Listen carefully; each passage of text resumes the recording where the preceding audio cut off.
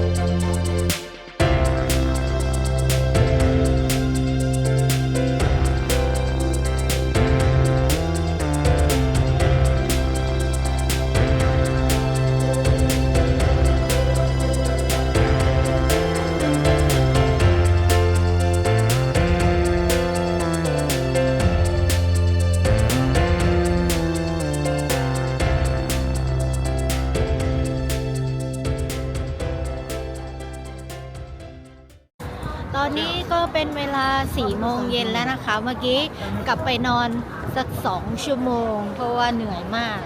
เมื่อคืนไม่ได้นอนเลยตอนนี้อยู่ที่นานจิงpedestrian road นะคะก็เป็นถนนคนเดินนะคะก็ผู้คนขวักไขว่เลยวันนี้ตรงนี้เนี่ยก็เป็นย่านที่มีห้างเยอะแยะมากมายร้านค้านะคะแล้วก็เป็นถนนที่อยู่ใกล้ๆโรงแรมของเราด้วยโชคดีมากๆเลยที่ได้โรงแรมที่อยู่ใกล้ๆเมโทรแล้วก็ที่ถนนที่นี่นะคะอีกอย่างหนึ่งเนี่ยถนนตรงนี้เดินไปที่เดอะบันนะคะไปที่จุดชมวิวเนี่ยก็ใกล้นิดเดียวเลยเดี๋ยวหญิงจะเดินหาอะไรทานมื้อเย็นที่นี่ก่อนแล้วเดี๋ยวพอมืดหน่อย ก็จะไปที่เดอะบันนะคะ แล้วก็เดี๋ยวจะถ่ายวิวมาให้ทุกคนดูนะคะว่าแสงสีตอนกลางคืนที่นี่เป็นยังไงบ้างละกันนะคะ ตามไปดูกันเลยนะคะ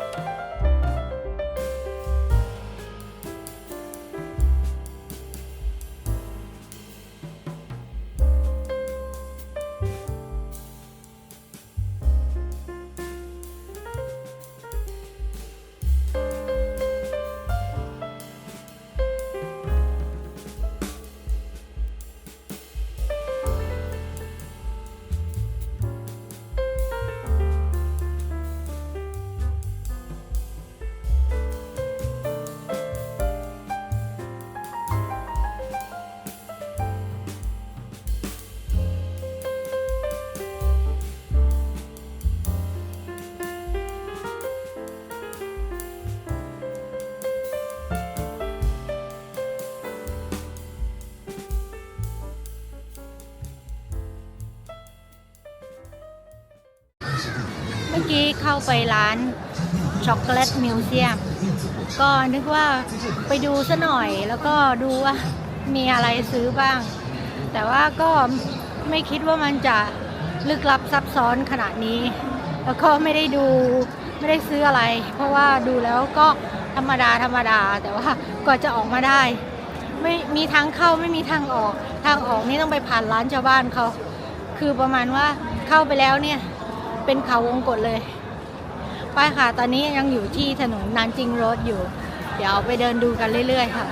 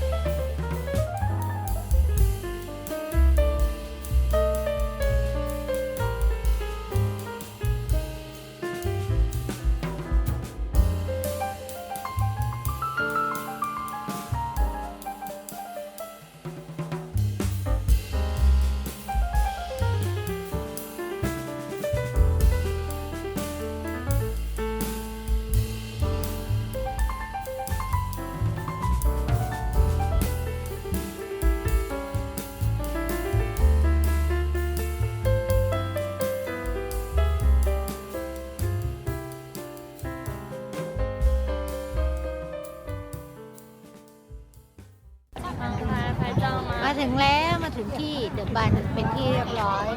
ก็บริเวณนี้นะคะก็เป็นจุดยอดนิยมของคนที่มาถึงที่เซี่ยงไฮ้แล้วก็ต้องมาถ่ายรูปกันนะคะ ก็เดี๋ยวอีกสักพักหนึ่งจะรอจนกว่าจะมืดกว่านี้แล้วก็ดูแสงสีนะคะกลางคืนของที่นี่นะคะ ก็อุณหภูมิตอนนี้ไม่รู้เลยว่าเท่าไหร่เดี๋ยวเช็คดูกัน แต่รู้แค่ว่าตอนนี้มือแข็งหมดแล้ว แล้วก็มีลมตลอดเวลาเลยด้วยอากาศเย็นมากแล้วก็ตอนนี้ผิวแห้งแล้วด้วยนี่เอาอุณหภูมิสิงคโปร์ ซี่ยงไฮ้ตอนนี้ประมาณ2 องศา2 องศาเองนึกว่าติดลบแล้วอากาศเย็นเพราะว่ามันมีลมนะคะ ทีนี้ที่นี่เนี่ยก็มีที่มีตำรวจมีอะไรด้วยนะคะ ก็มีความรักษาความปลอดภัยยังไงถ้าใครมาที่นี่ก็ต้องระมัดระวังด้วยนะ ไม่ใช่ว่าเห็นว่ามีตำรวจแล้วก็ไว้วางใจนะคะ เปิดกระเป๋าแล้วก็ไม่ปิดอะไรอย่างเงี้ยไปที่ไหนอะไรอย่างเงี้ยก็ต้องปิดกระเป๋าล็อกอะไรให้เรียบร้อยก่อนนะเดี๋ยวเราเดินชมวิวไปเรื่อยๆนะคะ เพราะว่าคนเนี่ยมาเยอะๆมาเยอะตลอดเลย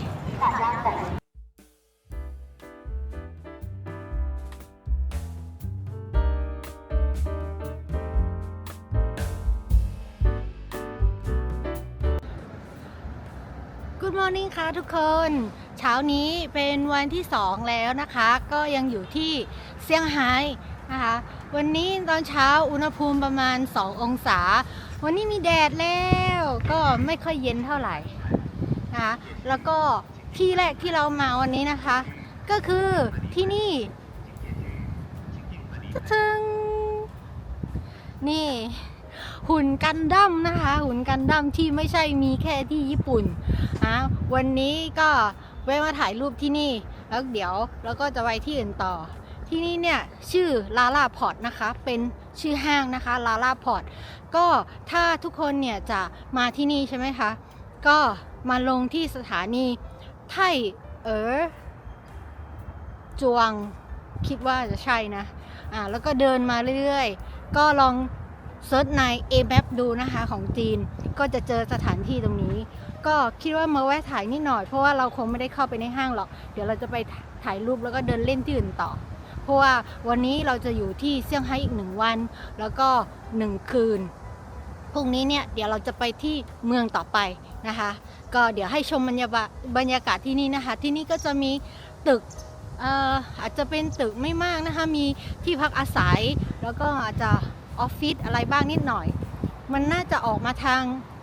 นอกเมืองนิดหน่อยนะคะอยู่ใกล้ๆชายทะเลมั้งเพราะว่ามันเขาเรียกว่าลาล่าพอร์ตมันน่าจะเป็นใกล้ๆท่าเรืออะไรสักอย่างหนึ่งนี่แหละเนาะโอเคเดี๋ยวให้ชมบริเวณใกล้ๆที่นี่แล้วกันนะคะ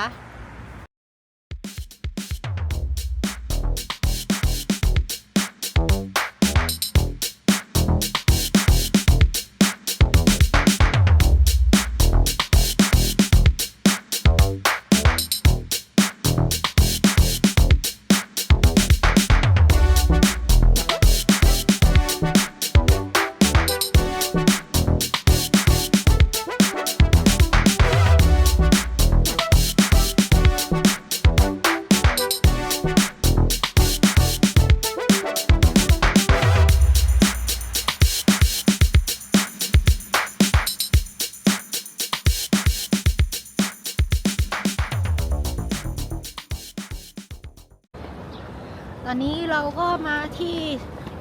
บริเวณที่เรียกว่าหนานจิงเวสต์สเตชันนะคะก็ถ้านั่งรถเมโทรก็อยู่ที่สาย13นะคะก็จะมาที่บริเวณน่าจะเป็นศูนย์รวมห้างแบรนด์เนมนะคะที่อยู่ตรงนี้แล้วก็เราจะมาดูเรือของหลุยส์วิตตองโอเคเดี๋ยวให้ดูนะว่าหน้าตาเป็นยังไงนี่กำลังข้ามถนนเลย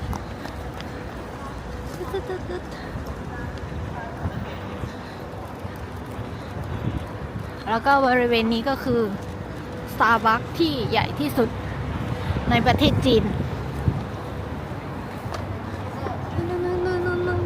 เป็นห้างอยู่แถวที่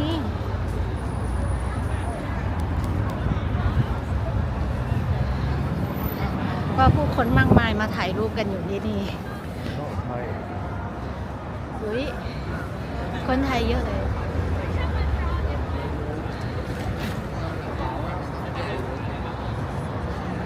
ก็ด้านในของที่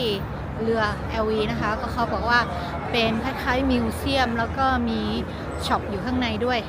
แต่ว่าจะต้องจองคิวออนไลน์ถึงจะเข้าได้ วันนี้เราคงไม่ได้เข้าไปเพราะว่าเราอยากจะไปเที่ยวที่อื่นต่อนะคะก็เดี๋ยวขอถ่ายรูปก่อนละกัน เ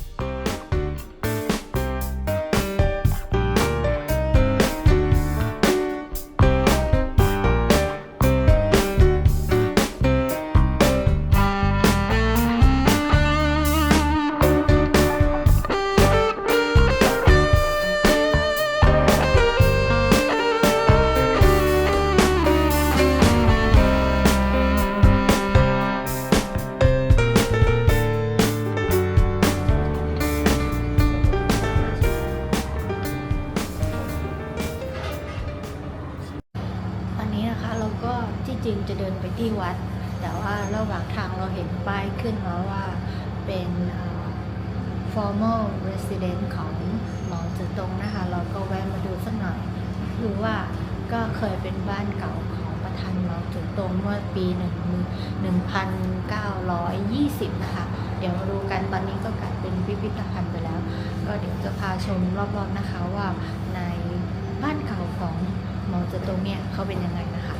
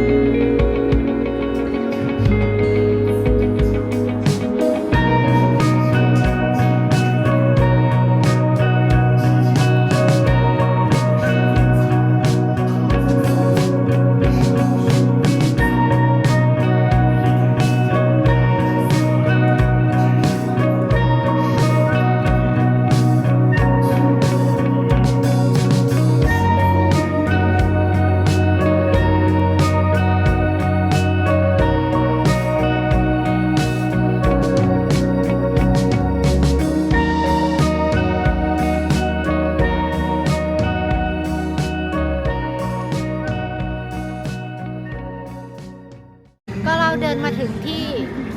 วัดจิงอันเทมเพิลแล้วนะคะก็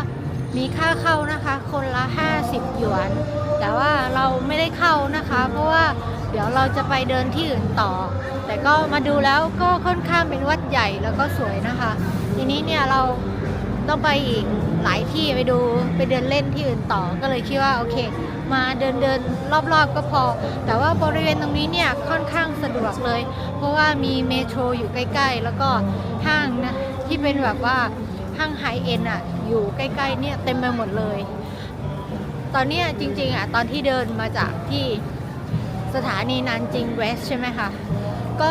อยู่ในถนนนานจิงเนาะแต่ว่าตั้งแต่ตอนนั้นอ่ะเดินมาถึงตอนนี้ยังอยู่ที่ถนนนานจิงอยู่เลยซึ่งมันเป็นอะไรที่แบบว่าเราว่าเราเดินหลายชั่วโมงแล้วนะแต่เรายังอยู่ในถนนเดิมอยู่เลยเมืองจีนเป็นอะไรที่ใหญ่มากกว้างมากเดินเท่าไหร่ก็ยังไม่สุดถนนเลยตอนนี้นะคะเราก็นั่งเมโทรนะคะมาที่สถานียี่เยือนการ์เด้นแล้วนะคะเพื่อที่จะไปที่ตลาดเฉินหวังเมี่ยวนะคะหรือที่คนไทยรู้จักกันว่าตลาด100 ปีนะคะที่นี่อิงก็เคยมาแล้วมาประมาณ10 ปีที่แล้วแล้วแหละทีนี้เดี๋ยวเราไปดูว่ายังคึกคืนแล้วก็มีอะไรใหม่ๆหรือเปล่าแต่ใจว่าไปเมื่อตอน10 กว่าปีที่แล้วเนี่ยอิงก็จำไม่ได้แล้วล่ะว่าที่นั่นมีอะไรแต่รู้แต่ว่าอาคารเนี่ยมันจะเป็นแบบโบราณนะคะแต่ว่าขายส่วนใหญ่ก็ขายของที่ระลึกขายอาหารแล้วก็ส่วนใหญ่ก็ขายนักท่องเที่ยวอาจจะมีโอเวอร์ไพรซ์บ้างนะคะก็อาจจะไม่ได้ซื้ออะไรเพราะว่าเรารู้อยู่ว่าเราจะซื้อของเมืองจีนเนี่ยซื้อที่ไหนในราคาที่ถูกกว่าตามร้านค้านะคะแต่ว่าเราแค่มาเอาประสบการณ์แล้วก็มาดูสถานที่แ ค่นั้นเอง เดี๋ยวตามไปดูกันเลยนะคะ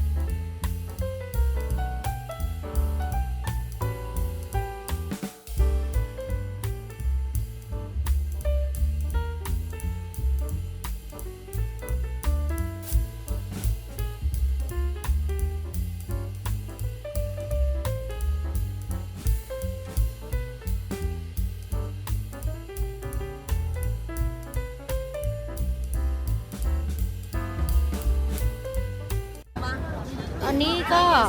คืนที่2แล้วนะคะหญิงก็กลับมาที่หาดไหว้ทันต่อนะคะ เพราะว่าเมื่อวานเนี่ยอากาศหนาวมากแล้วก็รอไม่ไหว เพราะว่าเมื่อวานเนี่ยท้องฟ้ามันก็ไม่ค่อยเปิด แล้วก็ตอนนั้นประมาณยังไม่6 โมงอากาศหนาวมากก็เลยคิดว่ากลับซะก่อน แล้วก็วันนี้เนี่ยยังอยู่ที่นี่ใช่ไหมคะก็เลยกลับมาถ่ายวิดีโอนะคะให้ทุกคนได้ดูใหม่อีกรอบนึงก็เดี๋ยวมาดูกันนะคะว่าตอนกลางคืนเมื่อฟ้าเปิดแล้วเนี่ยที่เซี่ยงไฮ้หาดไหว้ทันวิวเป็นยังไงนะคะ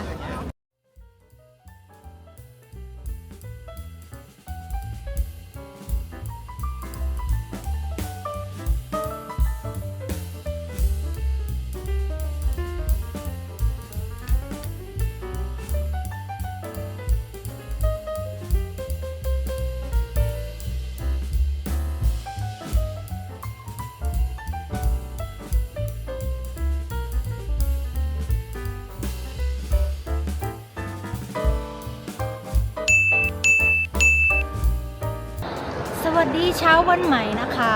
ตอนนี้หญิงอยู่ที่ช่างไห่หนานเรลเวย์สเตชันนะคะกำลังจะไปหังโจวเช้านี้ ก็ตอนนี้นะคะที่สถานีช่างไห่หนานหรือช่างไห่เซานะคะ ก็ดูแล้วนะคะใหญ่โตมโหฬารมากสวยงามแล้วก็ดูโมเดิร์นไฮเทคมากเลยค่ะที่นี่ ดูเป็นระเบียบเรียบร้อยด้วยนะ แล้วก็ข้างหลังหญิงเนี่ยที่เห็นเนี่ยชั้นเขาเรียกว่าอีกชั้นหนึ่งชั้นลอยนะก็จะเป็นพวกร้านค้าร้านอาหารอะไรพวกนี้นะมีทั้งคาเฟ่มีทั้งFamily Mart อะไรพวกนี้ด้วยก็ใครจะซื้ออะไรเตรียมเอาไว้กินบนรถไฟก็ได้ตรงเนี้ยสะดวกสบายมากแล้วก็ตรงนี้นะคะหญิงจะให้ดูที่ตรงแพลตฟอร์มนะไม่ใช่แพลตฟอร์มสิมันเป็นเขาเรียกว่าประตูที่จะขึ้นรถไฟใช่ไหมก็ดูแบบสวยงามมากแล้วก็นี่หลังคา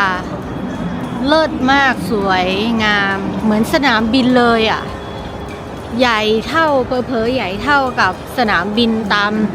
บ้านนอกเลยนะแต่ว่าเนี่ยคือสถานีรถไฟเองนะที่ช่างไห่หนาน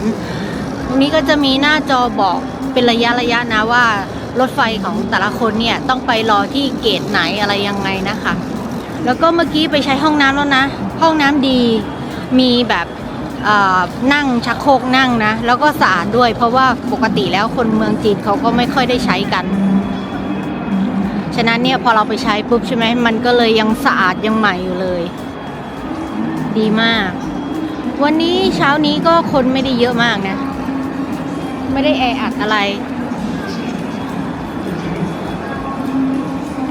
มีที่กดน้ำร้อนน้ำเย็นอะไรพวกนี้ด้วยห้องน้ำผู้หญิงห้องน้ำผู้ชายตอนนี้จะเป็นคิวของรถไฟสายอื่นนะคะเที่ยว7:45จะมี2ฝั่งมีฝั่ง A มีฝั่ง B ก็ไม่ต้องแย่งกันนะคะก็ทยอยกันขึ้นได้ของหญิงเนี่ยรถไฟตอน8:15ฉะนั้นก็เลยมาก่อนเวลานิดหน่อยจะได้ไม่ต้องเร่งรีบมากวันนี้นะคะก็เดี๋ยวจะไปที่หางโจวก็ไม่ได้จริงๆไม่ได้แพลนว่าจะไปเที่ยวหางโจวนะเพราะว่าก็เคยไปเมื่อประมาณ10 ปีกว่าแล้วนะคะหางโจวเป็นเมืองเล็กๆเนาะแต่ตอนนี้ก็คิดว่าน่าจะมีที่เที่ยวเยอะแล้วแหละแต่ว่าประเด็นของเราที่ไปหางโจวก็คือว่าเราจะไปเยี่ยมญาติของสามีนะคะที่เขาย้ายครอบครัวนะคะมาทำธุรกิจอยู่ที่หางโจวซึ่งเขาก็ไม่ได้เจอกันนานแล้วเขาก็เลยคิดว่าโอเคไหนๆเราก็มาช่างไห่แล้วใช่ไหมคะหางโจวก็อยู่ใกล้นิดเดียวประมาณนั่งรถไฟไม่ถึงชั่วโมงก็แวะไปเจอกันสักหน่อยแล้วเขาก็ชวนเราไปนอนบ้านเขาด้วยทีนี้เนี่ยเดี๋ยวเราอาจจะไปเที่ยวกันเองก่อนสักพักหนึ่งแล้วก็เขาจริงๆญาติเขาจะมารับที่สถานีรถไฟแล้วก็พาเราไปกินข้าวเช้าจากนั้นเนี่ยเราก็จะแยกตัวไปเที่ยวไปอะไรตามภาษาของเราก่อนแล้วค่อยนัดเจอกับเขาอีกทีนึงอาจจะตอนบ่ายหรือตอนเย็นกินข้าวกันแล้วก็เข้าบ้านเขาไปนอนแล้วพรุ่งนี้แล้วเดี๋ยวเราค่อยออกเดินทางกันต่อไปเมืองต่อไปยังไงเนี่ยคิดว่าเดี๋ยวดูอีกทีนึงว่าน่าจะไม่ถ่ายวิดีโอบ้านของเขาดีกว่าเนาะเพราะว่ากลัวเสียมารยาทเรายังไม่เคยเจอเขาเลยก็คิดว่าเดี๋ยวค่อยมาเล่าให้ฟังดีกว่าว่าบ้านเขาเป็นยังไงเนาะแล้วก็ตามไปดูแล้วกันว่าวันนี้หญิงจะไปเที่ยวที่ไหนเพราะว่าอันเนี้ย no plan เลยจริงๆเลยที่หางโจวไปกันเลย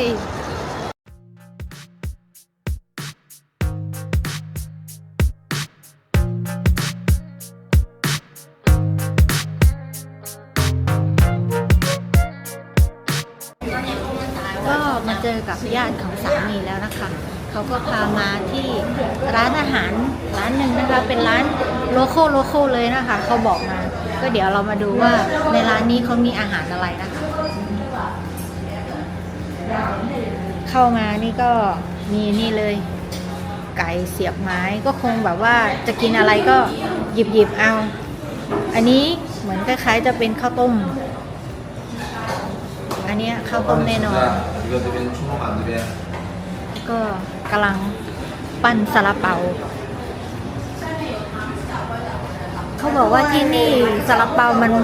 มันไม่ใช่แบบเสี่ยวหลงเปาที่แบบมันมีน้ำซุปอยู่ข้างในก็จะเป็นเหมือนคล้ายๆซาลาเปาบ้านเราแต่ว่าลูกจิ๋วๆนี่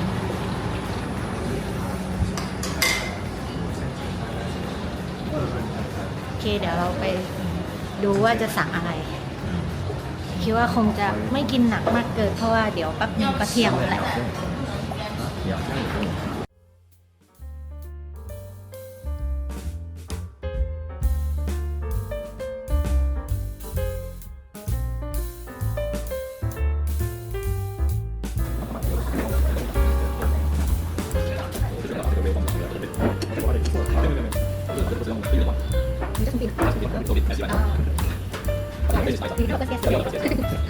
Thank you for my mask.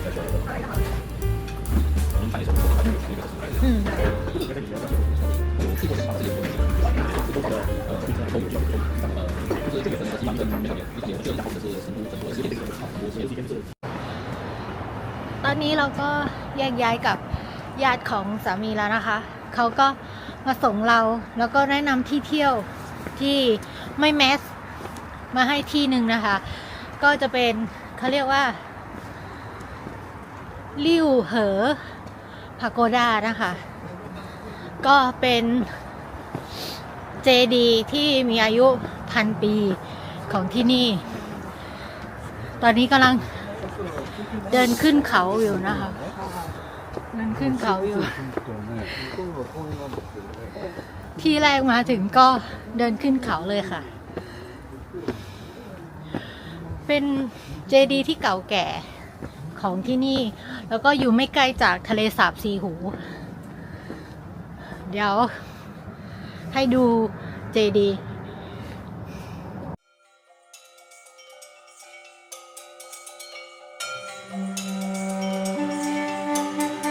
เป็นเจดีย์โบราณเลยนะคะเขาบอกว่า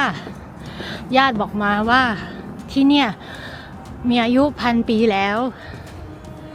ซึ่งตอนแรกเราจะไปที่เหลยฟงถาหรือเหลยฟงพาโกดาเขาบอกว่าที่นั่นอ่ะมันเคยพังเคยถูกไฟไหม้แล้วก็คือว่าง่ายๆเหลยฟงพาโกดาเคยถูกไฟไหม้ก็ตอนนี้เขาทำใหม่ไปแล้วใช่ไหมคะความออริจินัลมันก็หายไปแต่ที่เนี่ยเจดีย์อันนี้ยังเป็นของดั้งเดิมอยู่เลยเขาบอกว่ามาดูอันนี้ก่อนดีกว่าแล้วเดี๋ยวค่อยไปที่เหลยฟงถาก็ได้ก็เลยเรามาแวะดูที่นี่ก่อนเขาบอกว่าเดินไปถึงก็เดี๋ยวลองดูว่าเราจะเดินไหวหรือเปล่านะคะเพราะว่าอันนี้ก็ยังเป็นเมืองที่2ของทริปเองแต่เดินขึ้นเขาเมื่อกี้นิดเดียวอ่ะหอบแล้วอ่ะ โอเคเดี๋ยวเราไปเดินเล่นกันอ้อถ้าใครเคยมาที่นี่แล้วเนี่ยมีความคิดเห็นเป็นยังไงบ้างอ่ะคอมเมนต์มาบอกด้วยนะว่าที่เนี่ยสวยไหมชอบไหมอะไรอย่างเงี้ยลองคอมเมนต์กันมาดูนะ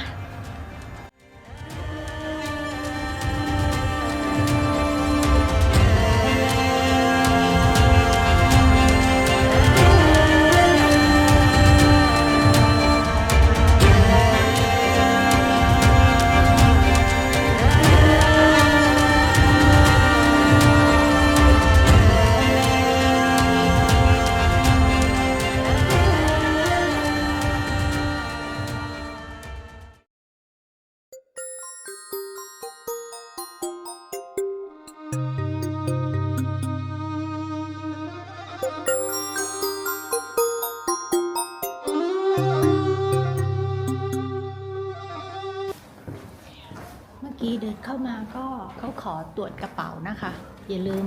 เก็บข้าวเก็บของให้เรียบร้อยแล้วก็สแกนกระเป๋าเนาะโอเคตอนนี้เราก็ค่อยๆทยอยเดินขึ้นไปทีละชั้นไม่แน่ใจว่ามีกี่ชั้นเหมือนกันเมื่อกี้ยังไม่ได้นับเลยแต่ว่าเราว่าจะเดินช้าๆเพราะว่าเราไม่รีบไปดูกัน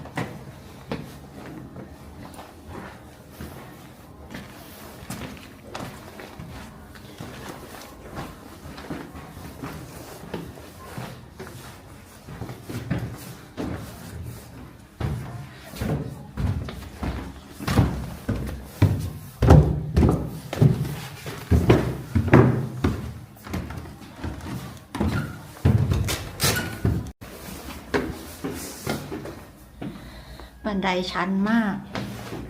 แต่ละก้าวนี่คือ ใหญ่มาก น่าจะเป็นแบบหินที่ทำมาตั้งแต่สมัยโบราณโอ้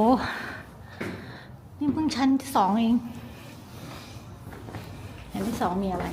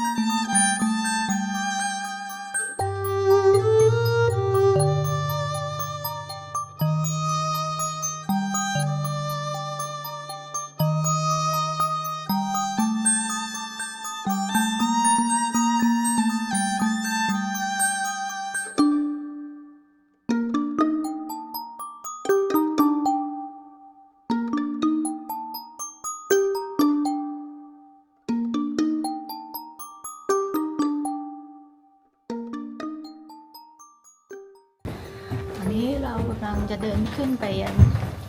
ชั้นที่3อันนี้บันไดเป็นแบบบันไดไม้น่าจะบันไดไม้โบราณค่อนข้างชันแล้วก็ก้าวสูงน่ากลัวมากแต่ว่าดีที่ไม่ค่อยมีคนไม่มีคนเลยเมื่อกี้มีแค่คู่นึงมาถ่ายรูปคล้ายๆพรีเวดดิ้ง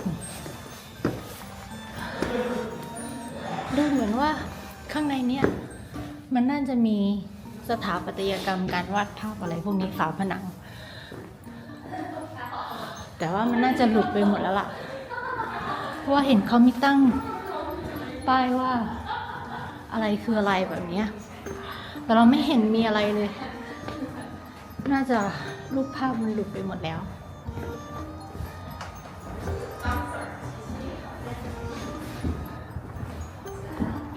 เมื่อกี้เขาตอนตรวจกระเป๋าเขาก็ถามด้วยนะว่ามีสูบบุหรี่ไหมมีไฟแช็กไหมเพราะว่าเขาน่าจะต้องขอเก็บเอาไว้เพราะว่าที่เนี่ยมันเป็นเจดีย์ไม้เขาก็กลัวว่ามันจะถูกไหม้เนาะแล้วก็ตามแต่ละที่เนี่ยเขาก็จะบอกเลยเขาจะมีสติ๊กเกอร์เขียนไว้ว่าห้ามสูบบุหรี่ห้ามส่งเสียงดังนั่นแหละเราเจอภาพวาดแล้วเดี๋ยวเราเข้าไปดู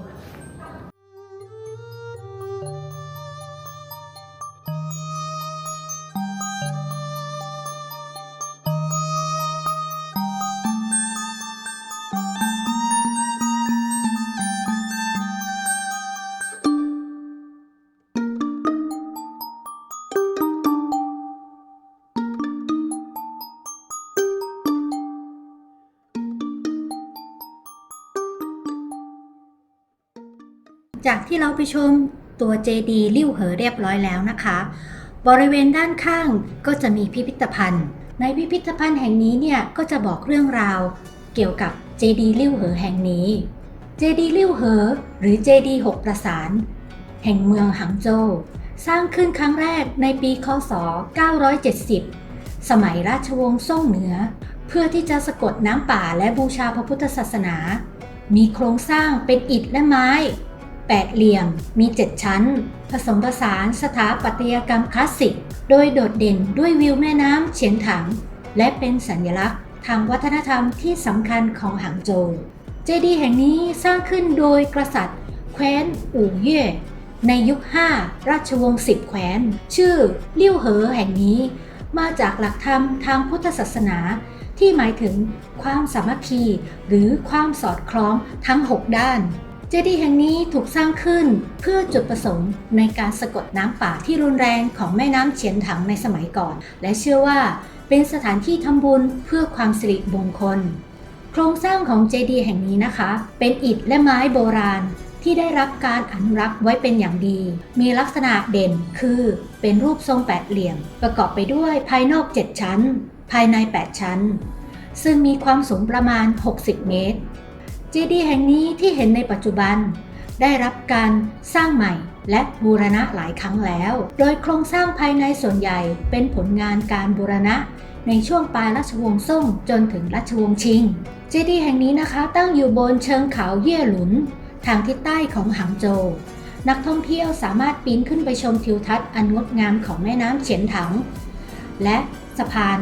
ของแม่น้ำเฉียนถังแห่งแรกได้จากบนยอดเจดีย์ค่ะเมื่อกี้นะคะเราก็เดินออกมาจากที่ในลิ่วเหอพาโกดาใช่ไหมคะเดินออกมานิดหน่อยนะคะไปทางป้ายรถเมล์ก็จะมีเหมือนรถประมาณ 2-3 คันที่เหมือนเขาหาลูกค้าแหละก็ไม่ใช่แท็กซี่ก็ไม่ใช่ตีตีอ่ะแต่ว่าเขาก็มาเรียกเราว่าจะไปไหนไหมอะไรอย่างเงี้ยก็ถามเราก็บอกเขาเพราะว่าเราเช็คในตีตีแล้วว่าค่ารถอ่ะมันอยู่ที่ประมาณ11 หยวนทีนี้พอผู้ชายคนนั้นเขาถามใช่ไหมเขาก็บอกว่าไปแต่ว่า15 หยวนทีนี้ก็เลยต่อราคาเขานิดหน่อยต่อเขาลองดูว่าถ้า10 หยวนได้ไหมเขาก็ไปปุ๊บเราก็เลยโอเคนั่งรถคันนั้นมาถึงที่เหลยฟงถาที่ทะเลสาบซีหูนะคะ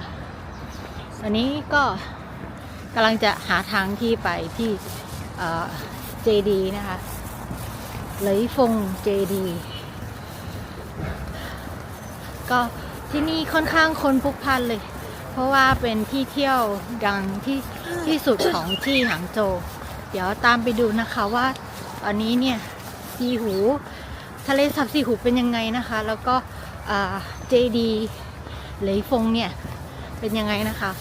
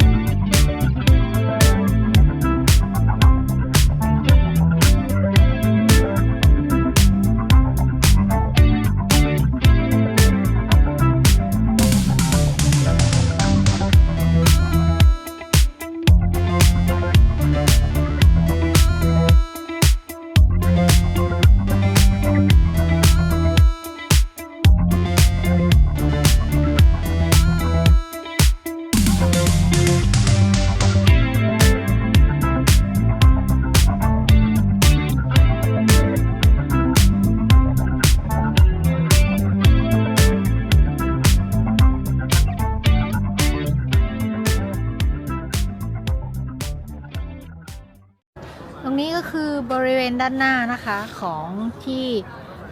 เหลยฟงถาหรือว่าเจดีเหลยฟงนะคะแล้วก็เป็นสถานที่ท่องเที่ยวระดับ 5A ซึ่งอยู่ติดกับทะเลสาบซีหูหญิงเคยมาเมื่อประมาณ10 กว่าปีที่แล้วไม่แน่ใจน่าจะสัก15 ปีได้แล้วมั้งนานมากแล้วตอนนั้นเคยพาป๊ากับน้องชายคนเล็กมาก็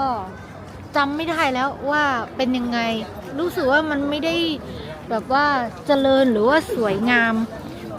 เหมือนตอนนี้สักเท่าไหร่แต่ก่อนก็คือยังแบบก็สวยแหละในตอนนั้นน่ะแต่ว่ามันก็มีความดิบๆกว่านี้เนาะตอนนี้คือแบบทุกอย่างดูเป็นระเบียบเรียบร้อยมากขึ้นเลยแต่วันนี้คงไม่ขึ้นแล้วล่ะเพราะว่าเมื่อกี้เดินเจดีไป 6-7 ชั้นรู้สึกเหนื่อยแล้วก็เดี๋ยวยังต้องไปอีกหลายที่ก็เลยคิดว่าเดี๋ยวอาจจะไปเดินเล่นที่ริมทะเลสาบซีหูดีกว่าอันนี้ก็แค่มาดูว่าโอเคมันเป็นแบบนี้แล้วก็เดี๋ยวถ้าเราไปเดินที่ทะเลสาบซีหูเราก็จะเห็นเจดีย์อันนี้ด้วยแต่ว่าเห็นในระยะไกลโอเคเดี๋ยวเราไปเดินเล่นกันดีกว่าตอนนี้ก็เดินอยู่ในสวนสาธารณะซีหูเลคก็มาชมบรรยากาศความร่มรื่นเป็นถนนแบบว่าชมวิวแล้วก็มีท่าเรือด้วยใครอยากจะลงเรือก็มาลงได้ตรงนี้จะมีคนเรือนะคะเขาถามหาลูกค้าอยู่เผื่อใครอยากจะมาลงเรือของเขาก็จะเป็นแบบนี้เรือแบบเล็กๆหน่อย来坐船了，到3台音乐，要不坐船？ นั่งได้ประมาณ4 这小船会คน蛮好的，你们几个人？ น่า 想 จะ 不想 ส 坐 บาย？一个船总共150哎，3台游一圈来回50来分钟，不挺好的？不需要，不要谢谢不用紧的，没关系。 เขาโอเคนะเขาก็ไม่ตื้อนะ เรือลำหนึ่งประมาณ150ลำหนึ่งเหมา150หยวน ก็นั่งได้ประมาณ4 คนแพงต้องต่อรองนะ นี่ราคายังไม่ต่อเลย How you want to see here get some drink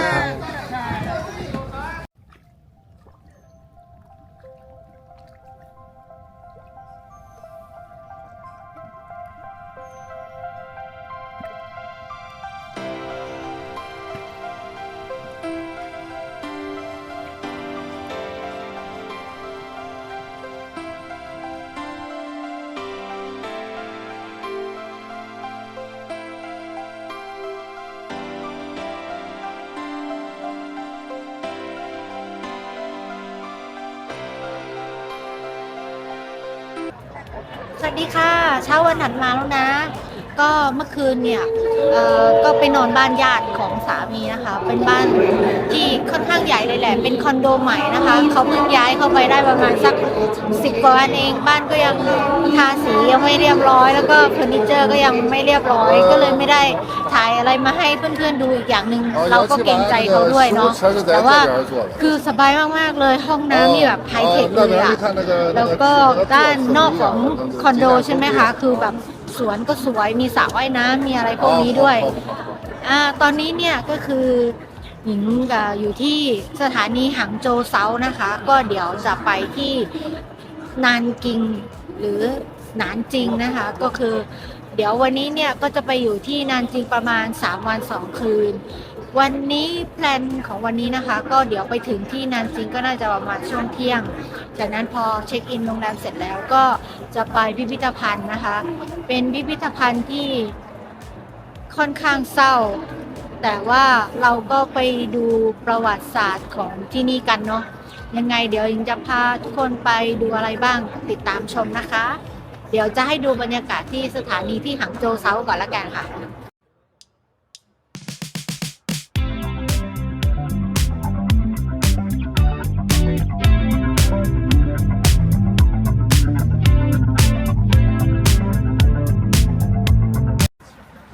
ตอนนี้เรามาถึงที่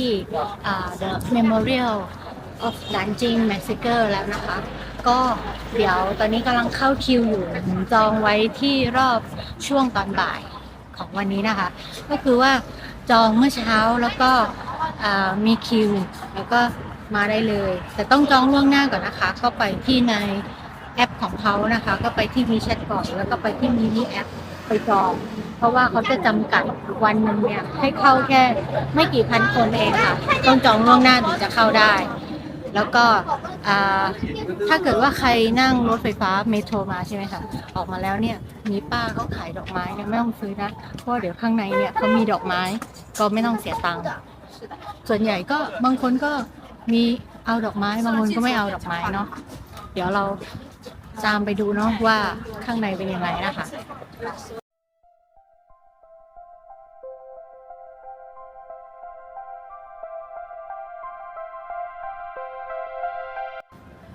ตอนนี้ก็ตรวจตั๋วเรียบร้อยแล้วนะคะ มันก็ไม่เชิงว่าตั๋วหรอก มันก็แค่โชว์ว่าเราได้จองเข้ามาแล้ว ให้เจ้าหน้าที่ดูนะคะ จากในเว็บไซต์ว่ามีชื่อของเรา เขาก็ไม่ได้ดูอะไรมากเพราะว่ามันเป็นภาษาอังกฤษ ตอนนี้ก็กำลังจะเริ่มเดินเข้าไปนะคะ อนุสรณ์สถานรำลึกการสังหารหมู่นานกิง ประวัติศาสตร์แห่งความโศกเศร้าของชาวจีน เป็นชื่อสถานที่อันเป็นสัญลักษณ์ทางประวัติศาสตร์ ซึ่งแสดงถึงความเจ็บปวดของชาวจีนทั้งประเทศที่มีต่อทหารญี่ปุ่น เมื่อครั้งเกิดเหตุการณ์สังหารหมู่ที่นานจิงในปี 1937 ถึง 1938 ในเหตุการณ์ครั้งนั้นเต็มไปด้วยความโหดร้ายและทารุณผิดมนุษยธรรม หอรำลึก เหยื่อเหตุการณ์สังหารหมู่นานกิงโดยผู้รุกรานชาวญี่ปุ่นของจีนหรือ The Memorial Hall of the Victims in Nanjing Massacre by Japanese Invader ถูกสร้างขึ้นบนพื้นที่เกิดเหตุจริงของเหตุการณ์สังหารหมู่นานจิงโดยเริ่มเปิดให้ประชาชนเข้าชมอย่างเป็นทางการเมื่อวันที่ 15 สิงหาคม ปี 1985 หลังจากผ่านกระบวนการก่อสร้างมานานกว่า 30 ปีหออนุสรณ์แห่งนี้ได้เติบโตขึ้นเป็นพิพิธภัณฑ์ชั้นหนึ่งระดับชาติที่ได้รับการยอมรับอย่างกว้างขวางในระดับนานาชาติหอระลึกแห่งนี้มีพื้นที่รวมทั้งสิ้น 130,000 ตารางเมตรมีพื้นที่จัดแสดงนิทรรศการ 20,000 ตารางเมตรภายในอาคารจัดแสดงเอกสารประวัติศาสตร์ต้นฉบับสิ่งของโบราณและภาพถ่ายประกอบกับประติมากรรมนอกจากอาคารหอรำลึกหลักแล้วที่แห่งนี้ยังมีการจัดตั้งอาคารเสริมเพิ่มเติมโดยมีนิทรรศการถาวรที่จัดแสดงอยู่ 3 เรื่องหลักได้แก่นิทรรศการบันทึกประวัติศาสตร์เหตุการณ์สังหารหมู่นานจิงนิทรรศการธาตุกามารมณ์ในช่วงสงครามโลกครั้งที่ 2ถึงการสร้างระบบหญิงบำเรอของกองทัพญี่ปุ่นและอาชญากรรมที่ก่อขึ้นของกองทัพจากแดนอาทิตย์อุทัยส่วนนิทรรศการสุดท้ายคือ3 ชัยชนะเรื่องชัยชนะอันยิ่งใหญ่ของประชาชนจีนในการต่อต้านการรุกรานของญี่ปุ่นภายในห้องจัดแสดงมีภาพถ่ายเกือบ 4,000 ภาพเอกสารและสิ่งของทางประวัติศาสตร์รวม 9,992 รายการพร้อมทั้งสื่อวิดีโออีก 262 รายการถ่ายทอดภายใต้ 5 ธีมหลักคือความรุนแรงการต่อต้านชัยชนะการพิพากษาและสันติภาพนอกจากนี้ยังมีการจัดแสดงพื้นที่หลุมฝังศพหมู่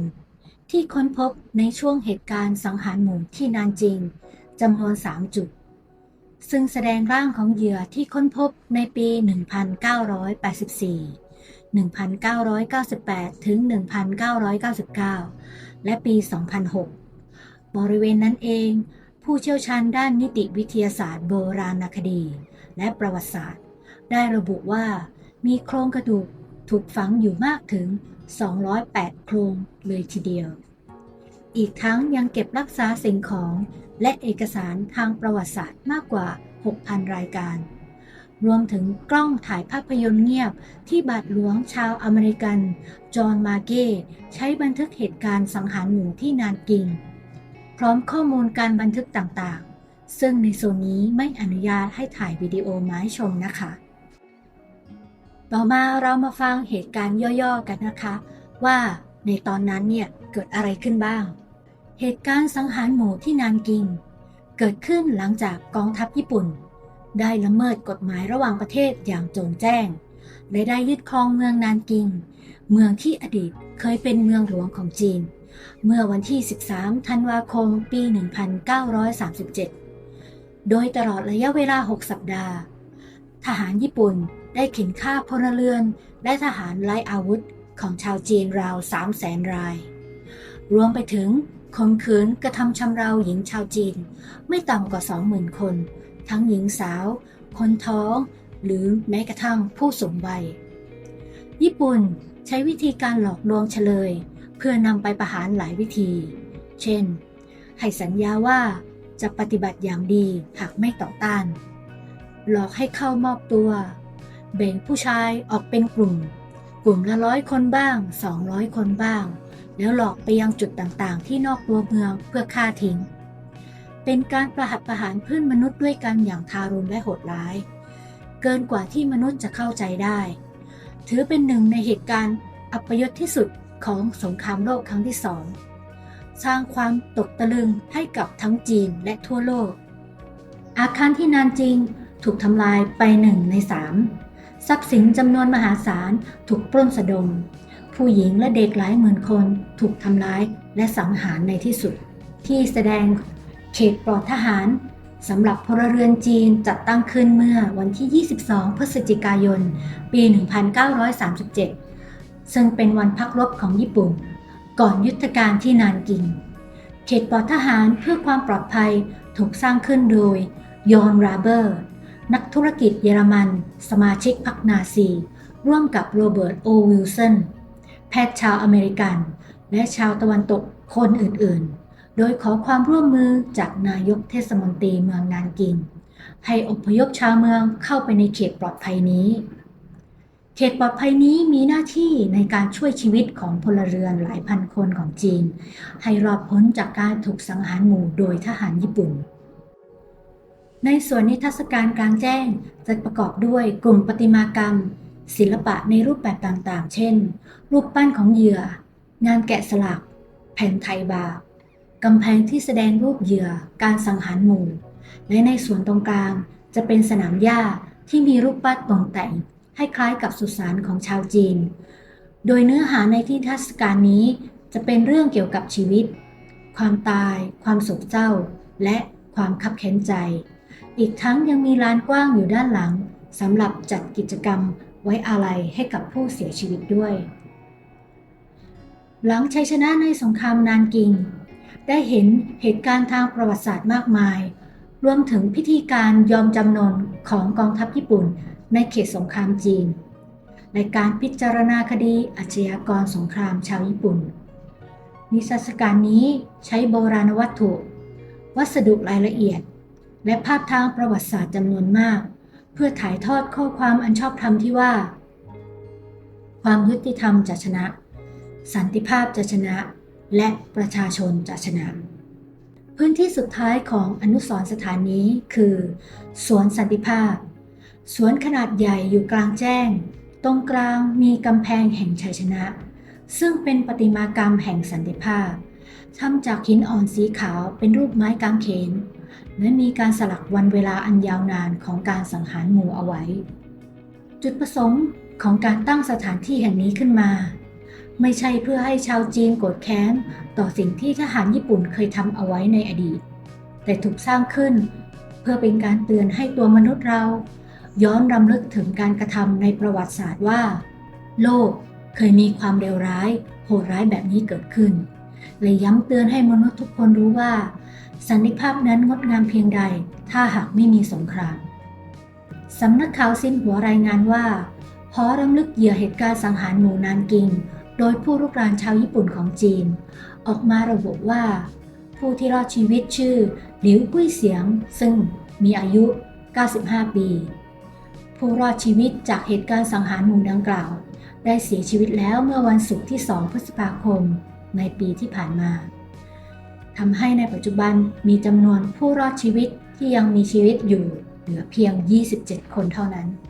ขณะเหตุการณ์ดังกล่าวสังหารหมู่นานจิงโลกของหลิวกุ้ยเสียงในวัย 7 ปีได้พังทลายลงเมื่อพ่อและน้องชายของเธอถูกทหารญี่ปุ่นสังหารส่วนหลิวกุ้ยเสียงรอดตายอย่างบุดหวิดหลังจากหลบหนีไปอยู่ค่ายผู้ลี้ภัยเธอเคยเล่าว่าความโหดเหี้ยมที่พบเห็นระหว่างเหตุการณ์สังหารหมู่นานจิงนั้นอำมหิตเหลือแสนและที่ผ่านมาหลิวกุ้ยเสียงย้ำเสมอว่าตนพร้อมเสมอที่จะแบ่งปันเรื่องราวส่วนตัวเพื่อช่วยให้ผู้อื่นเข้าใจความจริงของเหตุการณ์สังหารหมู่ครั้งนั้นเมื่อเริ่มต้นปี 2025 ผู้ที่รอดชีวิตจากเหตุการณ์นั้นได้เสียชีวิตแล้ว 5 รายนับรวมหลิวกุ้ยเสียงส่งผลให้จำนวนผู้รอดชีวิตที่สามารถแบ่งปันเรื่องราวเหตุการณ์สังหารหมู่ครั้งนั้นได้ลดลงอย่างต่อเนื่องสภานิติบัญญัติระดับสูงของจีนกำหนดให้วันที่ 13 ธันวาคมเป็นวันรำลึกถึงเหยื่อเหตุการณ์สังหารหมู่นานจิงระดับชาติในปี 2014 โดยรัฐบาลจีนดำเนินการบันทึกคำบอกเล่าของผู้รอดชีวิตในรูปแบบลายลักษณ์อักษรและคลิปวิดีโอซึ่งเอกสารเหล่านี้ถูกขึ้นทะเบียนอยู่ในโครงการความทรงจำแห่งโลกหรือ Memory of the World ขององค์กรยูเนสโกในปี 2015 การมีอยู่ของหอรำลึกเหยื่อเหตุการณ์สังหารหมู่นานจริงโดยผู้รุกรานชาวญี่ปุ่นของจีนเป็นดังอนุสรณ์ของมวลมนุษยชาติเป็นการย้ำเตือนให้เห็นถึงบาดแผลที่มนุษย์กระทำต่อกันเพื่อไม่ให้เกิดขึ้นอีกทั้งนี้นับตั้งแต่เปิดให้เข้าชมเมื่อวันที่ 15 สิงหาคม 1985 จนถึงสิ้นปี 2017 หอรำลึกแห่งนี้ได้ต้อนรับผู้เยี่ยมชมกว่า 90 ล้านคนจากกว่า 100 ประเทศ โดยมีผู้นำจากรัฐบาลของจีน รวมถึงบุคคลสำคัญจากต่างประเทศมาเยือน รวมถึงเอกอัครราชทูตและกงสุลใหญ่จากกว่า 30 ประเทศ อย่างไรก็ดีจบจนทุกวันนี้เหยื่อและผู้ที่ได้รับผลกระทบยังคงรอให้ประเทศญี่ปุ่นออกมาแสดงความขอโทษอย่างเป็นทางการ แม้การเวลาจะผ่านมากกว่า 88 ปีแล้วก็ตาม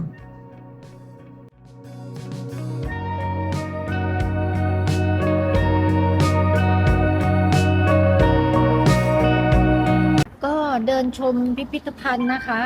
เรียบร้อยแล้วนะคะตอนนี้ก็เดินออกมาจนถึงที่ตรงสแควร์พีซสแควร์นะคะก็ตามที่เคยดูรีวิวจากของช่องอื่นๆแล้วก็จากที่เป็นคนที่ชอบดูอะไรเกี่ยวกับพวกนี้หนังหรืออะไรเกี่ยวกับสงครามนานกิงหรือสงครามโลกครั้งที่2อะไรพวกนี้อยู่แล้วก็รู้สึกว่าเหมือนเคยมาที่แห่งนี้อาจจะเป็นเพราะว่าเราดูวิดีโอไว้เยอะก็เลยรู้สึกว่าเหมือนเราเคยมาที่นี่ครั้งหนึ่งด้วยตัวเองมาเห็นทุกอย่างด้วยตัวเองกับตาแล้วก็มารับรู้ถึงความรู้สึกว่าความเจ็บปวดความสูญเสียมันเป็นยังไงก็จริงๆก็รู้สึกเศร้าแหละแต่ก็มันเป็นประวัติศาสตร์แล้วเนาะทีนี้เราก็ต้องดำเนินชีวิตต่อไปก็หวังว่าผู้ที่เสียชีวิตผู้ที่จากไปจากในเหตุการณ์นั้นก็ไปอยู่ในที่ที่สุคติแล้วก็ขอให้มีสันติอันยืนยาวต่อไปในโลกนี้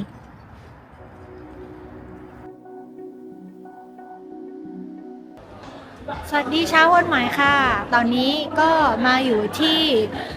นิวโซซันแล้วนะคะก็คือเป็นสถานที่จัดน่าจะเป็นวัดหรือว่าเป็นสถานที่จัดแสดงนะคะเกี่ยวกับพระพุทธศาสนาแล้วก็มีเขาเรียกว่าพระธาตุของพระพุทธเจ้าอยู่ที่นี่ด้วยแต่ข้างในเนี่ยตามที่เราดูจากวิดีโอคนอื่นแล้วก็รีวิวเนี่ยคือสวยมากก็เลยอยากจะตามมาดูนะคะไหนๆเราก็มาถึงเมืองนานจริงแล้วก็เมื่อกี้จริงๆหญิงนั่งแท็กซี่มานะคะจากที่ในตัวเมืองเลยคือปรากฏว่าโรงแรมเนี่ยอยู่ใจกลางเมืองเลยค่อนข้างที่จะสะดวกเพราะว่าล้อมรอบไปด้วยห้างสรรพสินค้าแล้วก็ร้านอาหารอะไรพวกนี้เต็มไปหมดเลยแล้วก็หญิงนั่งแท็กซี่มานะคะจากที่ตัวเมืองใช้เวลาประมาณครึ่งชั่วโมงอยู่ที่ราคาประมาณไม่เกิน25หยวนนะคะถ้าเกิดว่าใครพักอยู่ในใจกลางเมืองของนานจริงใช่ไหมคะก็นั่งแท็กซี่มาก็ได้ก็สะดวกดีค่ะแล้วก็รวดเร็วด้วยส่วนเรื่องตั๋วนะคะของที่นี่ของหนิวโซซานเนี่ยหนิงซื้อกับ trip.com นะคะในราคาประมาณ26เหรียญกว่าสิงคโปร์ดอลลาร์แต่ถ้าเกิดซื้อที่นี่เนี่ยหนิงเช็คจากในเว็บไซต์ก็อยู่ที่ประมาณ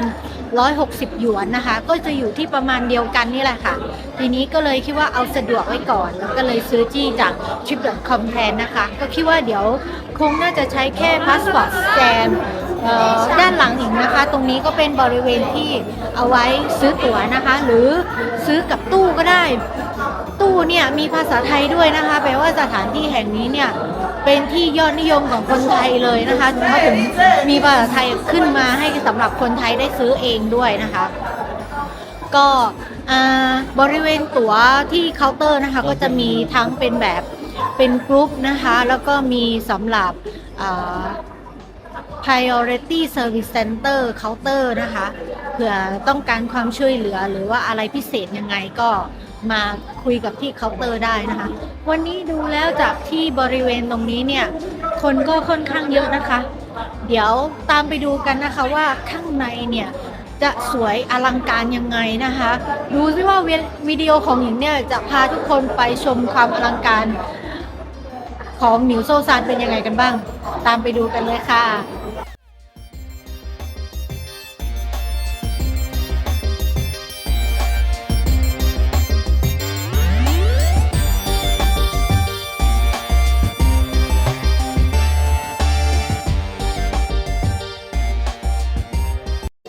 สำหรับคนที่ซื้อตั๋วออนไลน์เหมือนหญิงนะคะซื้อจากที่ trip.com เนี่ยก็ต้องเอาพาสปอร์ตนะคะไปแลกเป็นตั๋วจริงก่อนนะเพราะว่าต้องเอาตั๋วจริงเนี่ยตั๋วกระดาษเนี่ยไปสแกนนะคะถึงจะผ่านประตูได้ บริเวณนี้ก็คือว่า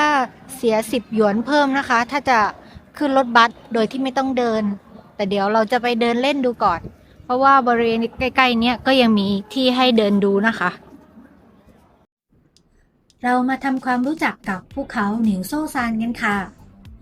ภูเขาหนิวโซซานตั้งอยู่ในเขตเจียงหนิง เป็นจุดชมวิวในเขตชานเมืองทางใต้ของเมืองหนานจิง มีความสูงราวๆ248 เมตร เป็นพุทธสถานชื่อดังของประเทศจีน ด้วยภูมิหลังทางวัฒนธรรมที่ลึกซึ้ง เป็นภูเขาที่แฝงด้วยกลิ่นอายโบราณอันเป็นเอกลักษณ์ของเมืองหนานจิงเลยค่ะ ก็เราคิดว่าเราจะเดินไปนะคะ เพราะว่าจากที่เมื่อกี้ดูที่ตรงด้านหน้าแล้วอ่ะก็คือว่าเขามีสวนอ่ะสวยมาก เราก็เลยคิดว่าโอเคแหละระยะทาง 2.7 กิโลใช่ไหมเดินประมาณครึ่งชั่วโมงถ้าตามป้ายเขาเขียนนะเราก็เดินไหวนะแล้วก็ได้ดูสวนอะไรพวกนี้สวยๆด้วยเพราะถ้าเรานั่งรถอ่ะเราจะไม่ได้เห็นอะไรหลายๆอย่างก่อนที่จะถึงบริเวณตัววัดฉะนั้นเนี่ยหญิงก็จะได้เก็บบรรยากาศเก็บสถานที่มาให้เพื่อนๆดูกันด้วย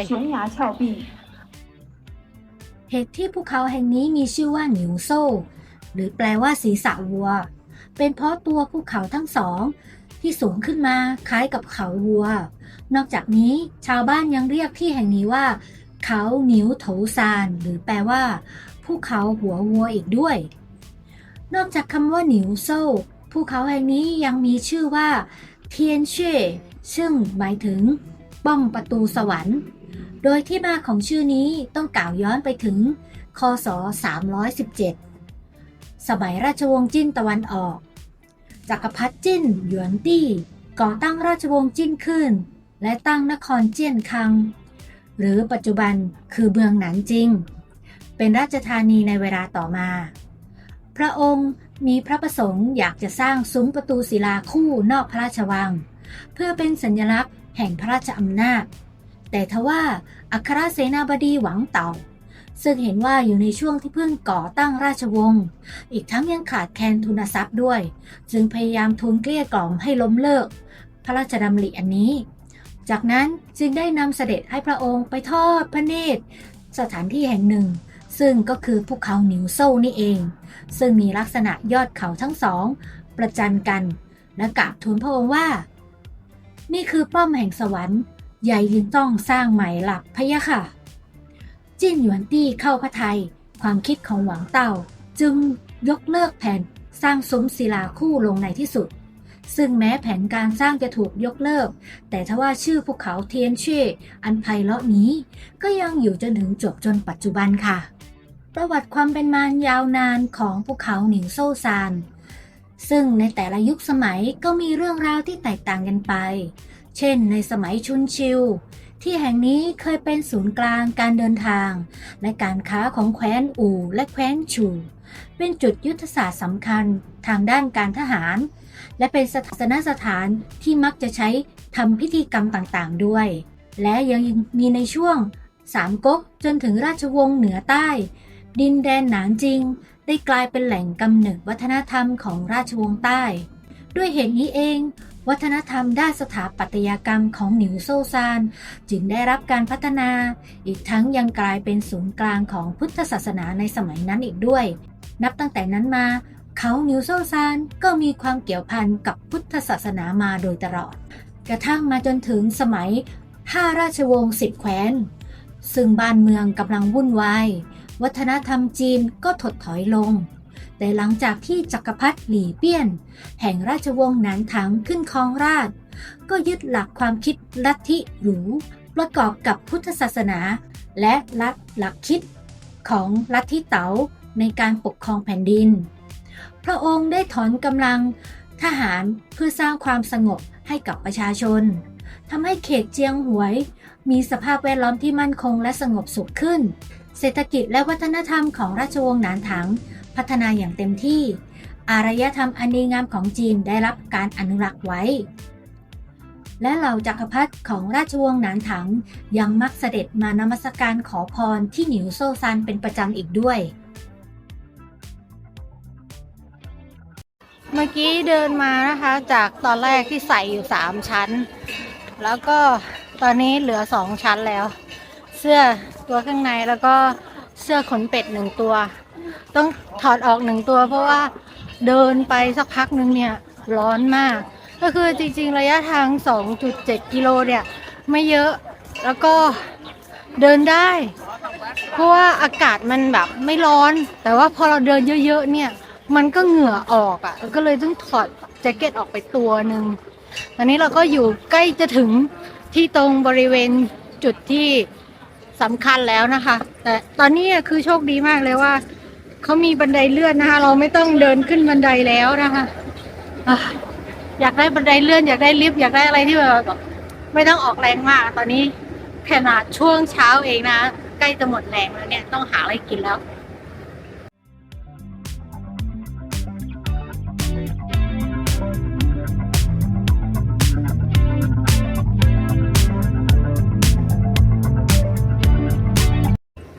จะบอกว่าแดดที่เมืองจีนเนี่ยค่อนข้างแรงมาก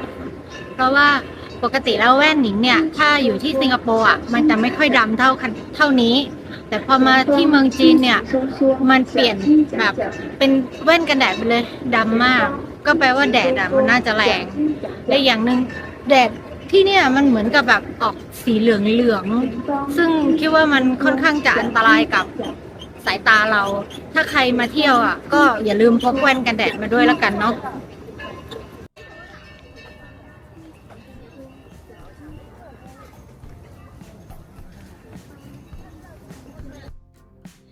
เจดีย์ที่เราเห็นตอนนี้คือเจดีย์วัดหงเจ๋ซึ่งมีความสูง45เมตรเป็นเจดีย์อิฐเลียนแบบโครงสร้างไม้ที่เก่าแก่โบราณในนครหนานจิงและในข้างๆก็จะมีวัดฝอติ่งนะคะซึ่งจะเป็นสถานที่เก็บพระบรมสารีริกธาตุที่อยู่ในแห่งนี้เดี๋ยวเราจะเข้าไปดูกันข้างในนะคะว่าด้านในจะอลังการและสวยงามมากน้อยแค่ไหนกันค่ะ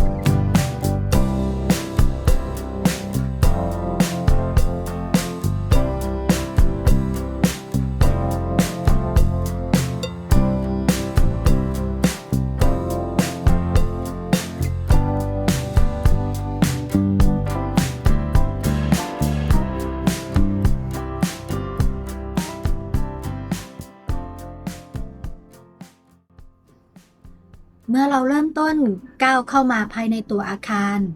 เราจะได้มองเห็นถึงความอลังการตั้งแต่เพดานจรดจนมาถึงด้านล่างที่มีพระศรีสักยมุนีปางสายญาติด้วยหินสีขาวใสสะอาดสวยงามอยู่ด้านหน้าแล้วก็ลายล้อมไปด้วยพระพุทธรูปมากมายอยู่ตามบริเวณผนังในห้องโถงนี้พระศรีสักยมุนีปางสายญาตินี้นะคะสามารถหมุนได้360องศา เคลื่อนตัวแบบช้าๆให้ทุกๆคนได้ชมท่านอย่างสวยงาม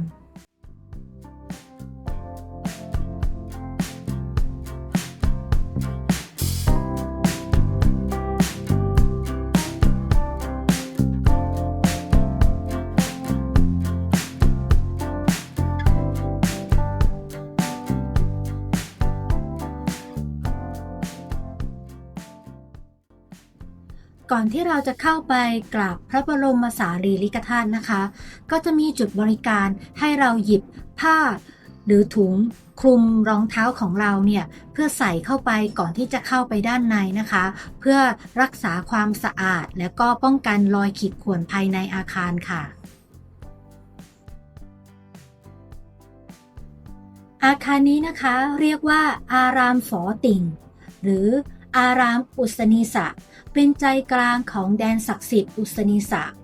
ตั้งอยู่บนยอดฝั่งของตะวันตกของภูเขาหนิวโซซานภายในอารามมีทั้งหมด9ชั้นแบ่งเป็นบนดิน3ชั้นใต้ดิน6ชั้นตอนนี้เนี่ยเราก็กำลังจะลงเข้าไปที่ใต้ดินนะคะเพราะว่าด้านล่างเนี่ยจะเป็นที่จัดตั้งแสดงของบรมสารีริกธาตุในระหว่างนั้นเนี่ยเราก็เดินชมองค์พระพุทธรูปในปางต่างๆที่เขาได้จัดแสดงเอาไว้นะคะ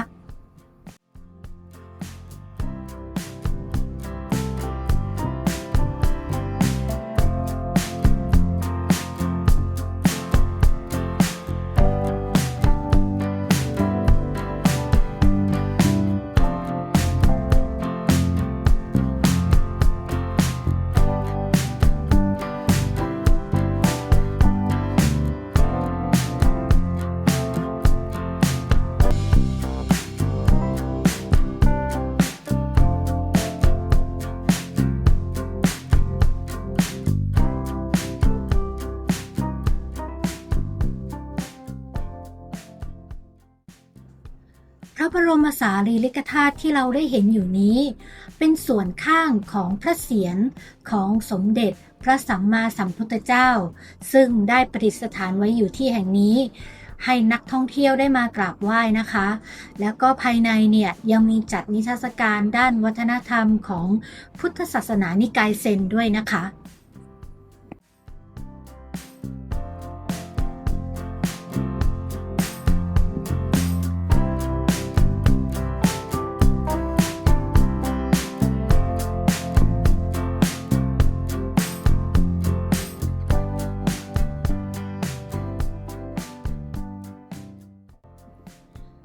นอกจากว่าเราจะได้กราบไหว้แล้วนะคะ เราก็ยังมา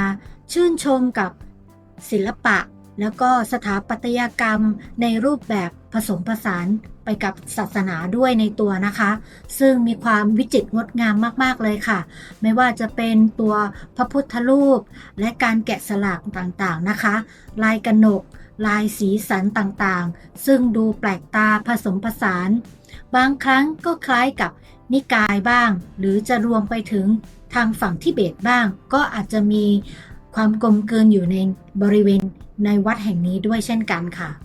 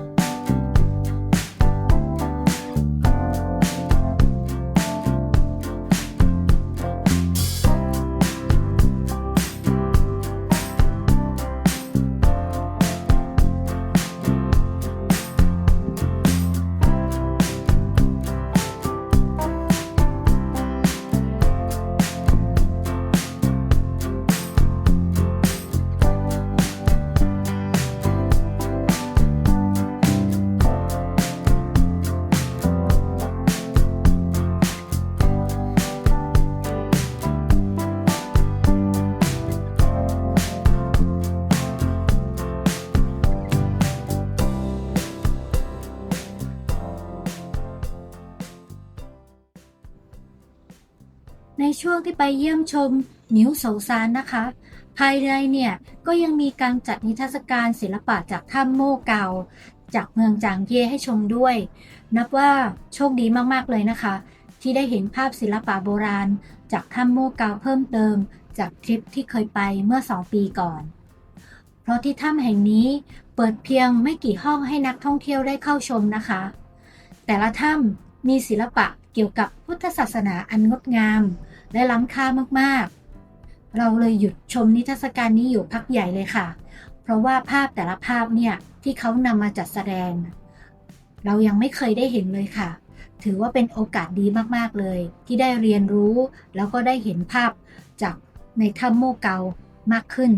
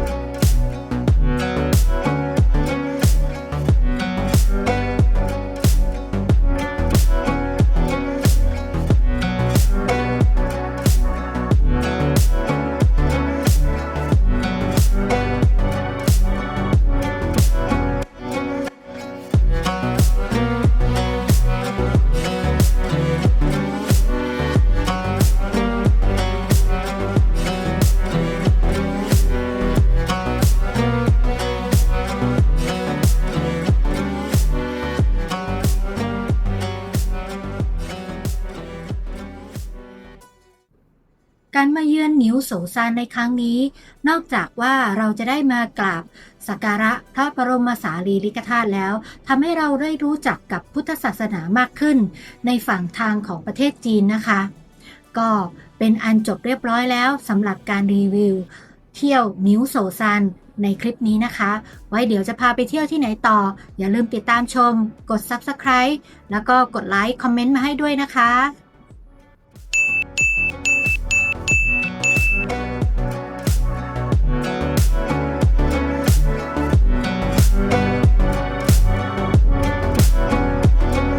วิดีโอคลิปนี้ต้องขออภัยสำหรับผู้ชมที่กำลังทานอาหารอยู่ด้วยนะคะโปรดมองว่าวิดีโอนี้เป็นการให้มุมมองใหม่ในการท่องเที่ยวจีนแล้วกันนะคะ เคยได้ยินเรื่องห้องน้ำสกปรกที่จีนกันบ้างไหม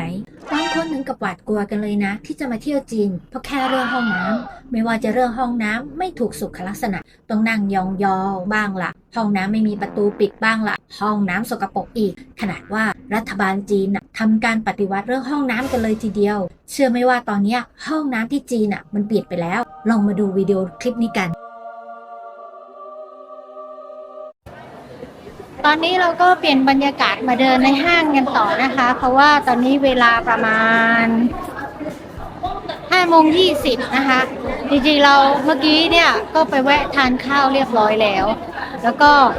มาที่ห้างหนึ่งนะคะในเมืองนานจริงที่ขึ้นชื่อว่าเป็นห้างที่มีห้องน้ำโมเดิร์นที่สุดในประเทศตอนนี้นะคะ แล้วก็เขามีแบบว่าหลากหลายสไตล์มากเลยในห้องน้ำนะคะในห้างแต่ละชั้นตอนนี้หญิงก็มาถึงที่ห้างชื่อเต๋อจีพลาซ่านะคะไม่ไกลจากโรงแรมหญิงเลยค่ะก็คือว่าออกมาจากสถานีรถไฟเดียวกันแล้วก็ออกไปอีกประตูหนึ่งก็จะมาถึงที่ห้างนี้นะคะตอนนี้หญิงอยู่ที่ชั้น3เดี๋ยวหญิงจะพาไปดูว่าชั้น3ห้องน้ำเนี่ยเป็นยังไงนะคะไปดูกันค่ะ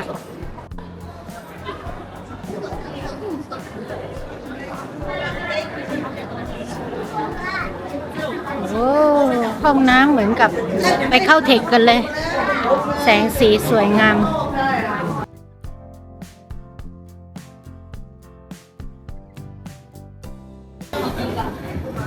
โอ้โห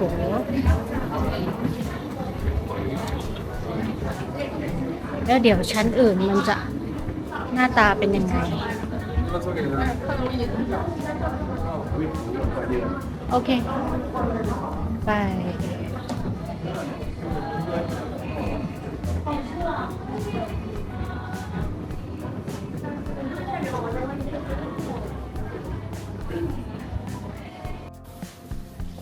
ดูแล้วคิวยาวมากสงสัยคิดว่าเดี๋ยวเราไปเข้าชั้นอื่นดีกว่านี่มันก็สวยดีเนาะไฟแบบว่าเป็นยูนิคอร์นเลย เดี๋ยวเราไปเข้าชั้นอื่นดีกว่าแถวตรงนี้มันยาวมากเลยไปค่ะเดี๋ยวจะได้พาไปดูชั้นอื่นด้วยว่าสวยไหม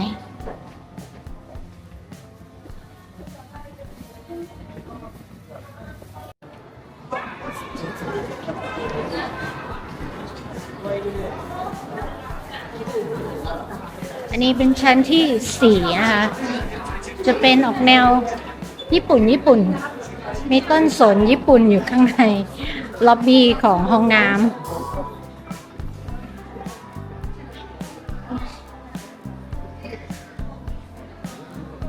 โอเคเราไปดูว่าคิวยาวหรือเปล่า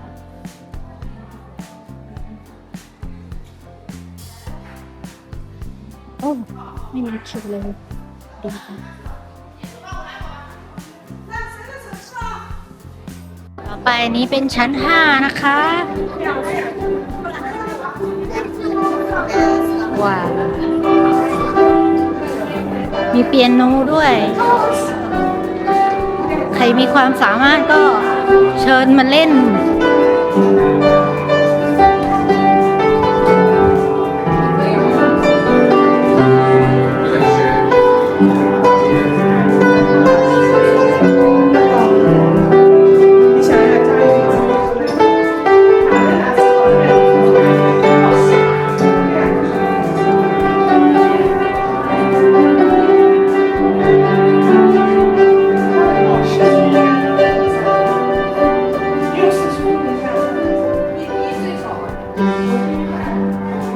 ได้ต่อ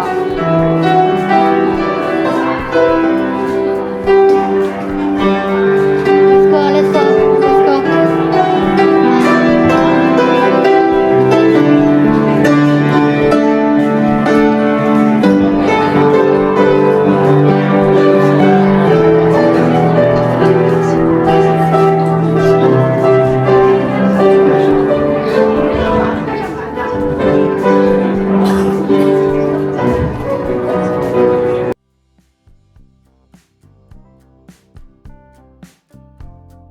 อันนี้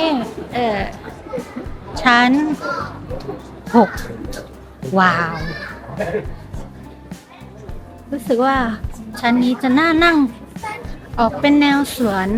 ดอกไม้อังกฤษประมาณนั้นต้นไม้ปลอมนะ แต่ว่าดูแล้วร่มรื่นดีสมจริงสวยงาม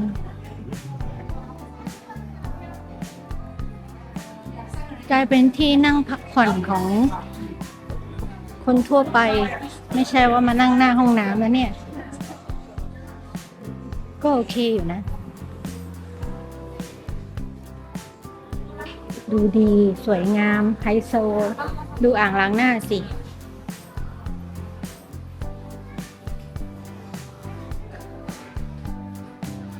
ไฮโซ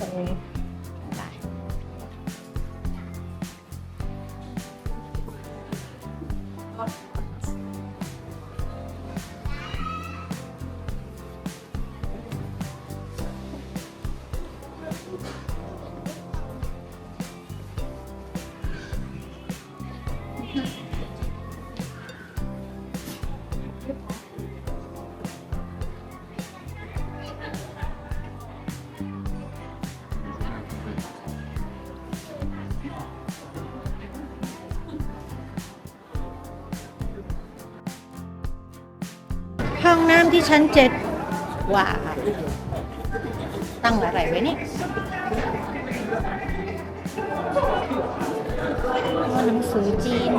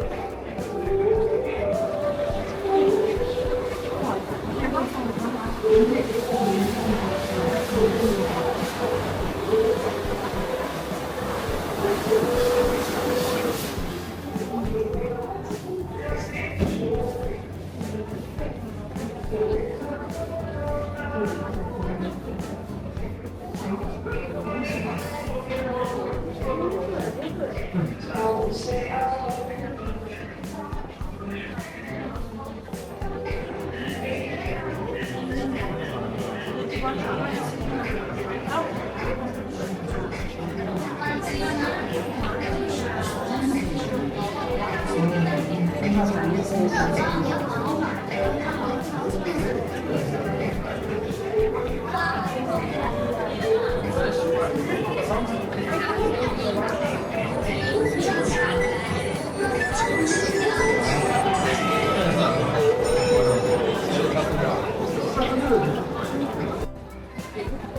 ่จะเป็นชั้นที่สอง ชั้นที่สองนี้น่าจะเป็นล็อกซิแตนเป็นผู้สนับสนุนอย่างเป็นทางการในการสร้างห้องน้ำนี้แน่เลย เพราะมีป้ายโฆษณา ก็มีความกลิ่นหอมของล็อกซิแตนเนาะ กลิ่นหอมของดอกไม้อะไรสักอย่าง นี่ อ๋อ ก็มีขาย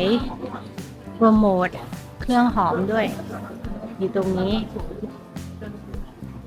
โอเคไปดูห้องน้ำเชียร์บัตเตอร์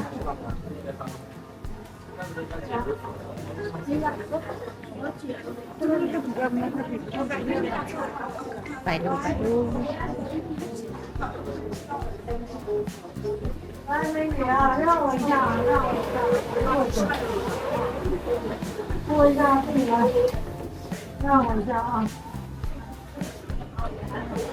โอเค คิวยาว เราคงไม่ดูมาก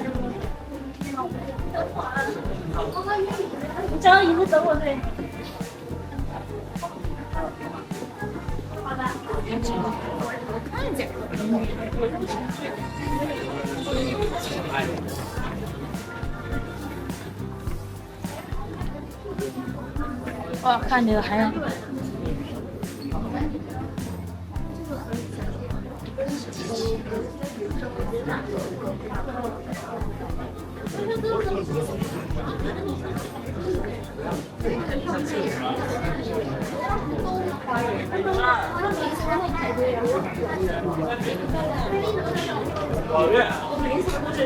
ก็วันนี้ก็หมดไปอีก1 วันนะคะ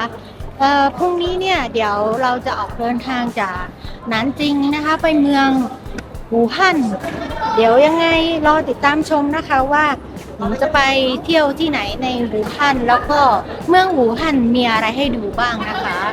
ก็ไว้เจอกันใหม่คลิปหน้านะคะ วันนี้ไปก่อนเดี๋ยวจะเดินกลับไปโรงแรมแล้ว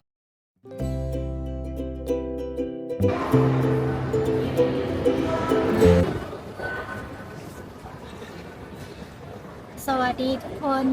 วันนี้ก็วันใหม่แล้วนะคะอีกวันหนึ่งละตอนนี้ก็มาอยู่ที่เมืองอู่ฮั่นแล้วนะคะก็ย้ายเมืองมาเป็นที่เรียบร้อยเมื่อเช้านี้แล้วก็ไปเช็คอินโรงแรมเก็บกระเป๋ากินมื้อเที่ยงนะคะแล้วก็ตอนนี้เรากำลังจะไปที่อู่ฮั่นนะคะ Provincial Museum นะคะก็วันนี้อากาศที่อู่ฮั่นก็ไม่ได้เย็นมากประมาณ10 องศาแต่ว่ามีฝนตกนะคะก็เลยมามิวเซียมดีกว่าแต่มิวเซียมเราเนี่ยเราก็จองล่วงหน้าไว้แล้วนะคะตั้งแต่เมื่อวานเข้าไปใน Official เว็บไซต์แล้วก็ไปใส่ข้อมูลจองนะคะตอนนี้กำลังจะออกจากสถานีเมโทรนะคะก็ชื่อสถานีเมโทรนี่ก็ชื่อตามมานี่เลยของมิวเซียมเลยมาง่ายมากก็ใช้ Alipay นะคะ Transport โชว์ QR code ขึ้นมาง่ายมากเดินทางที่จีนโอเคเราก็ไปตามลูกศรว่ามิวเซียมไปทางไหนนะคะตอนนี้ทริปนี้เนี่ยเราส่วนใหญ่จะเที่ยวอยู่แต่ในตามเมืองนะคะไม่ได้ไปตามหุบเขาเหมือนปีที่แล้วคนจะเยอะมากเวลาเราจะไปเมืองไหนต่อเมืองไหนเนี่ยโอเคเดี๋ยวตามไปดูนะคะว่าทำไมหญิงถึงมาที่ฮูเป่ย Provincial Museum มันมีอะไรดีตามไปดูกันเลยค่ะ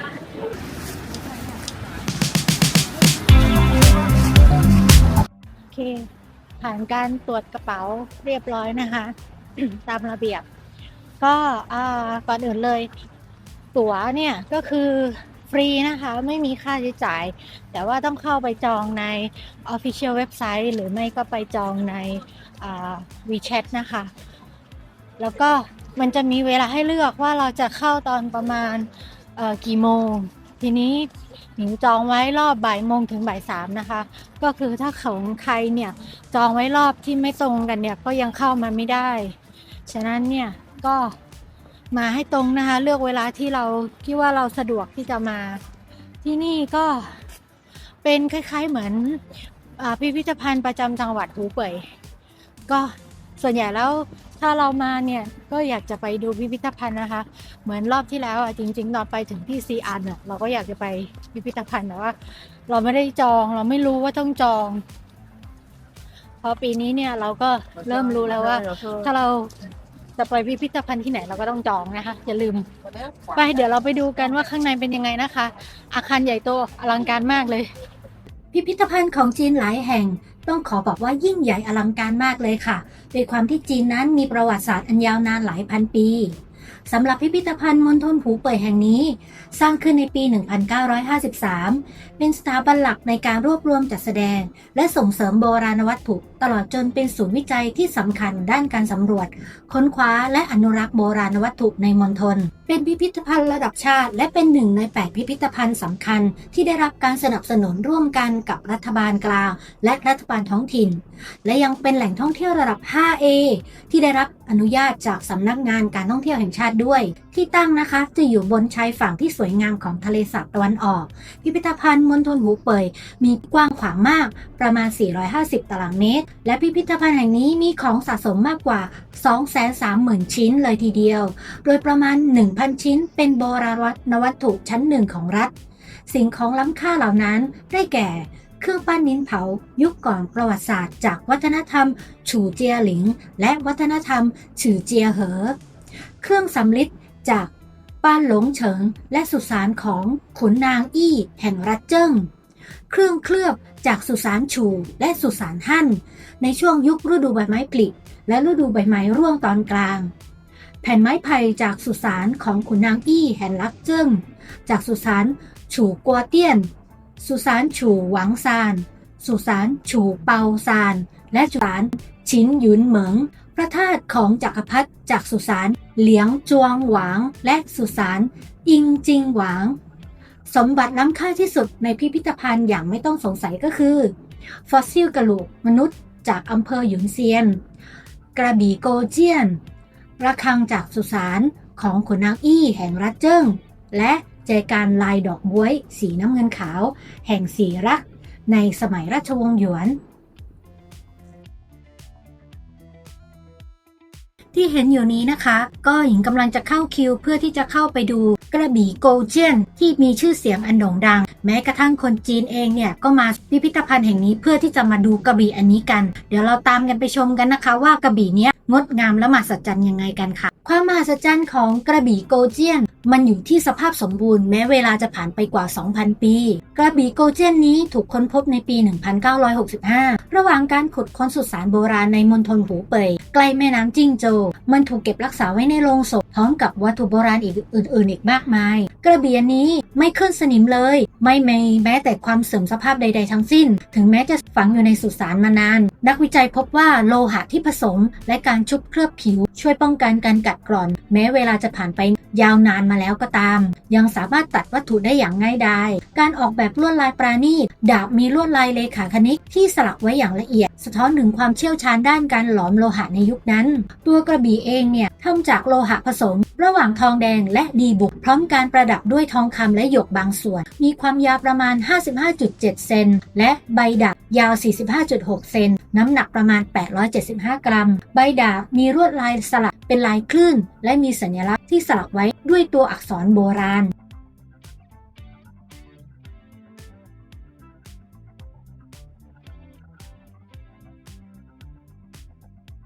เราก็เดินชมพิพิธภัณฑ์จนกระทั่งถึงเวลา 5 โมงเย็นซึ่งเป็นเวลาปิดพอดีเลยนะคะ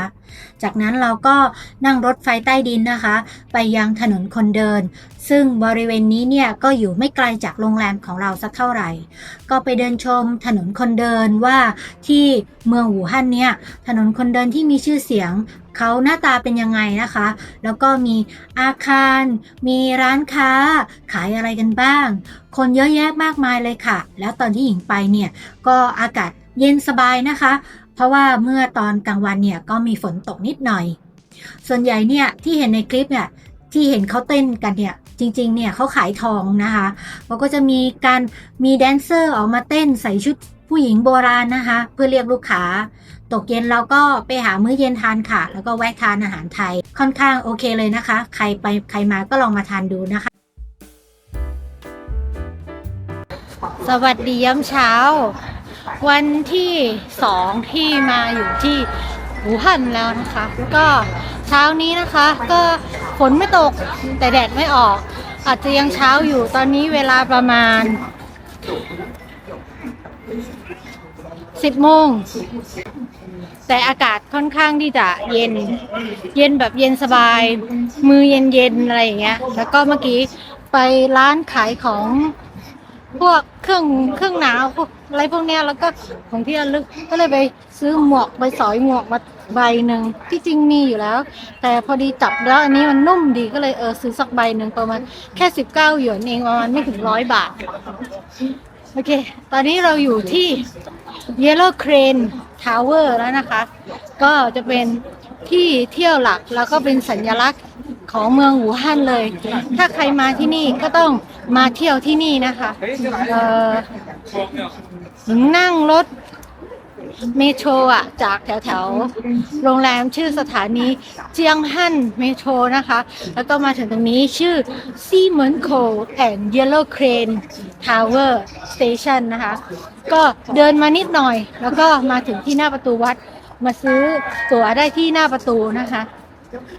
ก็ใช้พาสปอร์ตไปซื้อตั๋วที่ซื้อตั๋วแล้วก็ซื้อเสร็จแล้วก็มาเข้าทางนี้นะคะอันนี้ก็เป็นตั๋วนะคะคนละ70 หยวนไม่ต้องจองแล้วก็มาซื้อที่หน้าประตูได้เลยหอนกกระเรียนเหลืองหรือภาษาจีนเรียกว่าฮวงเหอโหลตั้งอยู่หน้าเนินเขางูริมฝั่งแม่น้ำแยงซีเกียงนครอู่ฮั่นและเป็นเมืองเอกของมณฑลหูเป่ยเป็นแลนด์มาร์คสัญลักษณ์สำคัญประจำเมืองอู่ฮั่นสร้างขึ้นตั้งแต่ปีค.ศ. 223ในอดีตใช้เป็นที่สังเกตการณ์ป้องกันการโจมตีจากข้าศึกศัตรูหอนกกระเรียนเหลืองแห่งนี้ยังมีความโดดเด่นจนถูกยกให้เป็น1 ใน 3ของหอโบราณที่ลือชื่อแห่งเจียงหนานแม่น้ำโซนใต้ของจีนอีกด้วยและที่นี่ถือเป็นจุดชมวิวเมืองอู่ฮั่นที่สวยงามมากเพราะเราสามารถมองเห็นเมืองอู่ฮั่นได้แบบ360 องศาได้รับฉายาว่าเป็นหอคอยแห่งแรกใต้สวรรค์ถือเป็นแลนด์มาร์คอันเป็นสัญลักษณ์ของเมืองอู่ฮั่นเลยค่ะต่อไปจะเล่าประวัติแบบสั้นๆให้ฟังนะคะก็คือจากแผนที่หยวนเหอและบันทึกเขตปกครองของอำเภอเขียนขึ้นเมื่อเกือบ600 ปีมาแล้วหลังจากการสร้างหอคอยระบุว่าหลังจากที่ซุ่งกวนในยุคสามก๊กผู้ก่อตั้งอาณาจักรอู่ตะวันออกสร้างป้อมเซี่ยโขในปี 223ได้มีการสร้างหอคอยขึ้นที่ท่าเรือนกกระเรียนเหลืองทางตะวันตกของเซี่ยโขจึงได้ชื่อนี้มาสร้างในหอคอยนี้หอคอยแห่งนี้ถูกทำลายถึง12 ครั้งมาแล้วทั้งจากสงครามและไฟไหม้ในสมัยราชวงศ์หมิงและชิงและได้รับการซ่อมแซมถึง10 ครั้งหอคอยหลังสุดท้ายที่ตั้งอยู่บนสถานที่เดิมสร้างขึ้นในปีค.ศ. 1868และถูกทำลายอีกครั้งในปี1884พอในปี 1907ได้มีการสร้างหอคอยขึ้นมาใหม่ใกล้กับที่ตั้งของหอคอยนกกระเรียนเดิมจางจือตงเสนอชื่อหอคอยอ้าวลู่และเขียนบทกวีคู่ตรงข้ามสำหรับหอคอยนี้ตอนนี้เราก็เดินมาถึงบนสุดของ เจดีย์แล้วนะคะ ก็มาชมวิวของเมืองอู่ฮั่นในแบบมุมสูง ภายในก็มีภาพวาดเก่าแก่และสมบัติอันเลอค่าที่อยู่ด้านในให้นักท่องเที่ยวเราได้รับชม แล้วก็ได้ศึกษาหาความรู้จากที่นี่ด้วย ด้านในนะคะจริงๆแล้วเขาก็จะมีไกด์ที่จะบรรยายแต่ว่ามีค่าจ้างฉะนั้นเนี่ยถ้าใครไม่อยากเสียค่าจ้างไกด์ก็เดินศึกษาเอาเองภายในได้เหมือนกันค่ะ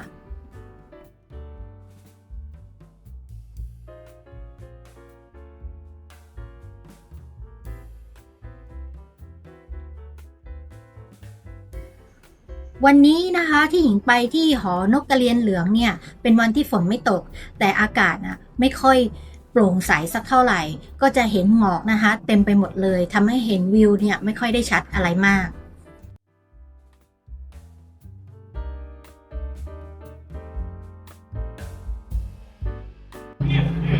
ตรงนี้นะคะก็จะเป็นระฆังที่คนก็มา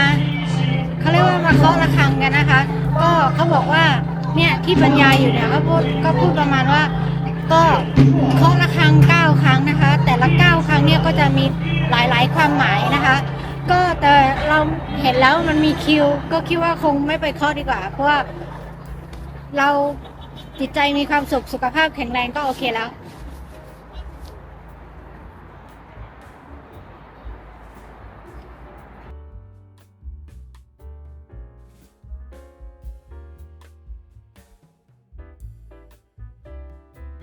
ตอนนี้เราก็เดินผ่านมาทางฝั่งตะวันออกของสวนนะคะก็ยังมีเขาเรียกว่าอาคารพาวิเลียนแต่ว่าเราไม่ได้ขึ้นไปเพราะว่าคิดว่ามันก็คงจะเหมือนกันนะคะแล้วก็อันนี้เนี่ยมันมีแค่ประมาณ 2-3 ชั้นเองเดี๋ยวเราจะเดินต่อไปเรื่อยๆดูซิว่ามันจะไปถึงไหนแล้วก็มีอะไรให้ดูอีกบ้างวันนี้อากาศคือฝนไม่ตกแต่ว่าขมุกขมัวคลุมเครือมากเลยมันเหมือนมันมีหมอกควันอยู่ตลอดเวลาเลยตอนแรกกะว่าจะไปเดินดูสะพานข้ามแม่น้ำอย่างสีเกียงแต่ว่ารู้สึกว่ามันมองอะไรไม่ค่อยชัดก็เลยคิดว่าเดี๋ยวเราเดินตรงนี้ไปเรื่อยๆแล้วเดี๋ยวดูว่าเราจะไปที่ไหนกันต่อ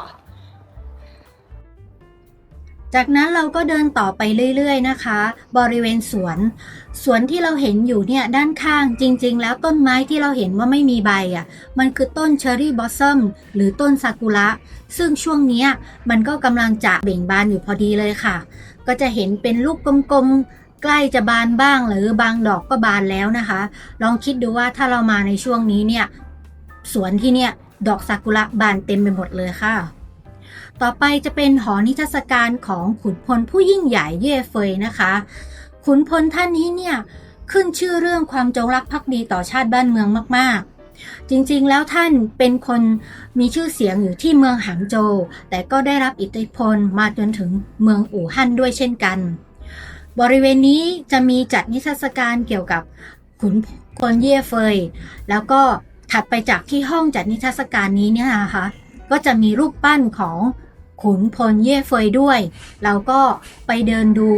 รูปปั้นนี้ปิดท้ายก่อนที่จะออกจากที่สวนแห่งนี้ค่ะ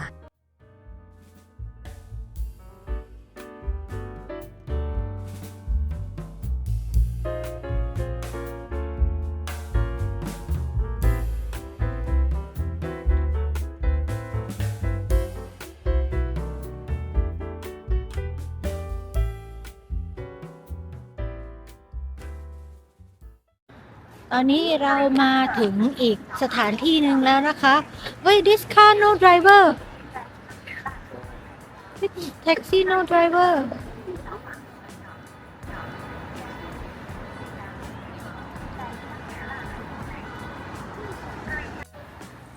เมื่อกี้เจอรถแท็กซี่หรือเปล่านะน่าจะเป็นรถแท็กซี่แหละแต่ไม่มีคนขับรถเป็นแบบไร้คนขับคือจริงๆอู่ฮั่นก็คืออีกเมืองหนึ่งที่เป็นเมืองที่ไฮเทคนะคะนอกจากที่พอจะรู้ว่าที่เซินเจิ้นกวางโจวอะไรพวกนี้เป็นเมืองที่ไฮเทคใช่ไหมอู่ฮั่นนี่ก็ใช้ย่อยเหมือนกันโอเคตอนนี้เราอยู่ที่วัดกุ้ยหยวนเทมเพิลนะคะ ก็เดี๋ยวจะหาซื้อตั๋วก่อนแล้วเดี๋ยวเราจะเข้าไปในวัดกัน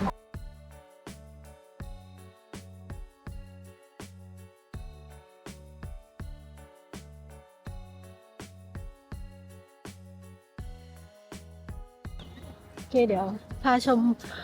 รอบๆบริเวณวัดเนาะวัดกุ้ยหยวนหรือวัดกุ้ยหยวนซื่อเป็นวัดพุทธเก่าแก่ตั้งอยู่บนถนนชุยเว่ยทางทิศตะวันตกของเขตฮั่นหยางถูกสร้างขึ้นในยุคราชวงศ์ชิงปีพ.ศ. 2201 คำว่ากุ้ยหยวนในภาษาจีนหมายถึงการบรรลุธรรมและการเป็นพระพุทธเจ้าบริเวณนี้จะมีพระพุทธรูปสีขาวหรือหยกสีขาวที่มาจากพม่าประดิษฐานอยู่ด้วยนะคะโดยปัจจุบันวัดแห่งนี้เป็นหนึ่งใน4วัดที่มีชื่อเสียงมากที่สุดของเมืองอู่ฮั่นประชาชนและนักท่องเที่ยวนิยมมากราบไหว้สักการะและชื่นชมบรรยากาศโดยรอบค่ะ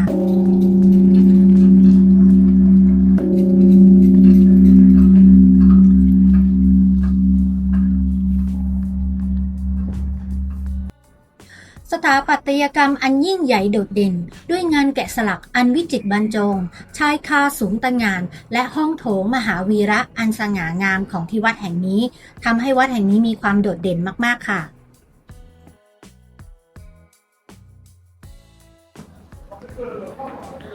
เมื่อกี้ไปเคาะระฆังใช่ไหมโดนไปแล้ว5 หยวนนะถ้าใครจะเคาะระฆังเนี่ยอย่านึกว่าฟรีเหมือนที่เมืองไทยนะก็เตรียมโอนเลยAlipayเลย WeChat เลยโอเคตอนนี้เดี๋ยวอยู่ในเมนฮอลล์ก็คงจะเดินทะลุไปเรื่อยๆแต่ว่าข้างในก็เขาไม่ให้ถ่ายเดี๋ยวจะถ่ายจากข้างนอกแล้วก็ค่อยเดินผ่านเข้าไปแล้วกันล่ะค่ะและไฮไลท์ของที่วัดแห่งนี้นะคะเขาจะมีหอพระอรหันต์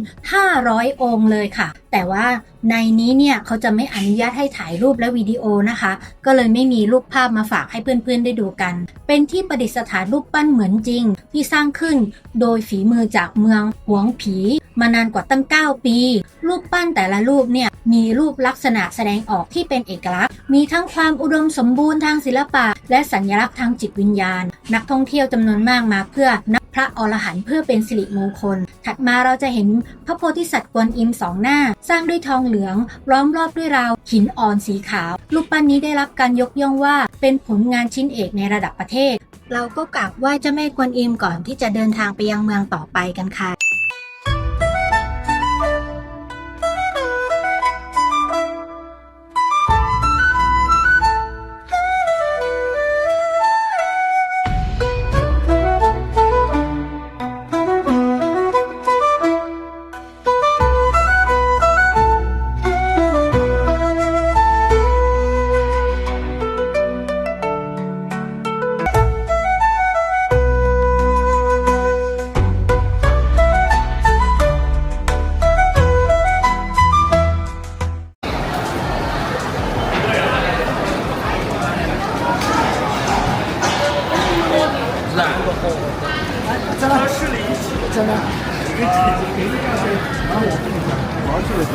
可以。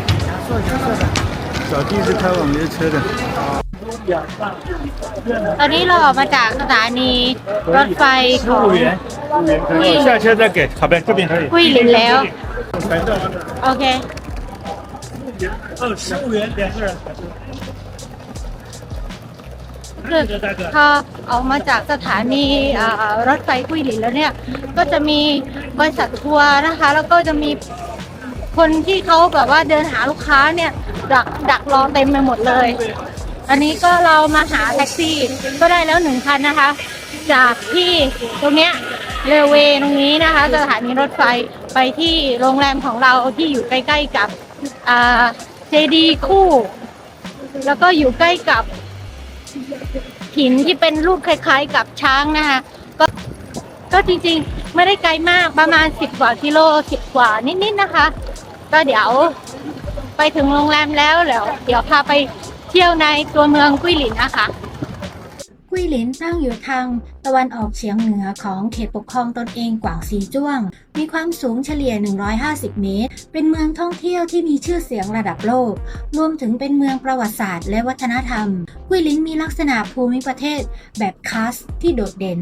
สูงตระหง่านนับพันแห่งแม่น้ำหลีใสราวกับกระจกและถ้ำเต็มไปด้วยหินงอกหินย้อยที่สวยงามทุกสิ่งในกุ้ยหลินล้วนเป็นตัวแทนคลาสสิกของทิวทัศน์ธรรมชาติของจีนจึงได้รับการยกย่องว่าทิวทัศน์ของกุ้ยหลินงดงามที่สุดในโลกมาตั้งแต่สมัยโบราณแล้วก็เดินตามคนขับรถไปนะคะระหว่างที่เดินไปเนี่ยเขาก็พยายามจะขายทัวร์เราถามเราว่าวันนี้ไปไหนพรุ่งนี้ไปไหนจะไปตรงนี้ไหมจะไปตรงนั้นไหมอะไรแบบนี้ก็ตามภาษาเขาเลยเนาะเขาก็ทำมาหากินอะแต่ว่าเราก็มีแพลนของเราไว้แล้วโอเค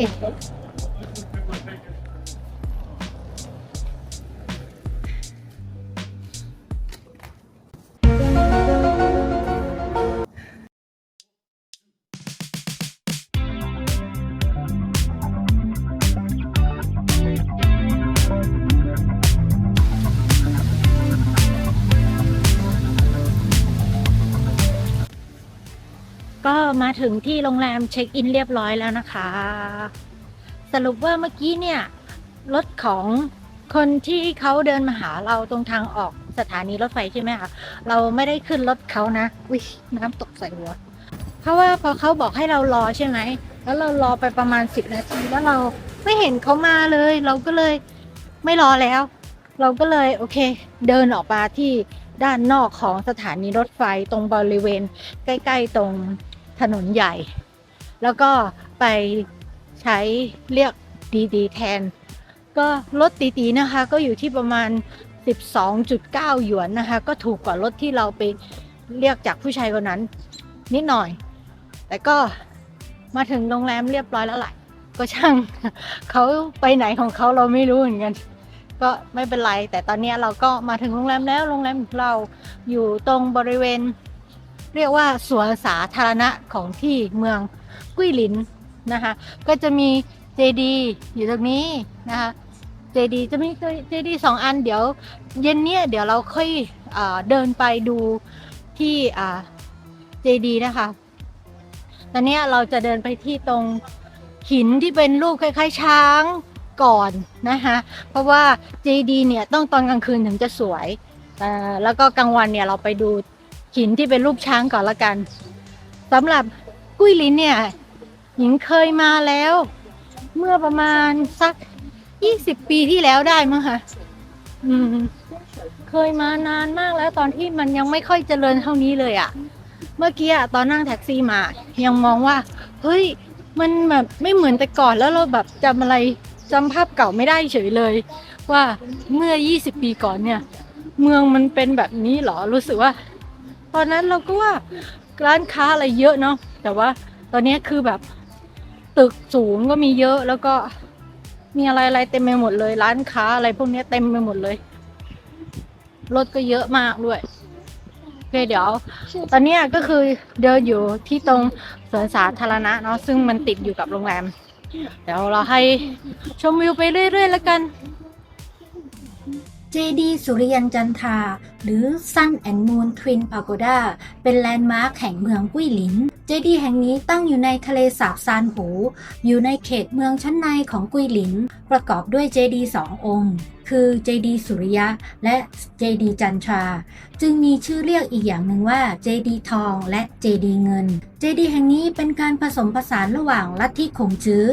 ศาสนาพุทธและลัทธิเต๋าและเป็นสัญลักษณ์ทางวัฒนธรรมอย่างหนึ่งของเมืองกุ้ยหลินสร้างขึ้นครั้งแรกในสมัยราชวงศ์ถังและได้รับการบูรณะใหม่ในปี 2544 สถานที่ท่องเที่ยวแห่งนี้สามารถเข้าชมได้ทั้งกลางวันและกลางคืนจะงดงามมากเป็นพิเศษในช่วงเวลากลางคืนเนื่องจากแสงไฟที่ประดับประดาและก็จะดับลงในเวลา 5 ทุ่มนะคะ เจดีย์สุริยันหอคอยทองสูง 41 เมตร มี 9 ชั้น สร้างจากทองแดงแท้เคลือบทองคำ ส่วนเจดีย์จันทราหรือหอคอยเงินสูง 35 เมตร มี 7 ชั้น ทำจากแก้วสีเงินและจะโปร่งแสงระยิบระยับในยามค่ำคืนค่ะ นอกจากจะมาชมความสวยงามทิวทัศน์ต่างๆแล้วเนี่ยกุ้ยหลินเองเนี่ยเป็นที่อยู่อาศัยของชนกลุ่มน้อยหลายสิบกลุ่ม รวมถึงชาวจ้วง ชาวเย้า ชาวเมียวและชาวตง ที่นี่ก็เลยมีเครื่องแต่งกายตามชนเผ่ามากมายให้ผู้คนได้เช่ากันมาใส่ถ่ายรูปนะคะ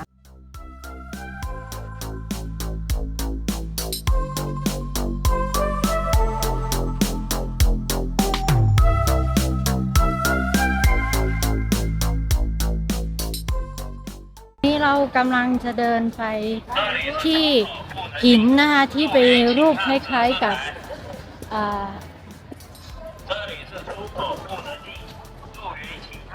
ที่มีรูปทรงคล้ายๆช้างกำลังจุ่มลงไปในน้ำก็เดี๋ยวหาทางลงก่อนเพราะว่าตรงนี้เป็นทางออกนะเราไปหาทางลงก่อน เมืองกุ้ยหลินเนี่ยถือเป็นเมืองที่มีชื่อเสียงในเรื่องของสถานที่สวยงามเป็นที่แห่งแรกของจีนที่เขาโปรโมทให้คนมาท่องเที่ยวกันคนจีนจึงยกให้เป็นดั่งเมืองสวรรค์บนพิภพมีคำกล่าวว่าจิตรกรใดก็ตามที่ยังไม่เคยมาเยือนเมืองกุ้ยหลินเนี่ยจะไม่สามารถวาดรูปขุนเขาให้สวยงามได้เลยนะ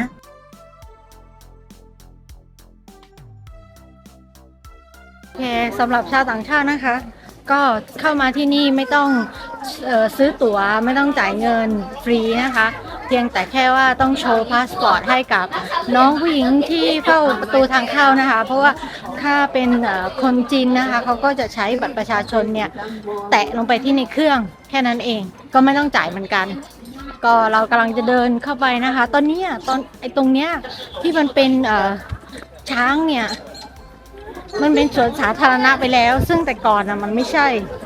แต่ก่อนมันเป็นแค่เวิ้งอันนึงแล้วก็มีจุดที่มันยื่นออกมาแล้วไปถ่ายรูปช้างภูเขารูปช้าง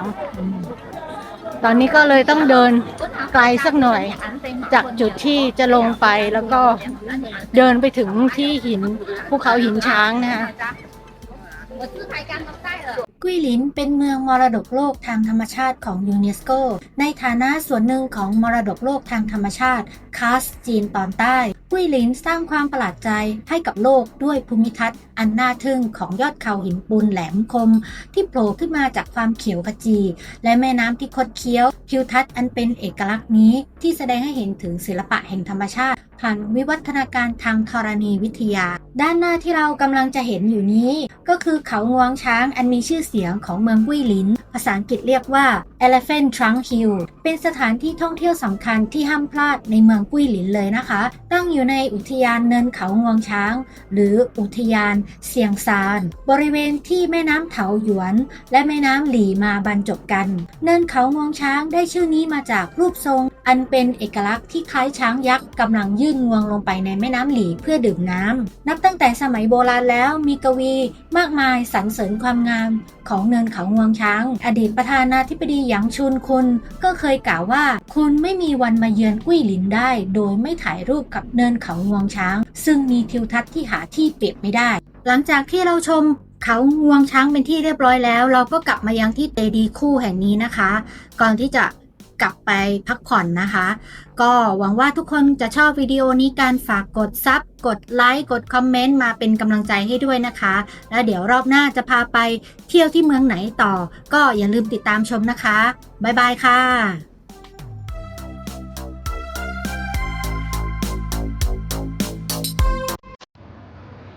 สวัสดียามเช้าจากเมืองกุ้ยหลินนะคะเช้าวันนี้เนี่ยก็ออกเดินทางกันต่อตอนนี้อยู่ที่สถานีรถไฟกุ้ยหลินเดินทางไปที่เมืองหยางซั่วนะคะ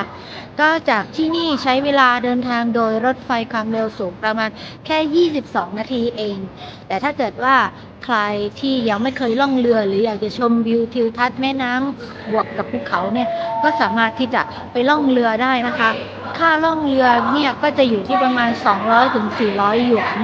ซึ่งหญิงเคยล่องเรือมาแล้วเมื่อประมาณ20 ปีที่แล้วนะคะก็เลยคิดว่ารอบเนี้ยหญิงไม่อยากเสียเวลาเพราะว่าที่หยางซั่วก็ยังมีที่เที่ยวใหม่ๆอีกนะคะก็เลยคิดว่าเราไปถึงที่หยางซั่วเร็วหน่อยแล้วเราก็ไปเที่ยวที่หยางซั่วให้ได้เต็มวันดีกว่านะคะก็เดี๋ยวรถไฟของหญิงนะคะก็คือ G3745 นะคะเวลา 8:30 น.แพลตฟอร์มที่ 9 นะคะช่องที่เช็คอินเข้าไปเนี่ยช่องที่ 5 นะคะแล้วก็แพลตฟอร์มเนี่ยให้ไปยืนรอที่ช่องสีเหลืองนะคะตามตู้ที่เราจองเอาไว้นะคะนี่คือวิธีการอ่านป้ายของที่สถานีรถไฟนะคะ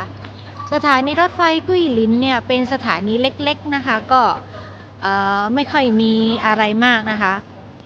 ชั้นล่างก็เป็นชั้นที่ทางเข้าแล้วก็ตรวจเช็คกระเป๋าชั้นที่2ก็จะเป็นการนั่งรอที่จะเข้าไปยังชานชาลานะคะก็จะเป็นประมาณนี้เดี๋ยวไปถึงที่หยางซั่วแล้วหญิงจะพาไปเที่ยวไหนกันบ้างติดตามรอชมกันนะคะ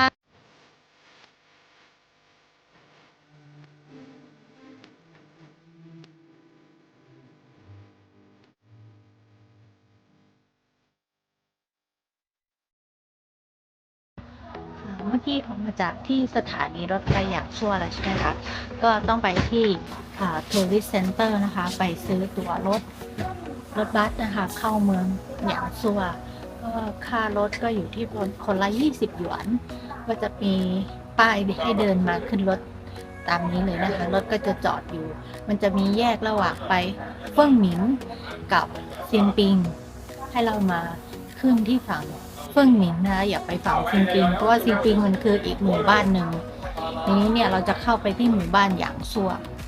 แล้วก็จะเอากระเป๋าไปเก็บก่อนเพราะว่าตอนนี้ยังแค่9 โมงเองก็ยังเช็คอินไม่ได้ก็เอากระเป๋าไปตั้งที่โรงแรมจากนั้นเนี่ยเดี๋ยวเข้าไปเดินเล่นในเมืองแล้วก็ดูสภาพอากาศเพราะว่าวันนี้เนี่ยอากาศก็ยังขมุกขมัวอยู่เลยยังไม่รู้ว่าถ้าเกิดว่าเรารีบไปเนี่ยมันจะมีแดดไหมมันจะยังมีหมอกอีกไหมเพราะว่าเมื่อกี้นั่งรถไฟมาตลอดทางเนี่ยก็คือมีหมอกเต็มเลยอยู่บนภูเขาเนี่ยก็อาจจะเห็นภูเขายังไม่ค่อยชัดคิดว่าเดี๋ยวอาจจะไปที่ภูเขาเซียงกงในช่วงบ่ายนะคะแล้วเดี๋ยวดูอีกทีหนึ่งก็ต้องหารถเช่ารถแท็กซี่หรืออะไรก็ว่ากันไปเดี๋ยวถึงโรงแรมก่อนเก็บกระเป๋าก่อนเดี๋ยวค่อยว่ากันอีกทีหนึ่งค่ะหยางซั่วตั้งอยู่ทางตะวันออกเฉียงใต้ของเมืองกุ้ยหลินและอยู่ทางตะวันออกเฉียงเหนือของเขตปกครองตนเองกวางซีจ้วงนับตั้งแต่ได้รับการแนะนำโดย Lonely Planet ในปี 1980 จำนวนนักท่องเที่ยวที่มาเยือนก็เพิ่มขึ้นเรื่อยๆทุกปีแม่น้ำหลีไหลผ่านอำเภอแห่งนี้นำมาซึ่งความงามทางธรรมชาติที่น่าทึ่ง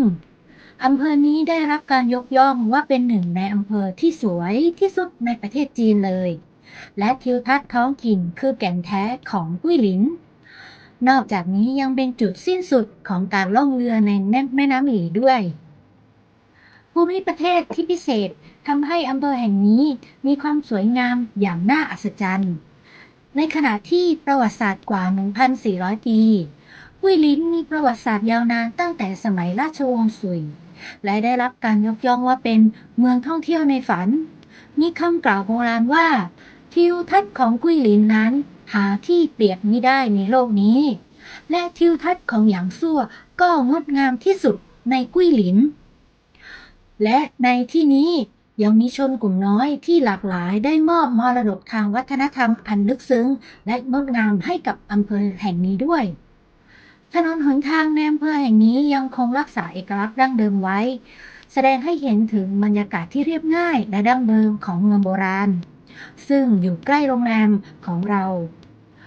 ประเพณีพื้นบ้านที่เป็นเอกลักษณ์ของกลุ่มชาติพันธุ์ต่างๆซึ่งแสดงออกผ่านเทศกาลต่างๆและรสชาติแปลกใหม่ที่เพิ่มเข้ามาจากต่างชาติ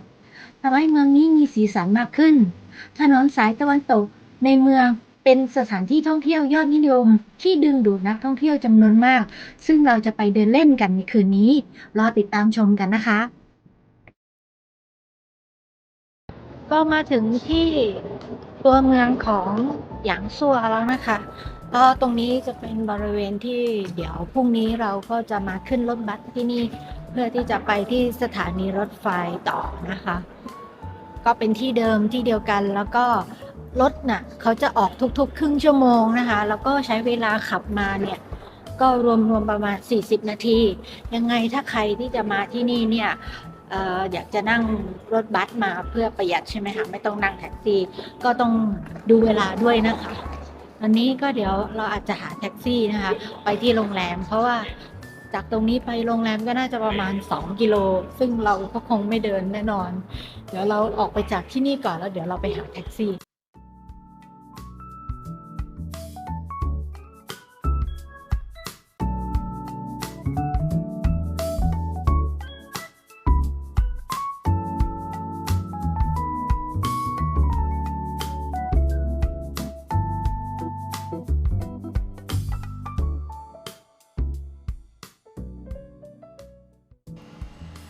ก็ตอนนี้เช็คอินโรงแรมเรียบร้อยแล้วนะคะเอากระเป๋าไปเก็บเสร็จแล้วแล้วก็โรงแรมอ่ะเขามีรูฟท็อปด้วยนะคะก็คือมีลานให้ออกมาดูวิวข้างนอกด้วยแล้วก็วิวก็ดีด้วยแหละได้เห็นทั้งแม่น้ำแล้วก็ภูเขาในเวลาเดียวกันเลยนะคะช่วงนี้ก็เรียกว่าหน้าโลของที่นี่นะคะก็นักท่องเที่ยวจะมีน้อยแพลนของวันนี้เนี่ยเดี๋ยวเราจะไปที่10 Mile Gallery นะคะก็คือซื้อหรี่อะไรเนี่ยแหละจำไม่ได้ภาษาจีน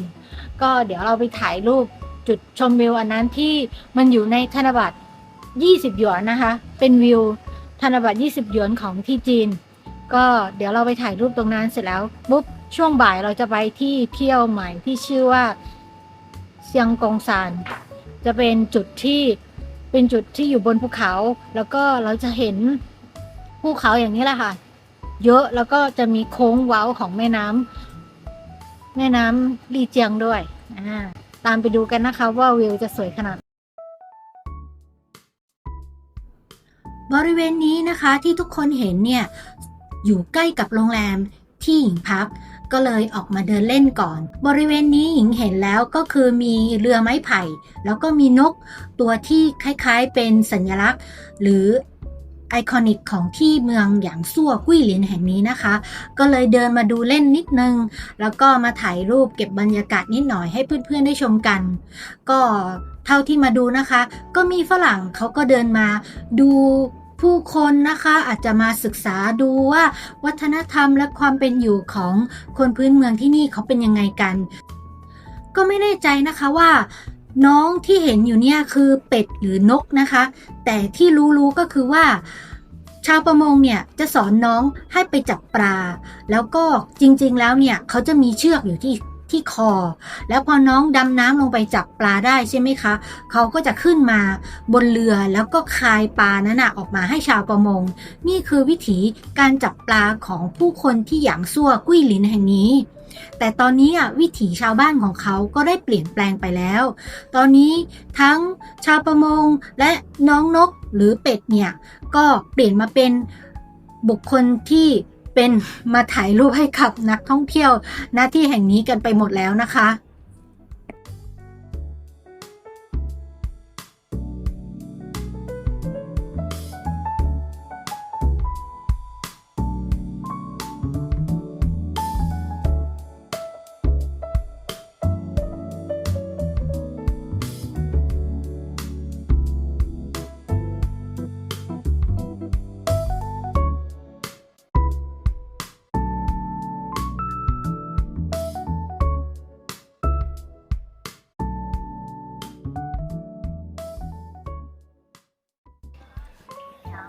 สรุปว่าเราก็ไม่ได้ไปที่10 Mile Gallery นะคะเพราะเราจะให้ที่โรงแรมเราเขาจัดแจงเรื่องเกี่ยวกับทัวร์ให้เราไปที่เซียงกงซานเมลเทนใช่ไหมคะทีนี้เนี่ยเขาบอกว่าฤดูนี้เนี่ยพระอาทิตย์ตกมันเร็วก็ประมาณบ่าย3 โมงรถเขาก็จะมารับเราก็เลยคิดว่าเรามีเวลาแค่ประมาณ2-3 ชั่วโมงแล้วเราก็ไม่อยากรีบร้อนที่จะแบบว่าต้องไป ถ่ายรูปจุดนั้นจุดนี้อะไรอย่างเงี้ยแล้วก็เลยคิดว่างั้นเราหาอะไรกินตอนเที่ยงแล้วเราก็กินกาแฟชิลๆอยู่ในตัวเมืองอย่างซัวไปก่อนรอใกล้ๆเวลาแล้วเราก็ค่อยไปที่จุดชมวิวที่เชียงกงแทนดีกว่า上的免费示范一下，姐可以尝一下。มันมีของกินด้วย 对，两位喝完了，杯子往里面放就可以了啊。โอ้เสียคือบางทีมีทั้งขนมมีทั้งน้外面喝的是这一款养生茶，觉得怎么样？是酸还是甜呢？两位喝的习惯吗？微酸的。会酸，再来一个不一样的芒果白沙，不用没关系，可以尝。没事没事，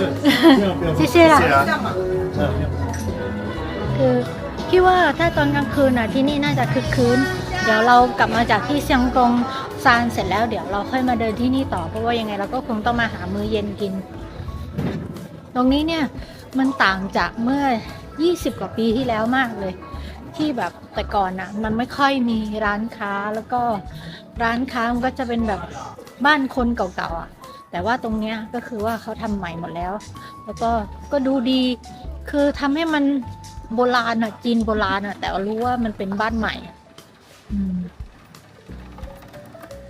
ก็เดี๋ยวเราจะเดินเล่นในเมืองตรงนี้สักพักหนึ่งก่อนแล้วเดี๋ยวค่อยกลับไปที่โรงแรมแล้วก็เข้าห้องน้ำให้เรียบร้อยแล้วก็ค่อยไปที่เซียงกงซานอันเนี้ยคือสวยแน่นอนเลยเพราะว่าหาข้อมูลมาแล้วก็เป็นที่อยากจะไปถ่ายรูปมากเดี๋ยวตามไปดูกันแล้วกันเนาะในระหว่างที่เรากำลังรอรถเพื่อที่จะไปทัวร์ภูเขาเซียงกงซานใช่ไหมคะเราก็มาเดินเล่นบรรยากาศในช่วงตอนกลางวันก่อนว่าถนนเวสต์สตรีทเนี่ยในตอนกลางวันที่ยังไม่มีแสงสีเนี่ยเป็นยังไงแล้วก็เดินต่อไปลัดเลาะไปเรื่อยๆนะคะก็มาชมทิวทัศน์แม่น้ำและขุนเขาที่อยู่ใกล้ๆบริเวณนั้นด้วยแต่ละที่แต่ละมุมก็สวยไม่แพ้กันเลยค่ะตอนนี้เราก็ขึ้นมาที่รถตู้ที่เราซื้อtransport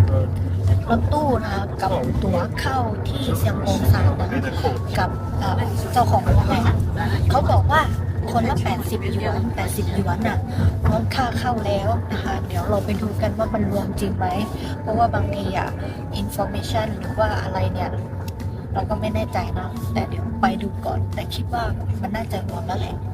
แล้วก็จากที่ในตัวเมืองของหยางซัวไปที่เซียงกงซานเนี่ยใช้เวลาประมาณ45 นาทีเมื่อกี้คนขับรถเขาบอกเดี๋ยวจะให้ดูว่าเป็นรถยังไงนะคะก็คือรถตู้เนี่ยเป็นรถตู้ที่ค่อนข้างที่จะนั่งสบายหน่อยเก้าอี้จะมีทั้งหมด2 4 3เป็น7 ที่นั่งเองนะคะนั่งสบายๆค่ะ45 นาที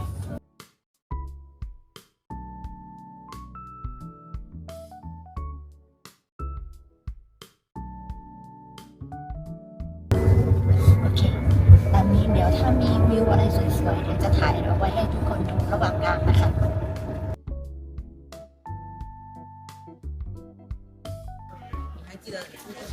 โอเคเราก็มาถึงที่เซียงกงซานเรียบร้อยแล้วนะคะก็สรุปว่า80 เหรียญที่เราจ่ายไปเนี่ยก็คือรวมค่าเข้านะคะค่าเข้าเนี่ยถ้าเรามาซื้อที่หน้าประตูเนี่ยก็อยู่ที่60 หยวนนะคะถ้าเกิดสมมติใครมาเองหรือว่านั่งแท็กซี่มาก็ต้องมาซื้อตั๋วที่นี่นะคะหน้าประตู60 หยวนแต่ว่าอย่างนั่งรถตู้ของทัวร์มาเนี่ยเขาก็รวมอยู่ในนั้นแล้วทั้งหมด80 หยวนตอนนี้คนขับรถเขาไปเอาตั๋วให้แล้วเดี๋ยวเรายืนรอเขาตรงนี้เขาก็จะนัดเราตอนนี้เวลาอีก10 นาที4 โมงเย็นเขาบอกว่า5 โมง 10 นาทีให้กลับมาขึ้นรถเพื่อที่จะกลับไปส่งที่ในเมืองหยางซัวนะคะอันนี้คือรถตู้ที่เรามานะคะ5035คนขับรถ电话尾数5035的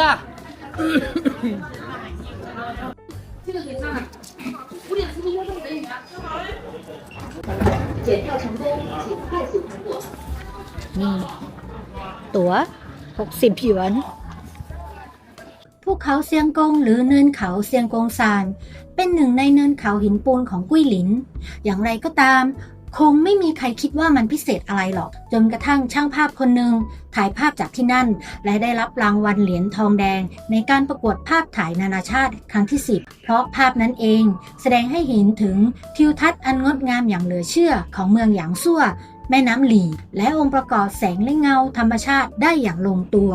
เดี๋ยวเรากำลังจะขึ้นไปบนเขานี้เพื่อไปชมวิวที่จุดนั้นกันเดี๋ยวยังไงเพื่อนๆตามไปดูกันนะคะเดินขึ้นมาถึงจุดชมวิวแล้ว เพราะว่าอยู่ข้างล่างแล้วก็ยังต้องเดินขึ้นบันไดมาอีกนะคะค่อนข้างทรหดเลย เพราะว่ามันชันแล้วก็ค่อนข้างยังสูงอยู่นะอันนี้แต่ว่าวิวอ่ะคือคุ้มค่ามากๆเลยเป็นจุดชมวิวที่แบบว่า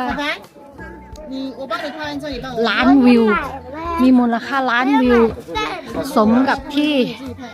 นั่งท้ายรถตู้เขย่ามาจนถึงที่นี่แล้วก็เดินขึ้นบันไดจนเหนื่อยหอบเพื่อมาถึงที่นี่มาเดี๋ยวหญิงจะให้ดูวิวที่นี่กันสุดยอดมาก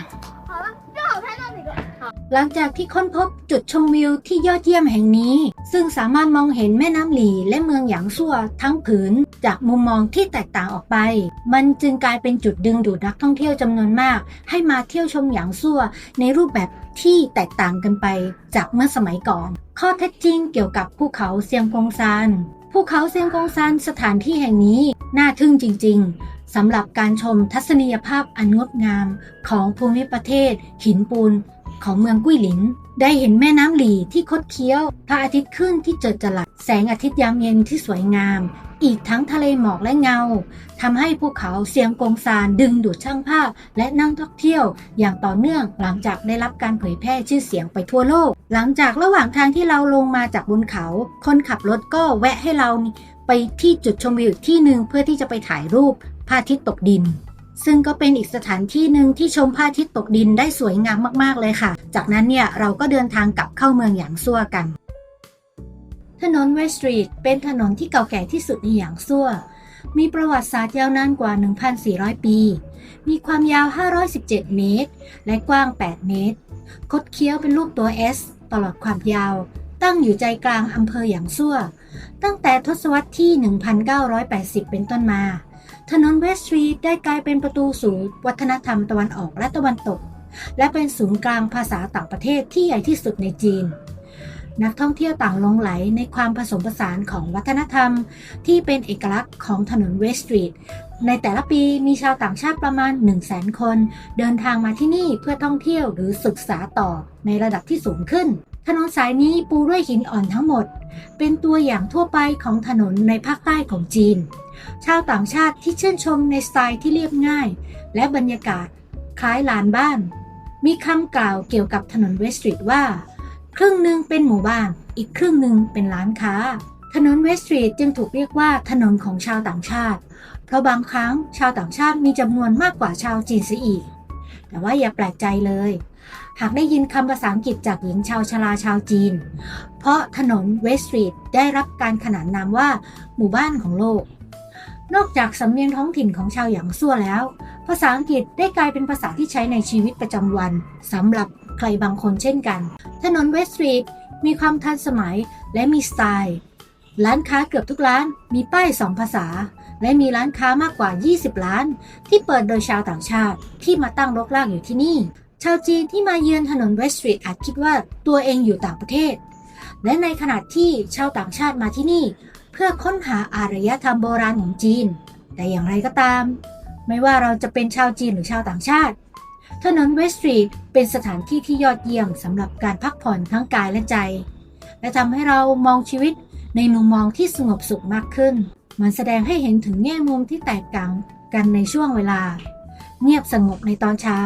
และทันสมัยมีสไตล์ในตอนเย็นการเดินทางไปถนนเวสต์สตรีทเป็นประสบการณ์ที่จะได้อยู่กับทิวทัศน์กับผู้คนจิตวิญญาณและกับตัวเราเองเราจะถูกรายล้อมไปด้วยวัฒนธรรมพื้นบ้านดั้งเดิมและองค์ประกอบนานาชาติที่น่าทึ่งมากมายร้านค้าต่างๆมากมายทั้งร้านขายงานฝีมือร้านขายภาพวาดและอักษรจีนงานขายกระเป๋าเป้ร้านกาแฟหรือแม้แต่โรงเรียนสอนกังฟูจีน ต่างแย่งกันดึงดูดความสนใจจากลูกค้าเราอาจจะเห็นสินค้ามากมายตั้งแต่ผ้าไหมปักลายผ้าทอลงสีไปจนถึงรองเท้าเล็กๆที่ผู้หญิงสวมใส่ก่อนการปลดปล่อยสาธารณรัฐประชาชนจีนในปี 1949 นอกจากนี้ในส่วนอื่นๆของถนนเราอาจจะยังพบร้านบาร์ร้านกาแฟบางแห่งก็บริหารโดยชาวต่างชาติ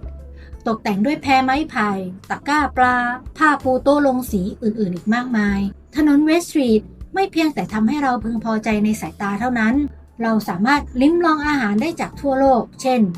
ซีบาขนมเค้กข้าวชนิดหนึ่งของจีนก๋วยเตี๋ยวหยางซั่วกาแฟอิตาลีแท้ๆเค้กกล้วยหอมอาหารสไตล์ตะวันตกหรือแม้แต่อาหารท้องถิ่นขึ้นชื่อก็คือปลาเบียร์ปลาสดๆที่จับมาได้จากน้ำใสสะอาดของแม่น้ำหลีลาดด้วยซอสรสเลือดของหมู่บ้านดังนั้นเนี่ยการเลือกร้านกาแฟดีๆสักร้านหนึ่งมานั่งชิลๆเหมือนหญิงตอนบ่ายมันก็ไม่ผิดอะไรและเป็นการผ่อนคลายหวังว่าวิดีโอคลิปของหญิงคลิปนี้จะเป็นตัวอย่างให้ทุกคนลองมาตามรอยไปเที่ยวอย่างซั่วกันนะคะแล้วก็หวังว่าทุกคนจะกดติดตามกดไลค์กดคอมเมนต์เพื่อเป็นกำลังใจให้หญิงได้ทำคลิปดีๆทำทริปสวยๆมาให้ทุกคนได้ชมอีกนะคะขอบคุณที่ติดตามรับชมแล้วเจอกันใหม่ในคลิปหน้าวันนี้บ๊ายบายค่ะ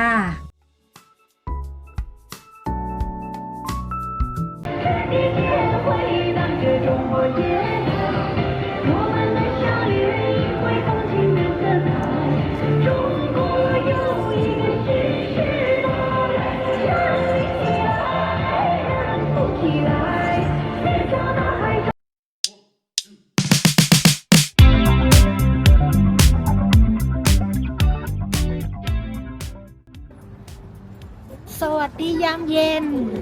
ตอนนี้หญิงอยู่ที่เมืองคุนหมิงแล้วนะคะก็วันนี้มาเปิดคลิปด้วย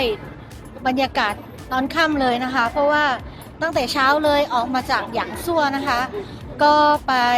เปลี่ยนเครื่องที่เมืองกุ้ยหยางจากนั้นก็นั่งรถจากกุ้ยหยางต่อมาที่คุนหมิงที่นี่ก็ใช้เวลาประมาณเกือบ7 ชั่วโมงเลยวันนี้ก็อยู่แต่บนรถไม่ได้เห็นอะไรไม่ได้เที่ยวอะไรแล้วพอมาถึงคุนหมิงเนี่ยก็หลังจากเก็บกระเป๋าเรียบร้อยเราก็นั่งแท็กซี่นะคะมาจากโรงแรมเพราะว่าโรงแรมหญิงเลือกเอาไว้อยู่ใกล้ๆกับสถานีรถไฟ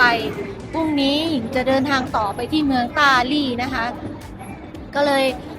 นั่งแท็กซี่มาเที่ยวในจุดที่เป็นไฮไลท์ของที่เมืองคุนหมิงนะคะก็คือประตูไก่ทองกับไม่ใช่ไก่หยกกับม้าทองนะคะก็เดี๋ยวให้ดูว่าสวยยังไงแค่ไหนนะคะประวัติของซุ้มประตูม้าทองและไก่หยกสร้างขึ้นในสมัยราชวงศ์หมิงของจีนมีประวัติศาสตร์ยาวนานกว่า400ปีตั้งอยู่ใจกลางเมืองเก่าคุนหมิงซุ้มประตูม้าทองอยู่ทางทิศตะวันออกติดกับภูเขาชื่อเดียวกันส่วนซุ้มประตูไก่หยกอยู่ทางทิศตะวันตกติดกับภูเขาไก่เขียวซุ้มประตูทั้งสองอยู่ใกล้กันและมีรูปแบบซุ้มประตูแบบดั้งเดิมเมื่อรวมกับซุ้มประตูแห่งความภักดีที่อยู่อีกแห่งหนึ่งและอยู่ฝั่งตรงข้ามซุ้มประตูทั้ง3นี้จึงก่อตัวเป็นกลุ่มซุ้มประตูรูปสามเหลี่ยมโดยลักษณะเฉพาะที่โดดเด่นทำให้เกิดทัศนียภาพที่งดงามท่ามกลางอาคารสมัยใหม่ในตัวเมืองโดยรอบชื่อจินหมาและปี้จีไม่มีใครรู้แน่ชัดว่าชื่อของซุ้มประตูจินหมาปี้จีมาจากไหนบางคนบอกว่าชื่อจินหมาและปี้จีมาจากชื่อของภูเขา2 ลูกที่อยู่ใกล้กันซึ่งมีชื่อว่าจินหมาและปี้จีแต่บางคนก็ไปไกลกว่านั้นนะพวกเขาคิดว่าม้าทองและไก่หยกคือเทพเจ้าแห่งดวงอาทิตย์และดวงจันทร์เหตุผลของพวกเขาคืออะไรน่ะหรอช่วงเวลาอันมหัศจรรย์เมื่อเงาของจินหมาและปี้จีปรากฏขึ้นในยามพระอาทิตย์ตกและยามพระจันทร์ขึ้นนั่นเอง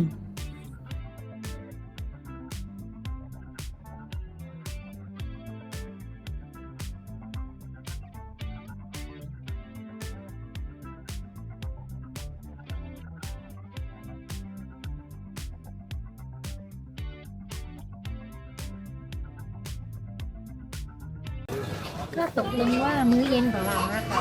ที่คุณหมิงเนี่ยตอนนี้ประมาณ2 ทุ่ม 10 นาทีก็หลังจากที่ไปเดินที่ตรงประตูนั้นเสร็จแล้วก็กลับมาแถวโรงแรมมาหาอะไรกิน ก็กินแบบคนพื้นเมืองนะเพราะว่าเห็นที่เนี่ยตั้งแต่มาถึงแล้วก็เมื่อกี้ไปที่นั่งแท็กซี่ไปใช่ไหมเราเห็นเขาขายพวกปิ้งย่างเสียงไม้เยอะมากแล้วเราก็คิดว่าถ้างั้นเราก็กลับมากินแถวโรงแรมแล้วกันเพราะว่าตรงหน้าโรงแรมเราอ่ะมีหลายเจ้ามากมีเยอะมากแล้วก็เลยโอเคเผื่อว่ากินเสร็จแล้วก็เดินเข้าโรงแรมได้เลยสบายๆก็สั่งไปหลายไม้อยู่เหมือนกันเมื่อกี้เขาบอกมาว่าเท่าไหร่ดูไม่รู้ละจำไม่ได้แล้วเดี๋ยวกินเสร็จแล้วค่อยจ่ายก็ได้เลยนะโอเค เดี๋ยวเรามาดูกันว่าเสียงไม้เนี่ยที่สั่งมาเป็นยังไงแล้วกันนะคะ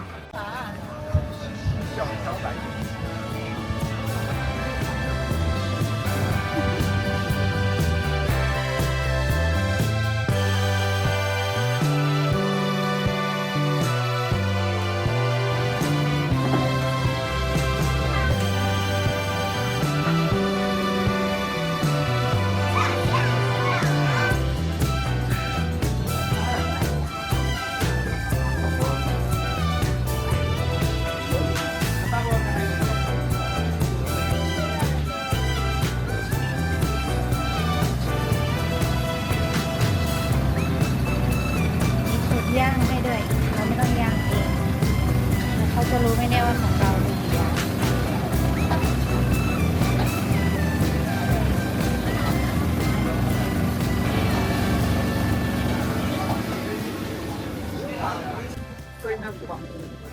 ก็เราแค่เลือกนะคะว่าเราจะกินอะไรบ้างแล้วก็เดี๋ยวเขาย่างให้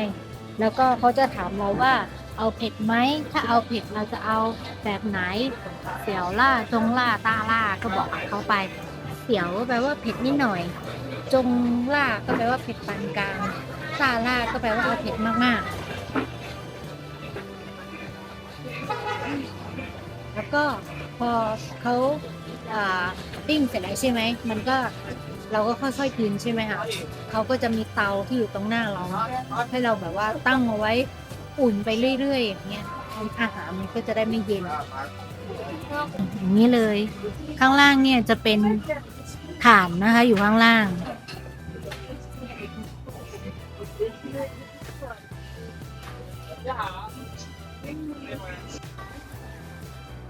บรรยากาศท่าเต็นท์ลมพัดแรงเขาก็จะต้องมาจับเต็นท์เผื่อปลิวนั่งแบบว่าได้บรรยากาศคนพื้นเมืองมากคนพื้นที่มากใกล้ๆกับริมถนนเลย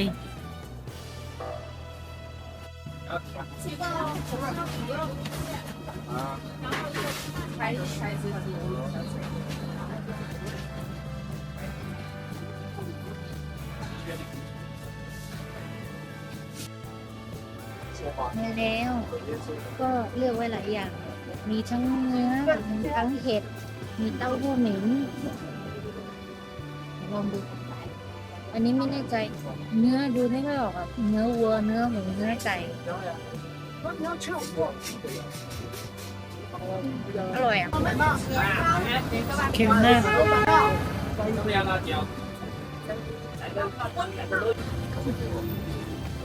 เต้าหู้หมิง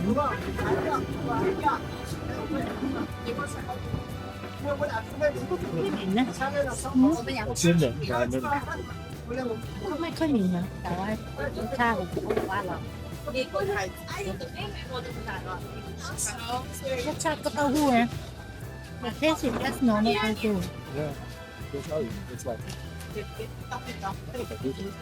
Yeah. ก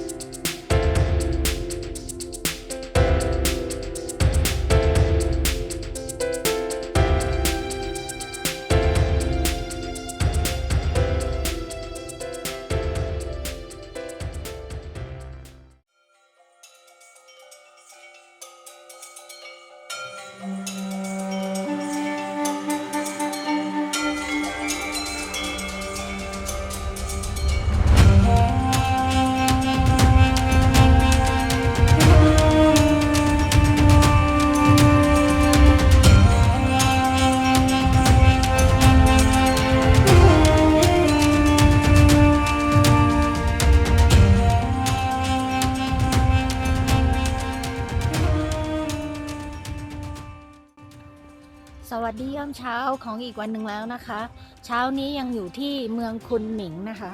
บรรยากาศตอนนี้อากาศอยู่ที่อุณหภูมิ6 องศานะคะ ก็อากาศกำลังดีเลยค่ะ ก็วันนี้ตอนเช้าเราจะเก็บวัดหยวนถงนะคะกับว่าจะไปตลาดหลังจากนั้นนะคะเดี๋ยวมาดูบรรยากาศแล้วก็วิวสวยๆของวัดหยวนถงนะคะวัดนี้นะคะมีค่าเข้าอยู่ที่6 หยวนเองนะคะต้องมาชมดูนะคะประวัติของวัดหยวนถงในสมัยราชวงศ์ถังช่วงปีแรกในสมัยหยงไท่หนานเจ้าได้สร้างเมืองถั่วตงขึ้นทางชายฝั่งตอนเหนือของทะเลสาบเตียนฉีในเวลาเดียวกันก็ได้สร้างวัดพุทธหลายแห่งที่มีลักษณะเฉพาะของหนานเจ้าวัดโปตลากาที่สร้างขึ้นในเขตชานเมืองทางตะวันออกเฉียงเหนือของเมืองถั่วตงอยู่บนภูเขาและหน้าผาหลัวเฟิงเป็นหนึ่งในวัดเหล่านั้นและวัดโปตลากะเป็นวัดต้นแบบของวัดหยวนถงโปตลากะเป็นคำภาษาสันสกฤตแปลว่าโปตลาหรือปู่ถัวซึ่งหมายถึงภูเขาแห่งแสงสว่างที่มีดอกไม้สีขาวเล็กๆเป็นสถานที่ศักดิ์สิทธิ์ของพระอวโลกิเตศวรหยวนถงเป็นหนึ่งใน32พระนามและนามแฝงของพระอวโลกิเตศวรพระอวโลกิเตศวรจึงเป็นที่รู้จักในนามหยวนถงดังนั้นไม่ว่าจะเป็นโปตลากะหรือหยวนถงก็คือวัดที่สร้างขึ้นเพื่ออุทิศแด่พระอวโลกิเตศวรนี่เองในพุทธศาสนาเรียกพระโพธิสัตว์อวโลกิเตศวรว่าพระโพธิสัตว์แห่งความเมตตามีหลายภาคปางสิ่งมีชีวิตทั้งหลายที่ประสบความทุกข์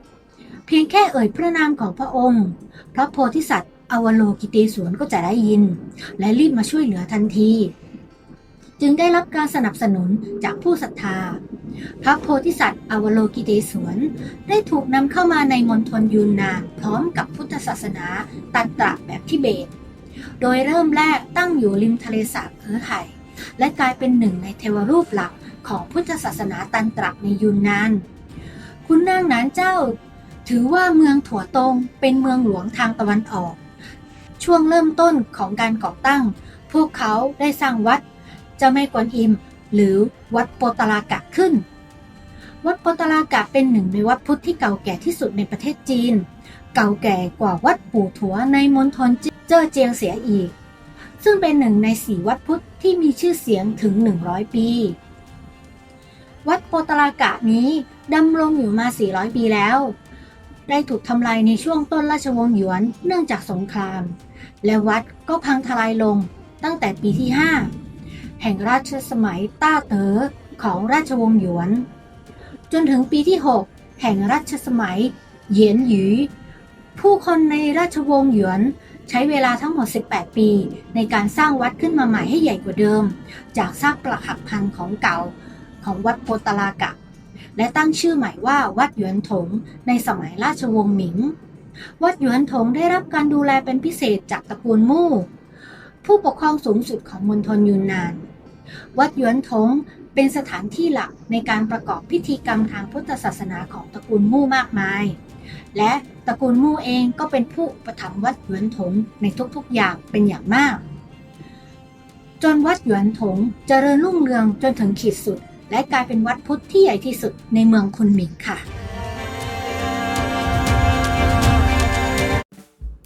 หลังจากนั้นนะคะเราก็ไปต่อกันที่ตลาดต้าจวนซินซึ่งเป็นตลาดที่จริงๆแล้วเป็นโลคอลมาร์เก็ตเป็นตลาดสำหรับคนพื้นเมืองแต่ณปัจจุบันนี้ตลาดแห่งนี้มีนักท่องเที่ยวเข้ามามากมายแล้วไม่ว่าจะเป็นนักท่องเที่ยวที่เป็นชาวจีนเองและนักท่องเที่ยวที่เป็นชาวต่างชาติตลาดแห่งนี้จะมีขายสินค้าผลไม้แล้วก็อาหารที่เป็น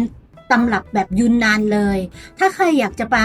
ลองหาอาหารยูนนานทานก็ลองมาที่ตลาดแห่งนี้ดูนะคะตลาดแห่งนี้จะคึกคืนมากในช่วงเวลายามเช้าทุกๆคนจะเห็นว่าผลไม้ที่เห็นอยู่ในวิดีโอนี้ซึ่งเป็นผลไม้ที่กำลังเข้าสู่ฤดูใบไม้ผลิก็จะมีสีสันสวยงามมากมายทุกคนสามารถไปลองชิมและเลือกหาซื้อกันได้ในราคาที่ไม่แพงหรือจะหา กาแฟยูนนานนั่งทานชิลๆชมบรรยากาศของตลาดไปด้วย ก็ได้เช่นกันนะคะ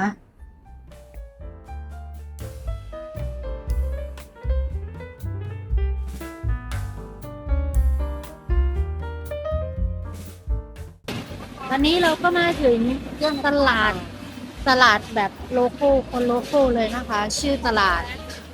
อะไรนะ ต้าจวนซิน 大关专心。 ต้ากวนจวนซินอุ๊ยมีอันนี้ด้วย นี่คือเมนูโปรดของเราเลย แต่เราซื้อกลับไปไม่ได้ เสียดายมาก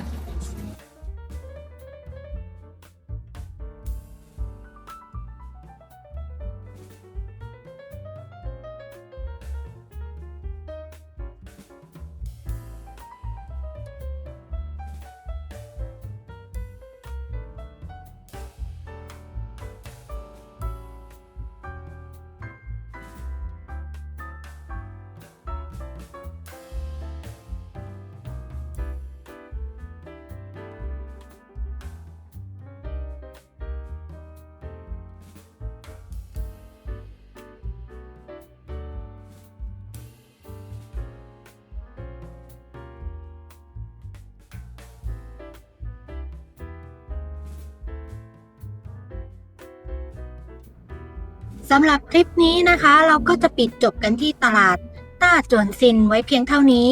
ไว้เดี๋ยวคลิปหน้าหญิงจะพาต่อไปเที่ยวที่เมืองไหนอย่าลืมติดตามชมนะคะ ฝากกดติดตาม Subscribe กดไลค์กดคอมเมนต์เข้ามาพูดคุยกันได้นะคะ ไว้เจอกันคลิปหน้าค่ะ บ๊ายบาย ถึงที่เมืองตาลี่เรียบร้อยแล้วนะคะ เมื่อกี้พอออกมาจากที่ ที่ทางออกใช่ไหมคะ ก็จะมีเคาน์เตอร์ขายตั๋วรถบัสเข้าไปในตัวเมืองเก่าคนละ5 หยวนก็แต่มันก็ไม่ได้ถึงที่โรงแรมเราโดยตรงเลยเนาะยังไม่รู้ว่าต้องนั่งรถแท็กซี่อีกทีนึงหรือว่าเดินไปถึงอะไรอย่างเงี้ยแต่ก็คือประหยัดกว่าเพราะว่าถ้าเรานั่งแท็กซี่ตั้งแต่จากที่ตรงเนี้ยก็จะใช้ประมาณ35 หยวนแต่อันเนี้ยก็คือคนละ5 หยวนก็ไปส่งถึงเมืองเก่าใช้เวลาเดินทางประมาณ35 นาทีถึง40 นาทีประมาณนี้นะคะเราก็เลยมาลองดูว่ามันดีไหมอะไรยังไงเดี๋ยวหญิงจะแทรกรูปเข้าไปให้ดูนะคะว่าเคาน์เตอร์ของเขาเป็นยังไงก็คือว่าเราก็สแกน QR code ของเขาแล้วก็โอนจ่าย Alipay เพราะถ้าเราไม่มีเบอร์เมืองจีนใช่ไหมเราก็ให้พนักงานช่วยจ่ายก่อนแล้วเราก็จ่ายสแกน Alipay โอนเงินกลับไปให้พนักงานก็ได้ใครจะใช้บริการหรือไม่ก็แล้วแต่กันเลยละกันเป็นรถบัสประมาณนี้นะคะประมาณนี้ต้าหลีเป็นประตูแรกสู่มณฑลยูนนานตะวันตกเฉียงเหนือเป็นศูนย์กลางของชนกลุ่มน้อยไปและเป็นเมืองหลวงเก่าแก่ของอาณาจักรหนานเจ้าในช่วงศตวรรษที่ 8-9 ก่อนจะกลายเป็นเมืองหลวงของอาณาจักรต้าหลีในปีค.ศ. 937 จนถึง 1253 ในภายหลังปัจจุบันต้าหลีเป็นหนึ่งในเมืองท่องเที่ยวที่สามารถอนุรักษ์สถาปัตยกรรมวัฒนธรรมและเสน่ห์ของเมืองโบราณเอาไว้ได้เป็นอย่างดีและเป็นหนึ่งในเมืองสวยงามบรรยากาศสุดสโลว์ไลฟ์ที่น่าไปเยือนสักครั้งหนึ่งในชีวิตค่ะ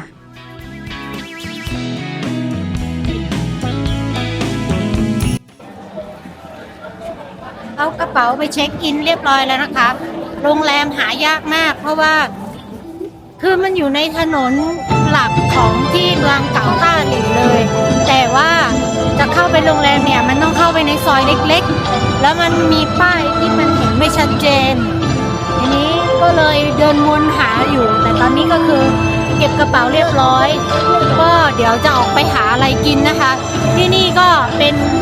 ซุปเห็ดฮอตพอตนะคะที่ขึ้นชื่อเดี๋ยวก็ว่าจะไปหาร้านเล็กๆนั่งทานแล้วค่อยดูกันว่าพรุ่งนี้เราจะไปที่ไหนกันนะคะเมืองนี้ตั้งอยู่บนจุดตัดของทางหลวงไปยังเมียนมาและทิเบต และตั้งอยู่ระหว่างเมืองคุนหมิงและลี่เจียงต้าหลี่มีชื่อเสียงในเรื่องของหินอ่อนสีขาวที่มีลักษณะเป็นสีเทาภูมิภาคนี้มีสภาพอากาศที่อบอุ่นตลอดทั้งปีดึงดูดชาวจีนจำนวนมากที่ต้องการหลีกหนีมลพิษจากเมืองต่างๆในภาคตะวันออกของจีนหรือในช่วงฤดูหนาวเข้ามายังทางยูนนานเป็นจำนวนมากในฝั่งที่ตั้งอยู่เชิงเขาฉางซานทางทิศตะวันตกและทะเลสาบไห่อยู่ทางทิศตะวันออกทำเลที่ตั้งนี้ของต้าหลี่จึงโดดเด่นและเป็นหนึ่งในจุดหมายปลายทางสำคัญในมณฑลยูนนานต้าหลี่เป็นเมืองที่มีประวัติศาสตร์ยาวนานนับพันปีตั้งอยู่บนจุดยุทธศาสตร์สำคัญตามเส้นทางค้าชาและม้าโบราณหรือที่รู้จักกันในนามเส้นทางสายไหมใต้โดยมีทะเลสาบไห่คอยปกป้องอยู่ด้านหนึ่งและเทือกเขาฉางซานซึ่งมียอดเขาสูงประมาณ 4,000 เมตรอยู่อีกด้านหนึ่งแม้จะอยู่สูงจากระดับน้ำทะเลถึง 2,000 เมตรก็ตามแต่การเดินทางก็ไม่ใช่อุปสรรคในการค้าขายในสมัยโบราณนั้น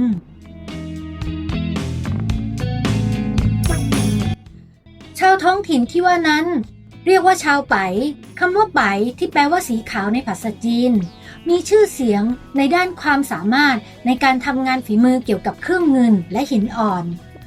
การสร้างสรรค์เครื่องประดับที่น่าทึ่งมากมายของฝีมือชาวไปนั้นโดยทั่วไปแล้วจะเป็นสีขาวเช่นแม้แต่ภาพวาดต่างๆบนผนังภายนอกก็จะเพ้นท์ออกมาเป็นสีขาวซะส่วนใหญ่ดังนั้นเนี่ยวิธีที่ดีที่สุดในการไปเยือนต้าหลี่เนี่ยและศึกษาวัฒนธรรมและชมธรรมชาติต้องมาด้วยตัวเองแล้วล่ะค่ะ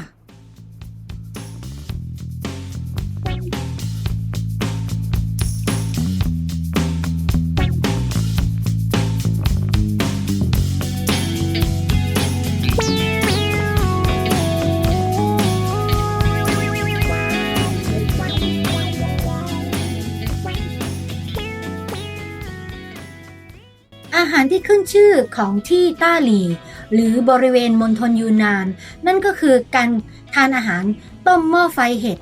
เพราะว่าบริเวณที่ยูนนานนี้เป็นพื้นที่ที่มีความอุดมสมบูรณ์อากาศที่เหมาะสมสำหรับการเจริญเติบโตของเห็ดนานาชนิดดังนั้นเนี่ยเมื่อเรามาถึงที่เมืองต้าหลี่แล้วก็ไม่พลาดที่จะต้องมาลองหม้อไฟเห็ดอันขึ้นชื่อของที่นี่นะคะ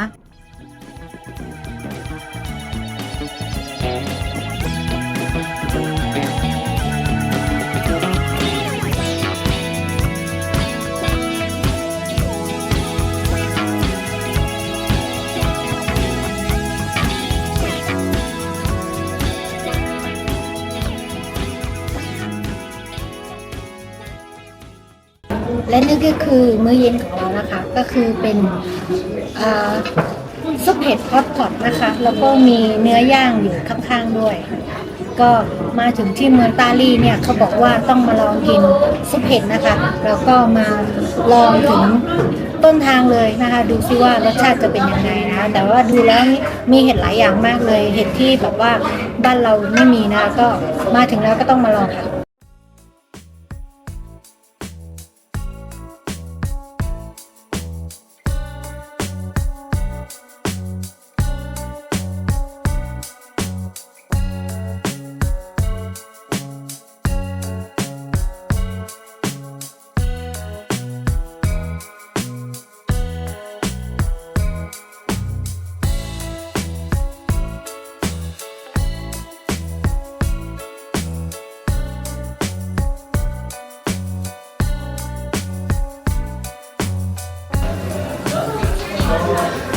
ไม่มีรสชาติจืดมากแต่ว่าเขาไม่ได้ใส่ผงชูรส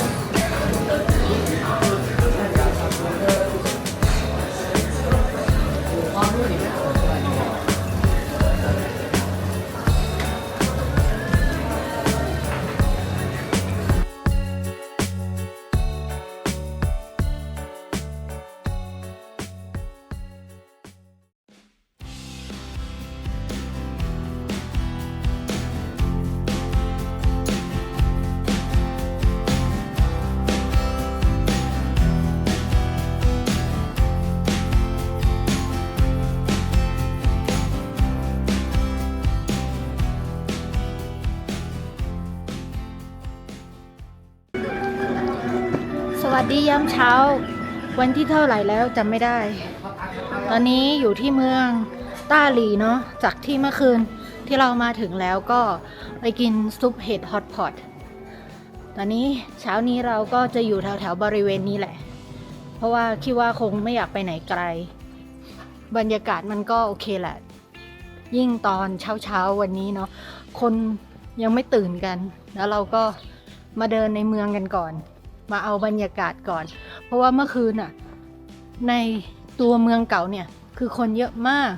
ทำให้เรารู้สึกว่าบรรยากาศมันไม่ค่อยออริจินอลเท่าไหร่เพราะว่ามันมีทั้งผับทั้งบาร์นักร้องอะไรเนี่ยดนตรีสมัยใหม่มันทำให้รู้สึกว่ามันไม่ได้อยู่เมืองเก่าอ่ะมันเหมือนมันอยู่เมืองที่สร้างขึ้นมาใหม่ให้ดูเก่าแค่นั้นเองโอเคตอนนี้เราอยู่ที่วัดแห่งหนึ่งที่อยู่ที่เมืองเก่านะคะก็เมื่อกี้ให้ดูละว่าคือวัดอะไร Confucius Temple ก็เดี๋ยวมาดูว่าข้างในมีอะไรให้เราดูบ้างนะคะวัดคงจื้อต้าหลี่ครั้งหนึ่งเคยเป็นศูนย์กลางการเรียนรู้แบบคลาสสิกในภูมิภาคนี้วัดแห่งนี้ทำหน้าที่เป็นเข็มทิศทางปัญญาและศิลธรรมสำหรับนักวิชาการรุ่นต่อรุ่นลานวัดเคยดังก้องไปด้วยเสียงท่องบทสวดของจื้อ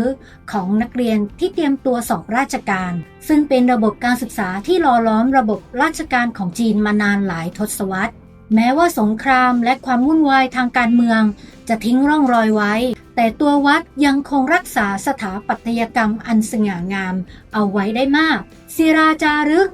ต้นสนไซเปรสโบราณและงานแกะสลักประตูแบบดั้งเดิมบอกเล่าเรื่องราวไม่เพียงแต่คำสอนของขงจื้อเท่านั้นแต่ยังรวมถึงครอบครัวในท้องถิ่นที่มองว่าการศึกษาเป็นเส้นทางสู่เกียรติยศและอิทธิพลบางคนถึงกับกล่าวว่าการลูบจมูกสิงโตหินที่ประตูจะนำโชคดีมาให้ก่อนสอบ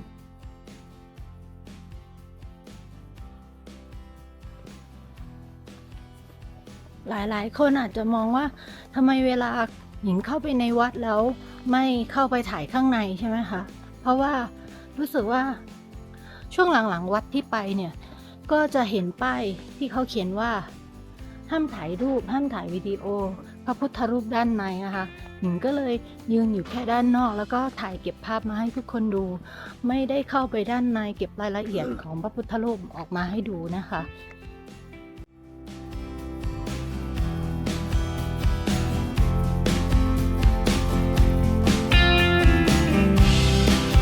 หลังจากที่เดินลัดเลาะไปเรื่อยเราก็เจอกับตลาดนัดที่ขายของโบราณซึ่งเป็นเหตุบังเอิญมากๆเลยและทำให้เราได้พบกับประสบการณ์ใหม่ๆกับการเดินชมตลาดขายของโบราณที่นี้จากในภาพนะคะเราก็จะเห็นว่ามีทั้งเหรียญโบราณเครื่องประดับต่างๆแล้วก็จะมีทั้งหินอ่อนที่มีลวดลายธรรมชาติสวยงามและของโบราณต่างๆเนี่ยตั้งขายอยู่เต็มไปหมดเลยนะคะโดยเฉพาะเครื่องประดับแล้วก็ยังจะมีสมุดโน้ตสีแดงของชาวคอมมิวนิสต์ด้วยนะคะแต่เป็นหลักๆแล้วเนี่ยจะเป็นเครื่องเงินโบราณมากกว่าค่ะพอเราเดินต่อไปเรื่อยๆเนี่ยหญิงรู้สึกว่าดีใจมากเลยที่เรามาค้นพบสถานที่แห่งนี้แล้วมาแชร์ให้ทุกคนได้ชมกันในคลิปนี้เพราะว่าลองคิดดูสิคะว่าถ้าเราไม่ได้มาเดินหลงจนมาถึงที่แห่งนี้แล้วก็เราคงจะไม่ได้มาเจออะไรแบบนี้แน่นอนตอนแรกก็คิดว่าอยากจะหาซื้อของเก่ามาเป็นที่ระลึกสักชิ้นหนึ่งอาจจะเป็นเครื่องเงินหรือเป็นเหรียญหรืออาจจะเป็นสมุดอะไรสักอย่างหนึ่งแต่ในใจเนี่ยก็กลัวอยู่ว่ามันจะมีอะไรติดมาเป็นของแถมหรือเปล่านะสิก็เลยไม่กล้าซื้อกลับบ้านแต่รู้ไหมว่าพอกลับมาแล้วเนี่ยแล้วยิ่งมาตัดคลิปนี้อีกด้วยมาย้อนระลึกกลับไปถึงวันนั้นที่เราเดินที่ตลาดแล้วก็ทำให้รู้สึกเสียดายทุกครั้งเลยว่าทำไมเราไม่ซื้ออะไรติดมือกลับมาแต่ว่าช่างเหอะมันก็ผ่านไปแล้วเนาะที่ตลาดแห่งนี้เนี่ยมีทั้งการซื้อแล้วก็มีทั้งการขายเหมือนกับว่าถ้าบ้านใครเนี่ยขุดอะไรเจอที่หลังบ้านเนี่ยแล้วมันเป็นของโบราณก็เอามาขายกางขายเองก็ได้หรือจะมาฝากขายให้กับพ่อค้าที่อยู่ที่นี่ก็ได้ มันน่าทึ่งมากๆเลยนะคะเพื่อนๆที่มีตลาดขายของโบราณแบบนี้เนี่ยหญิงว่าถ้าคนที่ชอบสะสมของโบราณมาเดินที่นี่เนี่ยน่าจะชอบมากๆเลยหรืออาจจะได้อะไรติดมือไปหลายชิ้นแน่นอนถ้าอย่างนั้นเนี่ยหญิงจะให้ทุกคนเนี่ยได้ enjoy ชมกับวิดีโอคลิปนี้ที่หญิงไปเดินที่ตลาดขายของโบราณกันอย่างเต็มที่เลยแล้วกันนะคะ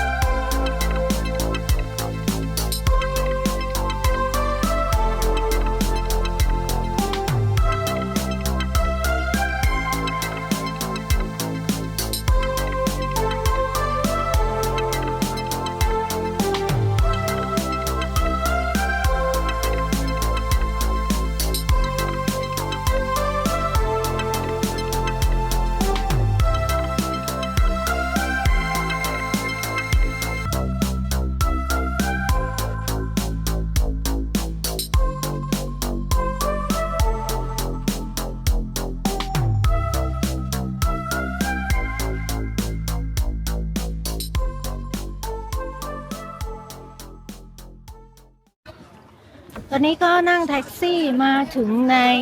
ฝั่งทะเลสาบไหนะคะ เป็นที่ที่แบบว่านักท่องเที่ยววัยรุ่นเนี่ยเยอะมากๆเลย ก็ไม่แน่ใจว่ามันมีอะไรน่าสนใจ เพราะว่ามันก็แค่ทะเลสาบเนาะหรืออาจจะเป็นเพราะว่าที่เนี่ยมันอยู่ในหุบเขาพอมีทะเลสาบใหญ่ๆปุ๊บมันก็เลยเป็นอะไรที่น่าสนใจ เดี๋ยวให้ดูบรรยากาศของบริเวณทะเลสาบไหแล้วกันว่าคนมันเยอะขนาดไหนแล้วกันเนาะ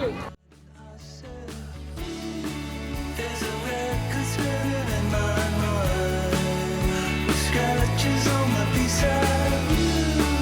Your record spinning in my mind.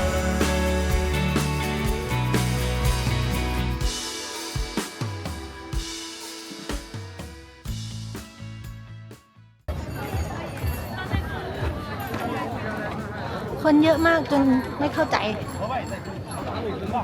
ไม่เข้าใจ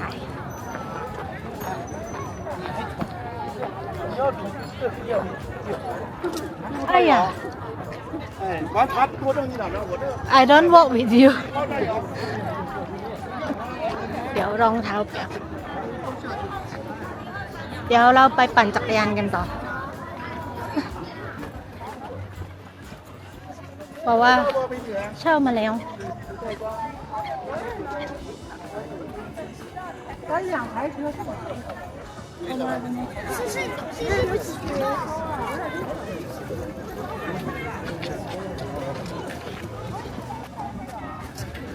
้าว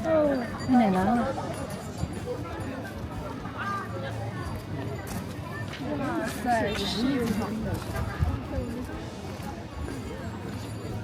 นี่จักรยานของเราเช่ามา2 คัน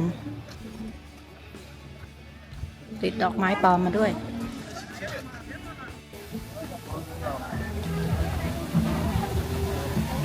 วิวอีกมุมหนึ่ง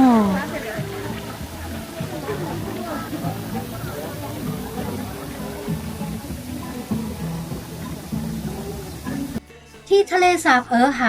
หนึ่งในไฮไลท์ของเมืองต้าหลี่ที่ทำให้เมืองนี้ดูสวยและมีเสน่ห์ขึ้นมาเป็นกอง มองไปรอบๆเราจะเห็นอาคารบ้านเรือนโบราณ หมู่บ้านชาวประมง และวัดวาอารามเก่าแก่รายล้อมทะเลสาบ พร้อมกับทัศนียภาพของเทือกเขาฉางซานที่ทอดยาวเรียงตัวเป็นฉากหลัง กลางน้ำมีเกาะแก่งขึ้นอยู่หลายเกาะ และนักท่องเที่ยวนิยมไปนั่งเรือชมวิว แวะตามเกาะและหมู่บ้านต่างๆ ริมทะเลสาบ บ้างก็เช่าจักรยานเหมือนหญิง ที่จะขับขี่ชมวิวรอบๆด้วยทะเลสาบ จริงๆแล้วหญิงก็ไม่ได้ไปไกลมากนะคะ เพราะว่าจะต้องเดินทางไปต่อเมืองต่อไป ยังไงฝากติดตามรับชมในคลิปต่อๆไปว่าหญิงจะไปเมืองไหนต่อนะคะ แล้วจะตอนนี้เราก็กลับมาที่สถานีต้าหลีเรียบร้อยแล้วนะคะ หลังจากไปปั่นจักรยานมาทุลักทุเลกลับไปโรงแรมเอากระเป๋าแล้วนั่งแท็กซี่ตั้ง40 นาทีมาถึงสถานีรถไฟ แล้วตอนนี้เนี่ยตั๋วของวันนี้นะคะก็จองเป็นตั๋ว business class ก็จริงๆก็ไม่มีอะไรมากนะคะ ห้องที่ใน business class ก็แค่เหมือนกับว่ามันไม่พลุกพล่านแล้วก็เก้าอี้ที่นั่งเนี่ยก็กว้างกว่าสบายกว่าแค่นั้นเองแล้วก็มีขนมให้กินนิดหน่อยเดี๋ยวพาไปดูว่ามีอะไรบ้างแล้วกัน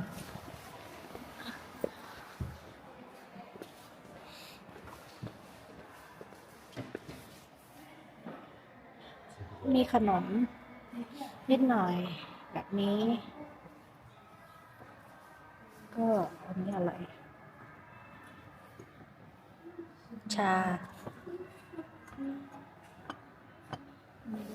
มีน้ำร้อน ตรงนี้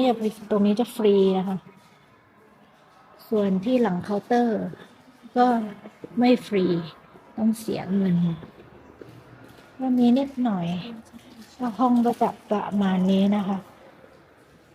เพราะว่าต้าหลีเป็นสถานีที่เล็กๆห้อง business class ก็เล็กๆก็โอเคค่ะ แบบนี้ที่นั่งก็เปิดประสบการณ์นะคะลอง business class รถไฟจีนดูสักครั้งหนึ่งเดี๋ยวตอนขึ้นไปบนรถไฟแล้วเดี๋ยว รีวิวให้ดูอีกทีหนึ่งว่าที่นั่งเป็นยังไงแล้วกันนะคะ ว่ามันจะสบายกว่าชั้นปกติหรือเปล่า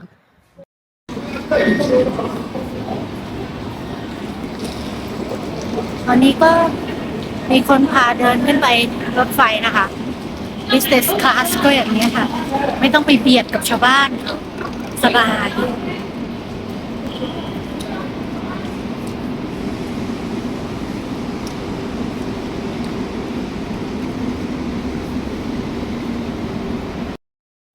ที่นั่งจะประมาณอย่างนี้ มีทีวีเก้าอี้กว้างๆ สามารถชาร์จโทรศัพท์ได้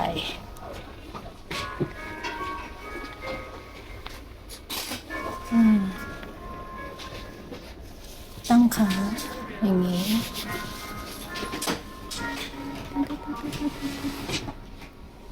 มาดูว่าอะไรเป็นอะไร เพราะว่ารู้สึกว่ามีช่องเยอะเหลือเกิน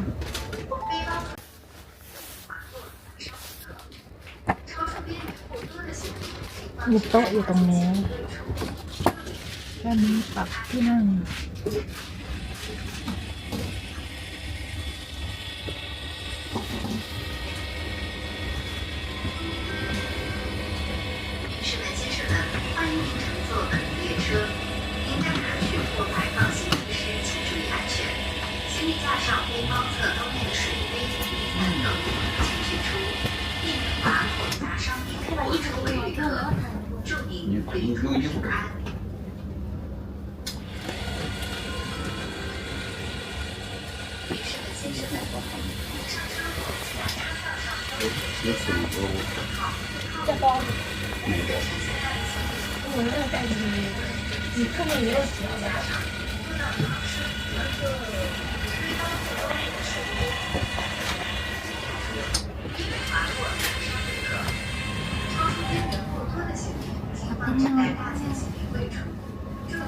ดูว่านอนหลับได้ต่อ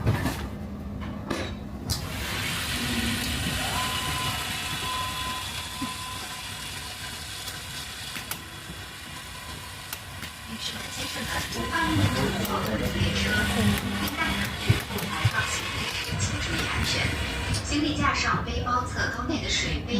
伞等物品请取出，避免滑落砸伤您或周围旅客。 2 ชั่วโมงกว่าจากตั้งดีหรือดีเจียงนอนดีไหมจะสบายเกินไปแล้วไหม Someone inside.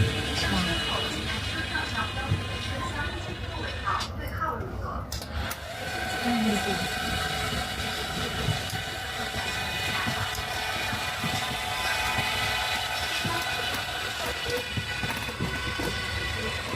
No view.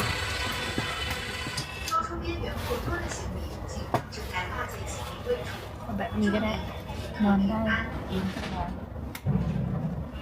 That's fine. 女士们、先生们，欢迎您乘坐本次列车。 first 您在 class 乘 ค่ะ 车或 ไป 排 ดู 放行李时，请注意安全。 first 行 class 李 ก็ 架上背包侧兜内的水杯、雨伞等物品请取出， first 避免 class 滑 ก็ 落 อีแบ 砸 บ 伤 นี้ 您或周围旅客。祝您旅途平安。 นี่คือ first class 女士们、先生们，您上车后请按车票上标注的车厢及座位号对号入座。随身携带的行李物品请 พอนั่งมาได้สักพักหนึ่งนะคะเขาก็ถามว่าจะเอาเครื่องดื่มอะไรก็มีชากาแฟมีโค้กน้ำเปล่าน้ำโซดาประมาณนี้ แล้วก็มีน้ำผลไม้ทีนี้เนี่ยเริ่มจะเจ็บคอก็เลยสั่งเป็นชาเขียวร้อนแทนแล้วเขาก็แจกกล่องขนมมาให้ด้วยเดี๋ยวให้ดูนะคะว่ามีขนมอะไรบ้างชาเขียวร้อนก็ขนม อันนี้ไม่แน่ใจว่าอะไรช็อกโกแลต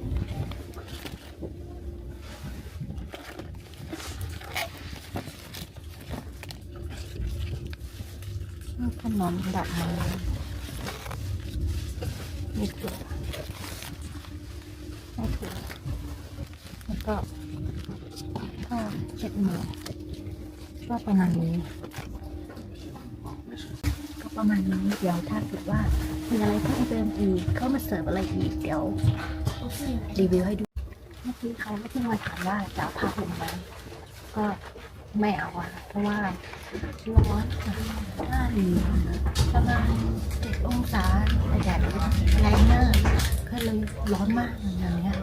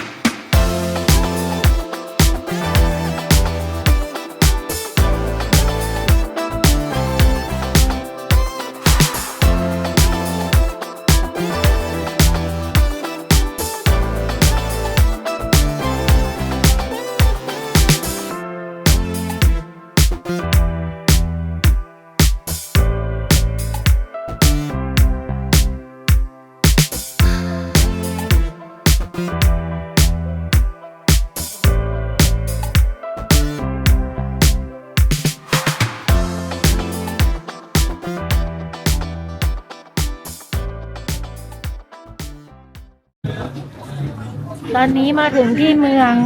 ลีเจียงแล้วนะคะ ก็คิดว่าเดี๋ยวไปเช็คอินเรียบร้อยแล้วค่ะเอากระเป๋าไปเก็บแล้ว แล้วก็มาเดินอยู่ที่ในเมืองเก่าลีเจียงนะคะแล้วก็ว่าจะมาหาอะไรกิน ตอนนี้2 ทุ่มนิดแล้ว แล้วก็เดี๋ยวจะมาสำรวจด้วยว่าพรุ่งนี้เนี่ยจะไปขึ้นรถไปที่ภูเขาหิมะมังกรหยกยังไงเพราะว่าเราซื้อทัวร์ของ Trip.com มาไว้นะคะรวมรถรับส่งจากที่ในตัวเมืองเก่าด้วยนะคะก็เลยว่าจะมาสำรวจก่อนเพราะว่าจุดที่เขารับเราเนี่ยใกล้ที่สุดใกล้โรงแรมที่สุดก็คือประตูตรง KFC นะคะก็เดี๋ยวให้ดูบรรยากาศของเมืองเก่าด้วยจะบอกว่าเวลาใครมาเดินเนี่ยนะต้องมาเดินระวังด้วยนะเพราะว่าถนนมันเป็นหินมันลื่น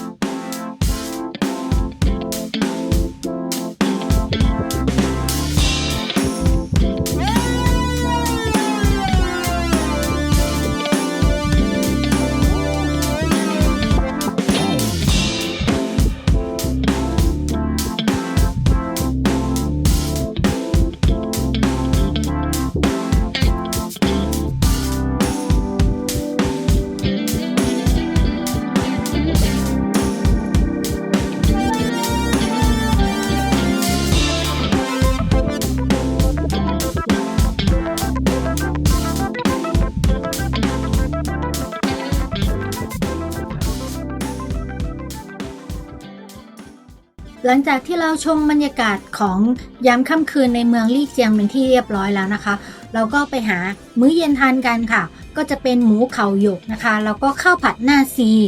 ซุปสาหร่ายแล้วก็กับข้าวที่พักจากในภาพนะคะนี่คือบรรยากาศที่พักของที่หญิงพักที่เมืองลี่เจียงนี้นะคะแล้วก็เดี๋ยววิดีโอคลิปหน้าหญิงจะพาทุกคนเตรียมตัวไปขึ้นสู่ภูเขาหิมะมังกรหยกกันอย่าลืมสวัสดีเช้าวันใหม่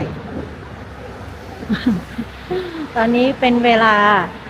5:45 นาทีก็ซื้อทัวร์กับ Trip.com มาไว้ที่จะขึ้นไปบนภูเขาหิมะมังกรหยกไว้นะคะเขานัดไว้ตอนเวลา 6:50 นาทีเราก็ลงมาจากบนเขาเพราะโรงแรมเราอยู่บนเขาแล้วก็เดินลงมานะคะเดินลงมาแล้วก็เดี๋ยวมาหาแท็กซี่มาเรียกตีแท็กซี่เอาแล้วก็เดี๋ยวไปที่จุดนัดพบนะคะเพราะว่าเขามีให้เลือก3ที่เราก็เลือกที่ใกล้ที่สุดแล้วก็เดี๋ยวไปเจออ๋อแล้วก็เดี๋ยวไปเจอรถบัสนะคะเสร็จแล้วเนี่ยเขาก็จะไปรับ จุดอื่นอีก2 ที่นะคะ จนเต็มจนครบแล้วก็ถึงจะพาไปที่ภูเขานะคะ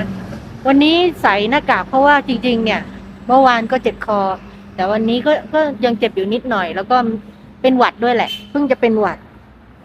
ก็เลยว่าใส่หน้ากากเอาไว้ก่อน ให้มันมีความอบอุ่นอยู่ในร่างกายไว้ก่อน แล้วก็ใส่หมวกใส่อะไรให้เต็มที่แต่จริงๆแล้ว มันก็ไม่ได้เย็นเลยวันนี้ มันก็ธรรมดาปกติ แต่ว่าในโรงแรมเย็นมาก ไอฮีเตอร์ห้องเราก็ไม่รู้ทำไมมันไม่ค่อยร้อน แต่ว่าเตียงมันมีฮีเตอร์อยู่บนเตียง ก็ได้ตัวนั้นแหละที่บนเตียงนี่แหละช่วย ไม่งั้นทั้งคืนก็คงจะหนาวตาย แต่ว่าเมื่อคืนเนี่ยนอนไม่หลับเลย อาจจะเป็นเพราะว่าเป็นหวัด แล้วก็กลัวตื่นมาไม่ทันอะไรอย่างเงี้ย เพราะว่ามัวแต่คิดว่า ทำไมบางคนมันไปบนภูเขาแล้วมันป่วย แล้วเราจะเป็นไหมอะไรอย่างเงี้ย เราก็กลัว ก็คิดไปคิดมาคิดจนก็นอนไม่หลับ อาจจะตื่นเต้นด้วยแหละ เดี๋ยวก็รอดูแล้วกันว่าสภาพเราจะเป็นยังไง จะโอเคหรือเปล่า หวังว่าคงจะไม่เป็นอะไร นี่ขึ้นมาอยู่บนรถแล้ว ก็ตรงนี้เป็นจุดนัดพบที่1ตรงบริเวณหน้าร้าน KFC 你好，你们家叫什么名字？你要看门的那个护照。照护照是吧？我们是走进来的。好的。2个人你们家是今天的18号家庭，到时候我只点18号，不叫名字啊。18号。是的。我们是18号。可以，你要一定。 โอเคไกด์ก็จะมา 大年初一的初。 ไกด์เขาก็มาเช็คว่าเราเป็นลูกค้าของที่จองไว้หรือเปล่า แล้วก็เขาก็จะบอกว่าเราเป็นเบอร์ที่เท่าไหร่นะเพื่อที่ว่าเดี๋ยวเวลาเขาเรียกเราเขาจะเรียกตามนัมเบอร์นี่คือมีบัสที่มาจอดรอลูกค้ารวมของหญิงด้วยก็มี3 คันแล้วนะคะ是今天的6号家庭，我只点6号，不叫名字啊。หญิงซื้อตั๋วขึ้นภูเขาหิมะมังกรหยกรวมกระเช้ารวม593个2，昨天晚上我给发过车牌号了，你 ก็ 看 ร 一 ถ 下。 ภายในอุทยาน แล้วก็มีของที่เขาให้ก็คือมีออกซิเจน มีเสื้อกันหนาว แล้วก็มีอะไรอีกอย่างนึงจำไม่ได้ แล้วก็มีบับเบิลทีให้คนละแก้ว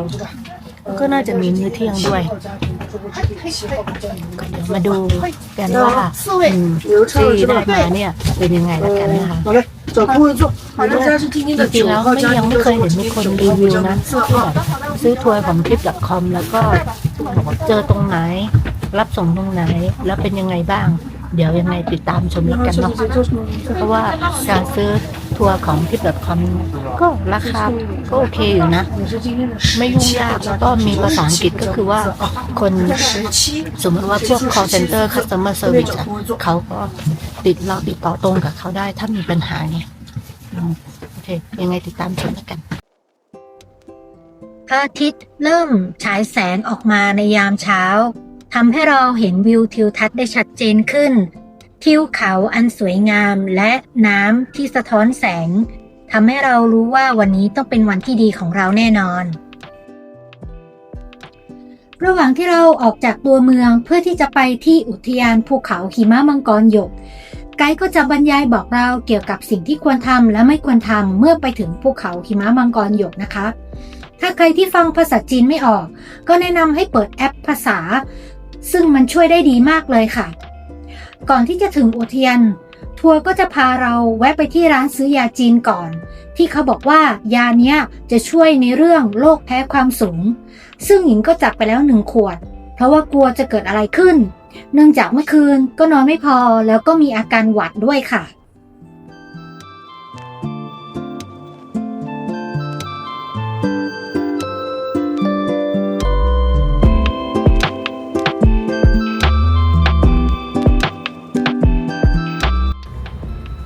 ตอนนี้อยู่ที่ทางเข้าอุทยานแล้วนะคะก็มีเจ้าหน้าที่ขึ้นมาที่ทางเข้า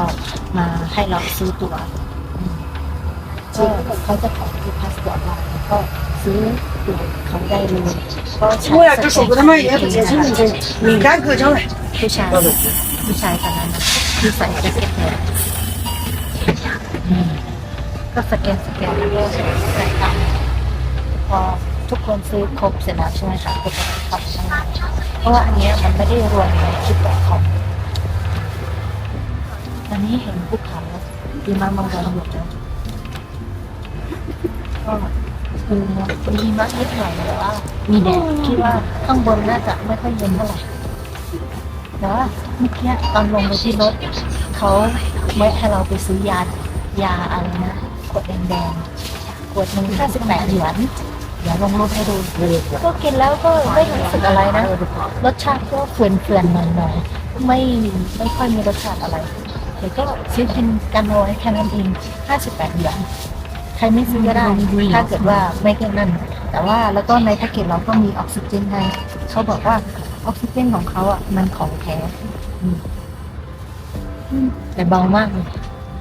เบามากเลย1,200 ml ก็คนละกระป๋องแล้วก็น้ำ1 ขวดแล้วก็มีเสื้อกันหนาวเสื้อแจ็คเก็ตแต่ถ้าใครไม่เอาก็ได้แต่ถ้าเอาไปแล้วเนี่ยอย่าทำหายถ้าทำหายมีค่าปรับ200 หยวนประมาณนี้เดี๋ยวรอคนข้างหลังเขาซื้อตั๋วเสร็จแล้วเดี๋ยวรถก็คงจะไปส่งที่ทางเข้าอุทยานที่จะเข้าไปข้างในที ภูเขาแห่งนี้ตั้งอยู่ทางตอนเหนือของเมืองลี่เจียง โดยความสูงชันและยอดเขาที่ปกคลุมไปด้วยหิมะตลอดปีทำให้ภูเขามังกรหยกเป็นจุดหมายปลายทางที่น่าตื่นตาตื่นใจสำหรับนักท่องเที่ยวที่รักการผจญภัยและธรรมชาติสภาพแวดล้อมของที่นี่จะเป็นภูเขาหินปูนที่ทอดตัวยาวไปในแนวนอนตัดกับแกนโลกความยาวประมาณ35 กิโลเมตรและความกว้างราว20 กิโลเมตรภูเขามีทั้งหมด13 ยอดโดยยอดที่สูงที่สุดมีชื่อว่ายอดซานจื้อโตซึ่งมีความสูงประมาณ 5,596 เมตรเหนือระดับน้ำทะเลถูกปกคลุมด้วยหิมะตลอดปีจึงเป็นที่มาของชื่อภูเขาหิมะมังกรหยกที่สะท้อนถึงความงดงามและความยิ่งใหญ่ของภูเขาแห่งนี้ค่ะ ตอนนี้มาถึงที่ Tourist Center แล้วนะคะอยู่ที่ความสูง 3,100 เมตรก็ค่อนข้างอากาศเย็นหรืออาจจะเป็นเพราะว่าเราออกมาจากรถบัสอุ่นๆแล้วก็พอตอนนี้ออกมาข้างนอกไม่มีแดดตรงนี้ไม่มีแดดมันก็เลยเย็นมากข้างหลังนะคะก็คือภูเขาที่เราจะขึ้นไปวันนี้ลมแรงด้วยเดี๋ยวขอไปหลบดีกว่าเดี๋ยวให้ดูข้างนอกมี KFC Starbucks ชาแพนด้ามีของกินเยอะค่ะไม่ต้องกลัวมาตรงนี้แต่ว่าในแพ็กเกจของเราก็มีรวมอาหารแล้วนะคะตรงนี้ก็จะมีห้องน้ำมี KFC นะคะเดี๋ยวเราไปหลบหนาวก่อน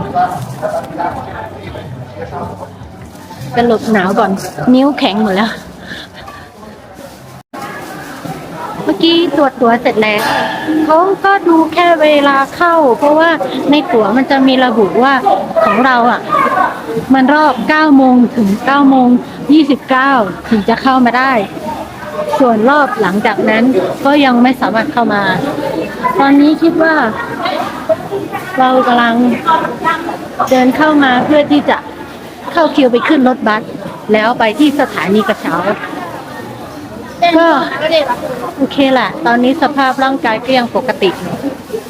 ดูคิวคนละกัน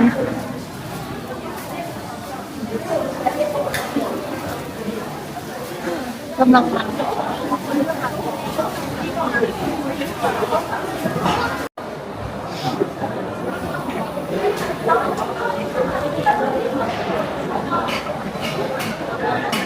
วันนี้ก็มานั่งรอรถบัสก่อนนะคะพาไปที่สถานีกระเช้าตามภาษาคนจีนมีความวุ่นวายตอนนี้ก็ขึ้นมาที่รถบัสที่จะไปส่งเราขึ้นกระเช้าแล้วคนเยอะมากเลยนี่ขนาด ฤดูหนาวนะโอเคเลย ภูเขาหิมะมังกรหยกถือเป็นหนึ่งในสัญลักษณ์ของชาวน่าซี ซึ่งเป็นชนเผ่าพื้นเมืองที่อาศัยอยู่ในเขตลี่เจียง พวกเขานับถือภูเขาแห่งนี้เป็นภูเขาศักดิ์สิทธิ์และเชื่อว่าภูเขาเป็นที่สถิตของเทพเจ้า ชาวน่าซีจึงมีความเชื่อและพิธีกรรมที่เกี่ยวข้องกับภูเขาแห่งนี้มาตั้งแต่โบราณ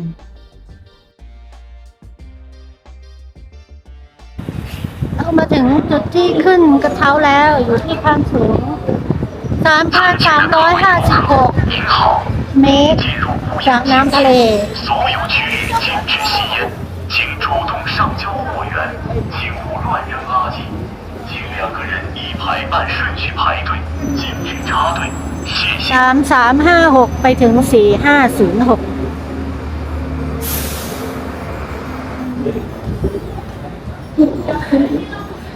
ชมวิวกันหน่อย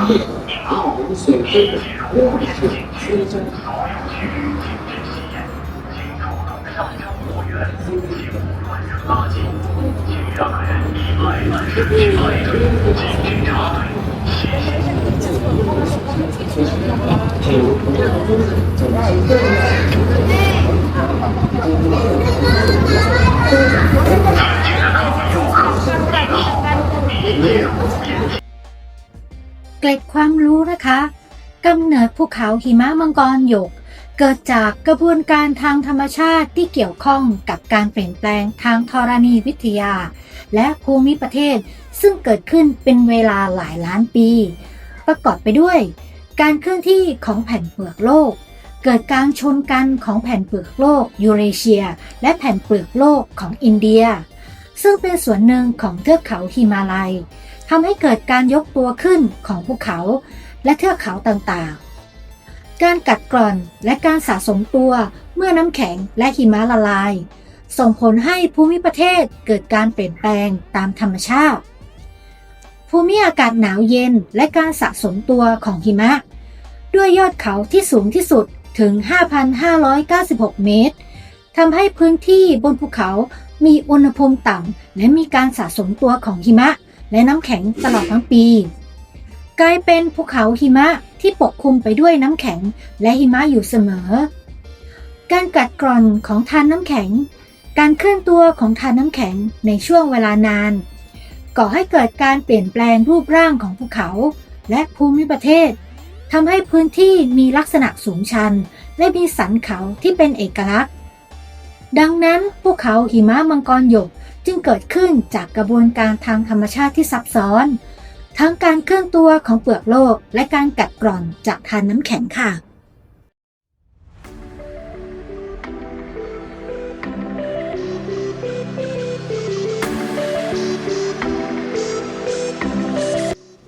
เพื่อนๆรู้ไหมคะว่า ชื่อภูเขาหิมะมังกรหยกเนี่ยมันมาได้ยังไง มันเป็นเพราะว่าเทือกเขาแห่งนี้เนี่ยหากมองวิวทิวทัศน์จากระยะไกลจะมีลักษณะคล้ายมังกรกำลังเลื้อยบนพื้นขาวของหิมะที่ดูขาวจนเหมือนราวกับหยกสีขาว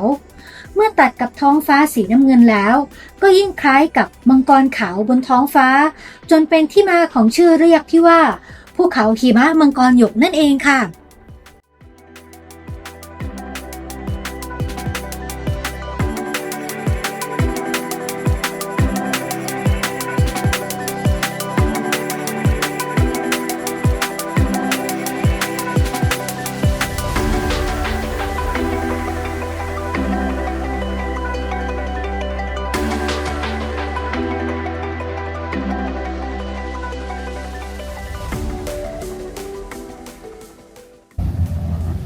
ระหว่างที่เรากำลังนั่งกระเช้าขึ้นไปบนยอดเขาก็มีความตื่นเต้นเกิดขึ้นเล็กน้อยนะคะ เพราะว่าลมแรงมากทำให้กระเช้าหยุด แต่ว่าก็มีประกาศในกระเช้านะคะ บอกให้เราเนี่ยไม่ต้องตื่นตระหนกตกใจไป แต่ก็ได้แค่แป๊บเดียวเองค่ะ กระเช้าก็กลับมาเดินได้เป็นปกติแต่จริงๆแล้วเนี่ยทุกคนก็ตกใจไปก่อนแล้วล่ะค่ะเพราะว่าลมพัดแรงจริงๆค่ะแรงจนกระเช้าเนี่ยเหวี่ยงเลยนะคะกระเช้าเหวี่ยงนะพี่น้องเพราะว่าลมมันแรง The cableway will restart again in a moment. We are sorry for the inconvenience. Thank you for your cooperation.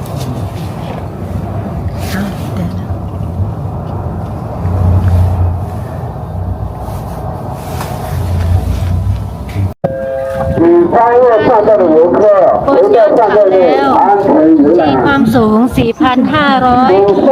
เมตร ตอนนี้ไม่มีอาการอะไร มีแต่อาการหนาว หนาวมาก เพราะว่าลมแรงสุดๆ ลมแรงแบบว่าไม่เผื่อไว้พรุ่งนี้เลย โอเค เดี๋ยวก็จะถ่ายรูปแล้ว เดี๋ยวเก็บบรรยากาศเก็บวิวให้ดูก่อนละกัน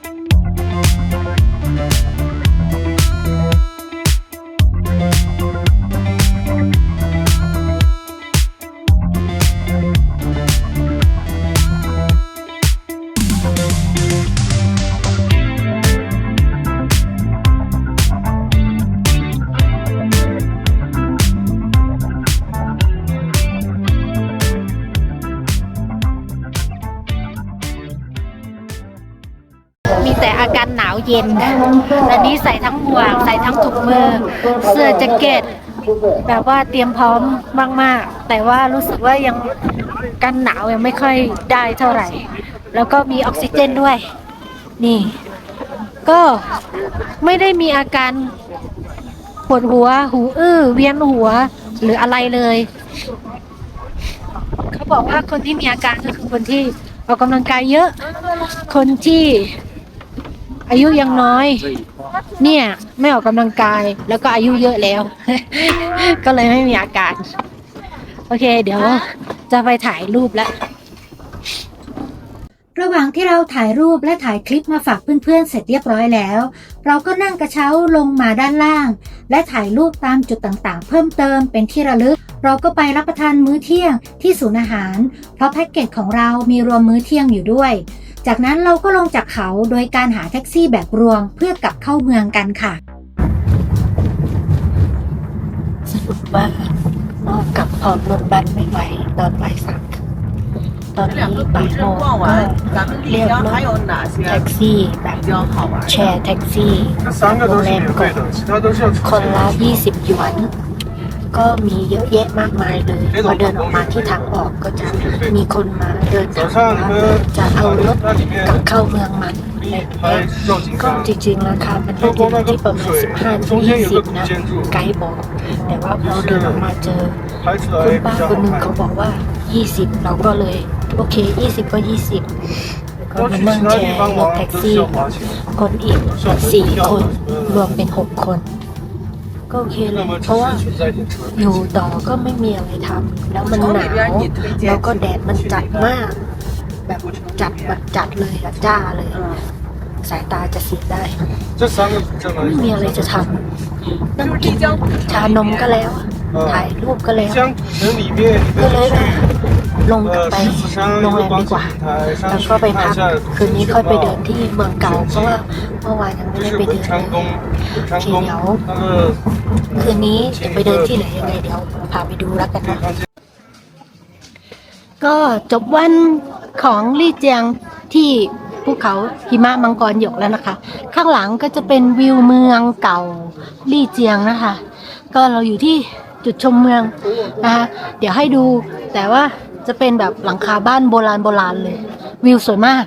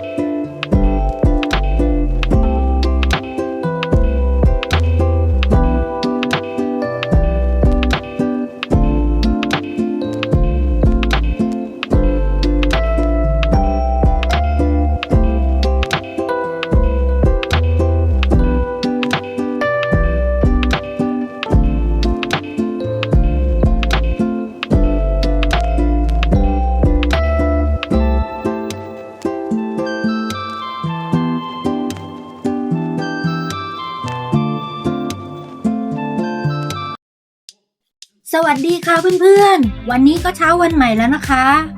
วันนี้เนี่ยเราเหมารถ1 คันนะคะ ส่งเราจากเมืองลี่เจียงไปยังเมืองแชงกรีล่าค่ะ เป็นรถเก๋งราคาที่เราเช่าไว้พร้อมคนขับอยู่ที่640หยวนรวมน้ำมันรถนะคะรถนั่งสบายมากเลยคนขับให้ข้อมูลพูดคุยตลอดเส้นทางมารยาทดีด้วยวันนี้เส้นทางของเราจะไม่ได้ใช้เส้นทางหลวงแต่เราจะไปใช้เส้นทางรองแทนซึ่งจะมีจุดชมวิวที่คนขับจะแนะนำเนี่ยหลายแห่งเลยค่ะมีทั้งจุดถ่ายรูปหุบเขาเสือกระโจนที่ไม่ใช่จุดแมสของนักท่องเที่ยวต่างชาติแต่วิวคือสุดยอดมากเลยมีรูปปั้นเสือด้วยแล้วก็เราจากนั้นก็จะไปแวะที่คาเฟ่นะคะครึ่งทางแต่ไม่ใช่คาเฟ่ดังที่มีหลายคนเขาพูดกันนะคะคาเฟ่นี้เนี่ยก็จะมีวิวเป็นหุบเขาเลยค่ะสูงใหญ่ตรงตั้งตระหง่านนะคะอยู่ตรงหน้าเลยสวยงามมากราคากาแฟเนี่ยค่อนข้างแรงเลยค่ะถ้าใครอยากจะตามไปดูเนี่ยก็ไปได้นะคะแต่เตือนไว้แล้วนะว่าราคาแรงจากนั้นเนี่ยเราก็ไปกันต่อที่ไปสุยไถนะคะวิดีโอวันนี้เนี่ยจะเป็นประมาณนี้ยังไงก็ฝากกดไลค์กดติดตาม Subscribe กันให้ด้วยนะคะโอเคงั้นเรามาชมวิดีโอกันเลยค่ะรถของเราที่เช่าก็จะประมาณนี้นะคะนั่งชมวิวตลอดเส้นทางสวยงามมากเลยค่ะแล้วคนขับก็ใจดีพอเราบอกว่าให้แวะเขาก็แวะให้เราทันทีเลยค่ะเพราะว่าหญิงบอกว่าหญิงเป็นยูทูบเบอร์ชื่อดังในเมืองไทยเขาก็ใจดีสุดๆเลยค่ะ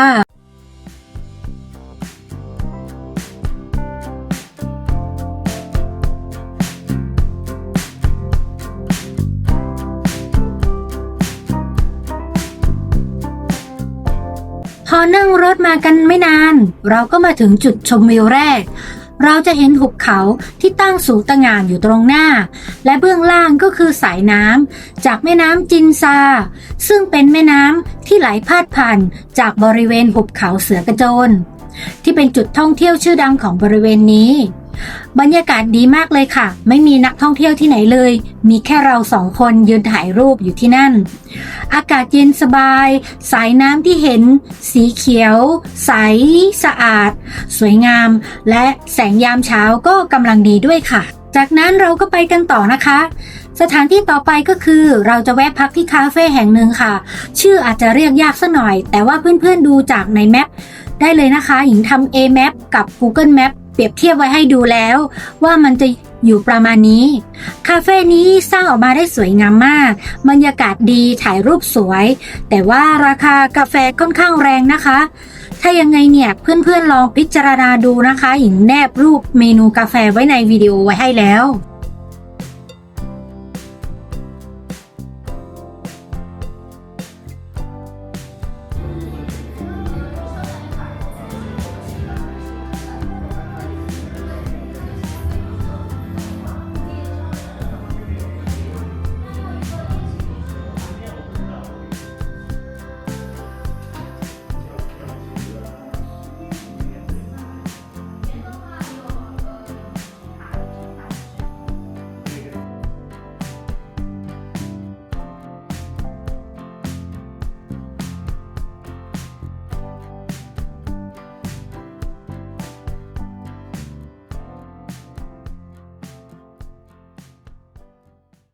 วันนี้อยู่ที่คาเฟ่นะคะก็จะมีวิวที่เป็นภูเขานะคะแล้วก็ล่องน้ำจะอยู่ข้างล่างล่องน้ำก็จะเป็นล่องน้ำที่จะไปที่ภูเขาเสือกระโจนนะคะเมื่อกี้เนี่ยคนขับรถเขาไว้ให้เราถ่ายรูปแล้วเป็นจุดชมวิวที่สวยมากเลยค่ะไม่มีคนเลยซึ่งเราสามารถที่จะถ่ายรูปได้แบบว่าเต็มที่เลยนะคะแต่แค่มันไม่มีรูปปั้นเสือแค่นั้นแต่ใครจะไปสนใจ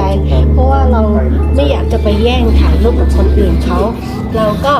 ได้จุดถ่ายรูปที่ดีเลยแล้วก็มาแวะคาเฟ่ที่นี่เพราะว่าตอนนี้ยังเช้าอยู่แล้ววันนี้เรายังไม่ได้กินกาแฟเลยประมาณ10 โมงเกือบ10 โมงแล้วตอนนี้เราก็จะบอกก่อนว่า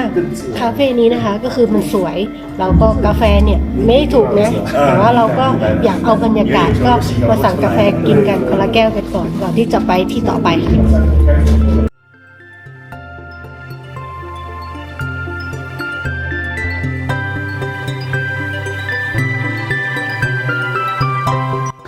อันนี้เราอยู่ในจุดที่เรียกว่าเป็นอีกจุดหนึ่งที่สำหรับถ่ายรูปที่ไม่มีค่าใช้จ่ายนะคะ แล้วก็มีรูปปั้นเสือด้วยเดี๋ยวจะให้ทุกคนดูนะคะ สวยมากเลย จุดที่เราจะลงไปถ่ายรูปอีกที่หนึ่งนะคะ เป็นจุดที่เขานำหินเนี่ยมาแกะสลักเป็นรูปปั้นเสือวิวเนี่ยไม่แพ้กับเส้นทางหลักเลยนะคะ สวยงามแล้วก็อลังการมากๆเลยค่ะ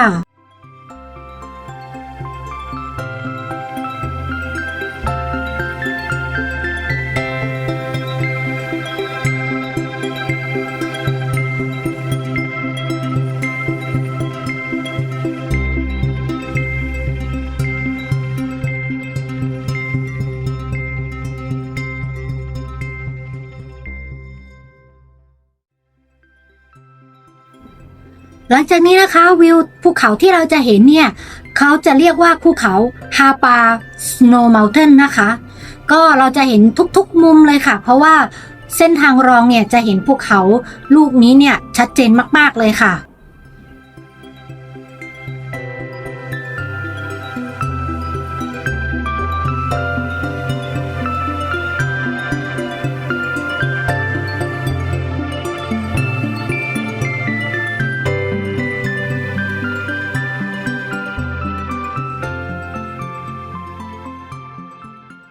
ในที่สุดเราก็มาเจอส้วมจีนในตำนานแล้ว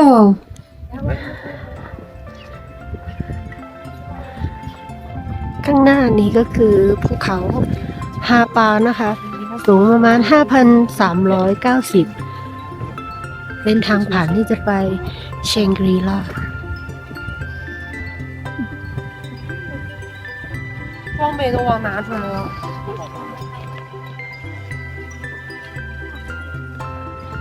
อ๋อ 5,396 我问他能带后备箱。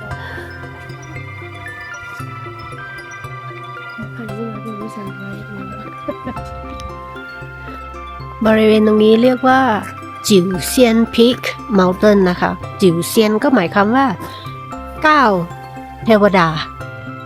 ยอดเขา9เทวดาแต่คนขับรถบอกว่ามันไม่น่าจะถึง9แต่ก็ไม่รู้ทำไมถึงเรียกว่า9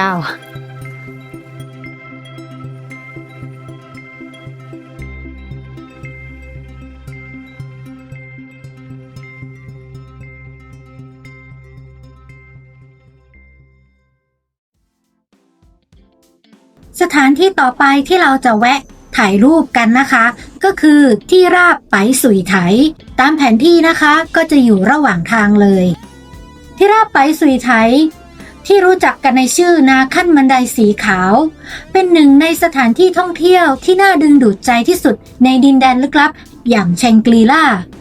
และเป็นภูมิประเทศโบราณของจีนที่มีประวัติศาสตร์ยาวนานถึง 200,000 ถึง 300,000 ปีจุดเด่นของพื้นที่แห่งนี้เป็นแหล่งแร่สีขาวขนาดใหญ่ในรูปของสระน้ำที่ลดหลั่นกันไปอย่างสวยงามซึ่งเกิดจากน้ำที่มีแคลเซียมสูงนะคะที่ไหลออกมาจากน้ำพุบนยอดเขากล่าวกันว่าเป็นภูมิประเทศประเภทนี้ที่ใหญ่ที่สุดในประเทศจีนก็พอเราซื้อตั๋วเสร็จแล้วใช่ไหมคะก็จะมีทั้งคนพื้นเมืองพร้อมม้านะคะอยู่ที่บริเวณตีนเขามาให้เราใช้บริการในการขึ้นเขานะคะก็ได้เวลาที่จะใช้วิทยายุทธในการต่อรองราคากันแล้วล่ะค่ะ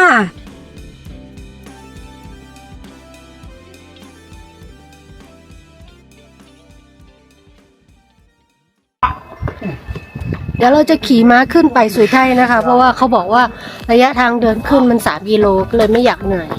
เพราะตอนนี้สภาพไม่ค่อยสบาย美女，你去这一批要不要？ โอเคเอา 真的，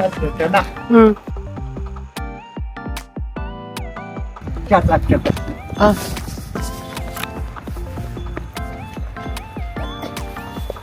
เล่นเสร็จยัง等一下啊，那我转过来。这地方挺大一个。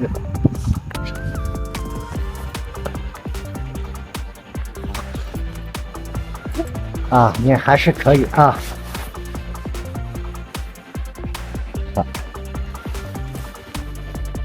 等一下，我来搞。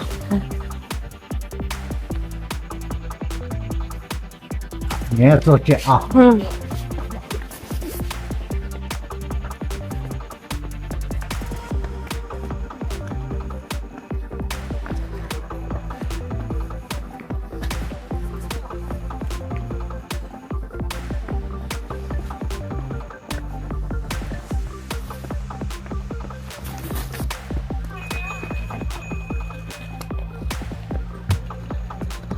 ปีที่แล้วขี่อูฐปีนี้ขี่ม้า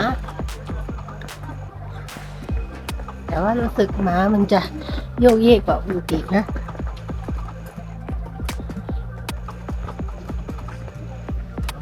หวังว่ามันจะเดินไม่ล้มนะเพราะว่าเราก็ไม่เคยขี่ม้ามาก่อนแล้วนี่มันขึ้นเขาเลยมีเยอะเลย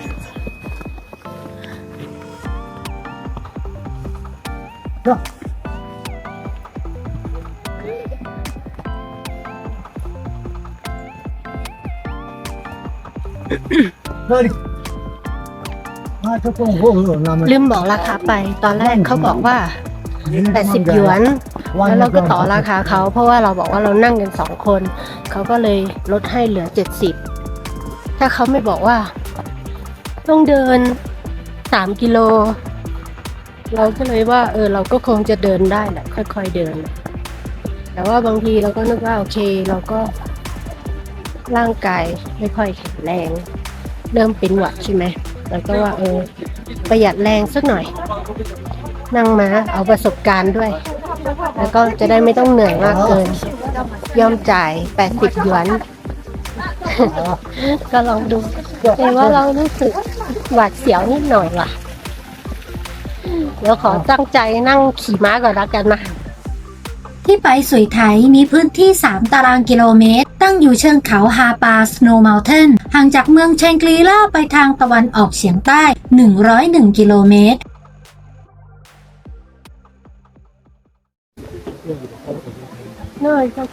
ลงจากม้าเรียบร้อย มันจะมีจังหวะหวาดเสียวนิดหน่อยตรงที่มันขึ้นเนิน แล้วบางทีเนี่ยม้าของอย่างเงี้ยมันหยุดเดิน แล้วคนที่จูงเขาบอกว่ามันเหนื่อย เราก็ไม่รู้ว่าเราหนักหรือเปล่าเพราะว่าเราก็แบกกระเป๋าเป้ด้วยร่วมน่าจะเกือบ10 กิโลสงสารน้องม้าอยู่ไปเดี๋ยวกำลังเดินไปชมวิวอ้าว ตำนานเล่าว่านักบุญองค์แรกของศาสนาตงปาถูกดึงดูดด้วยทิวทัศน์อันน่าทึ่งของสถานที่แห่งนี้ ระหว่างทางกลับจากการศึกษาพระสูตรทางพระพุทธศาสนาที่ทิเบต ท่านจึงตั้งรกรากเผยแพร่พุทธศาสนาณที่แห่งนี้ และนาขั้นบันไดน้ำขาวจึงเป็นที่รู้จักในฐานะดินแดนศักดิ์สิทธิ์ของศาสนาตงปา อีกตำนานหนึ่งกล่าวว่าเพื่อให้ชาวนาซีในท้องถิ่นเรียนรู้การเพาะปลูกเทพเจ้า2 องค์ได้สร้างนาขั้นบันไดเหล่านี้ขึ้นมาและได้ขนานนามว่านาขั้นบันไดที่สร้างโดยเทพเจ้าไปซุยไทยมีชื่อในภาษาของชาวนาซีว่าซื่อปู้จือซึ่งหมายถึงดอกไม้ที่กำลังเติบโตเป็นแหล่งกำเนิดของวัฒนธรรมตงปาของชนกลุ่มน้อยชาวนาซีนาขั้นบันไดเหล่านี้มีความเกี่ยวข้องกับผู้ก่อตั้งศาสนาตงปาในท้องถิ่นและได้รับการยกย่องว่าสอนชาวนาซีในท้องถิ่นให้ปรับตัวเข้ากับเนินเขาในภูมิภาคนี้เพื่อการเกษตรดังนั้นจึงเป็นสถานที่แสวงบุญที่สำคัญในท้องถิ่นและมีศาลเจ้าหลายแห่งทั้งในและรอบๆนาขั้นบันไดทุกปีในวันที่ 8 ของเดือน 2 ตามปฏิทินจันทรคติชาวนาซีจะมารวมตัวกันที่นี่เพื่อเฉลิมฉลองเทศกาลดั้งเดิมของพวกเขาด้วยการร้องเพลงและเต้นรำตลอดทั้งวันทั้งคืนเลยค่ะในวิดีโอตอนนี้ที่ทุกคนเห็นอยู่นะคะมันคือจุดก่อกำเนิดแหล่งน้ำของไปสุยไถและเป็นจุดที่ทุกคนมาสักการะบูชาสิ่งศักดิ์สิทธิ์ที่นี่หญิงก็ไม่แน่ใจเหมือนกันว่าที่คุณน้าเขาโรยสีขาวๆลงไปในน้ำนั้นคืออะไรแต่ดูเหมือนว่าเขามีการสวดมนต์หรือสวดขอพรอะไรสักอย่างหนึ่งตอนที่เขากำลังโรยผงนั้นลงไปที่น้ำ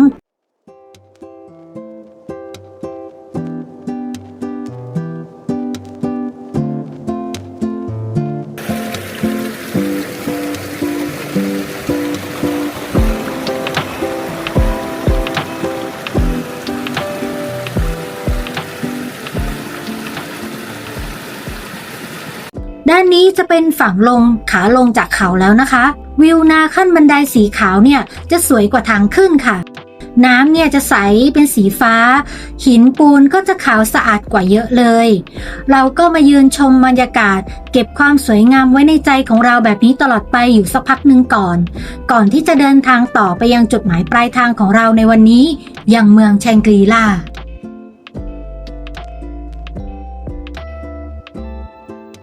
พอเดินลงมาข้างล่างแล้วเนี่ยดูเหมือนว่าบริเวณหินปูนเนี่ยมันเหมือนกับปูนซีเมนต์สร้างขึ้นมามากกว่ายังไงเนี่ยถ้าใครไปแล้วเนี่ยลองมาคอมเมนต์มาแชร์ประสบการณ์กันดูนะคะว่าความคิดเห็นเป็นยังไงกันบ้างหลังจากนี้เราก็เดินทางต่อกันยาวไปยังเมืองแชงกรีลาจุดหมายปลายทางของเราตอนนี้เราก็มาถึงเมืองแชงกรีลาเรียบร้อยแล้วนะคะก็เราไปเดินอยู่ตรงบริเวณสแควร์นะคะในตอนเวลา5 โมงเย็นที่แดดยังจัดอยู่เลยโรงแรมของเราก็อยู่ด้านหลังของกงล้อนะคะ Player View นะคะซึ่งเดี๋ยวกลางคืนน่าจะวิวดีมากเดี๋ยวให้ดูว่าเป็นยังไงนะคะบริเวณสแควร์แห่งนี้นะคะ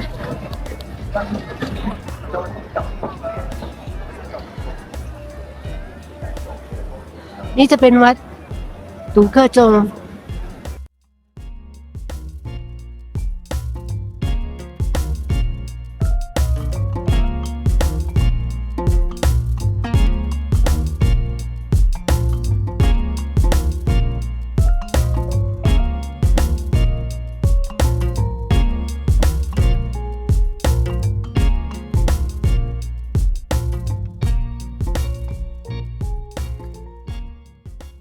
ตอนนี้แดดยังส่องอยู่เดี๋ยวตอนกลางคืนจะไปเดินหมุนกงอะไรนะ Player View ด้วย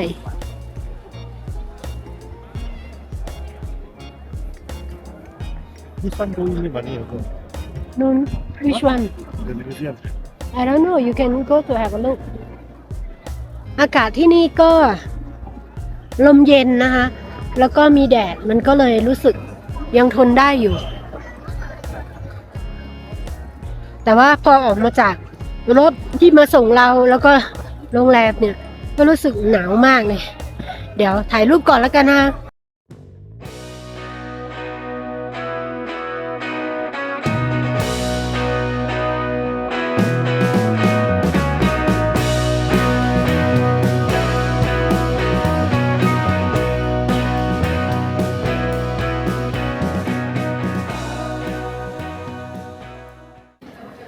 ตอนนี้เราเข้ามาที่ในมิวเซียมนะคะก็เป็นจุดหนึ่งที่เมื่อตอนสมัยเหมาเจ๋อตงเขามาเดินลองมาร์ชที่นี่นะคะในตอนนั้นที่เขาปฏิวัติประเทศจีนน่ะก็คือตอนที่เขาสู้กับกัวมิงตั๋งเขาก็มาเดินผ่านที่นี่ด้วยเดี๋ยวมาดูว่าในมิวเซียมเนี้ยเขาจะออกมามีประวัติที่จะเล่าเรื่องเป็นยังไงกันบ้างนะคะ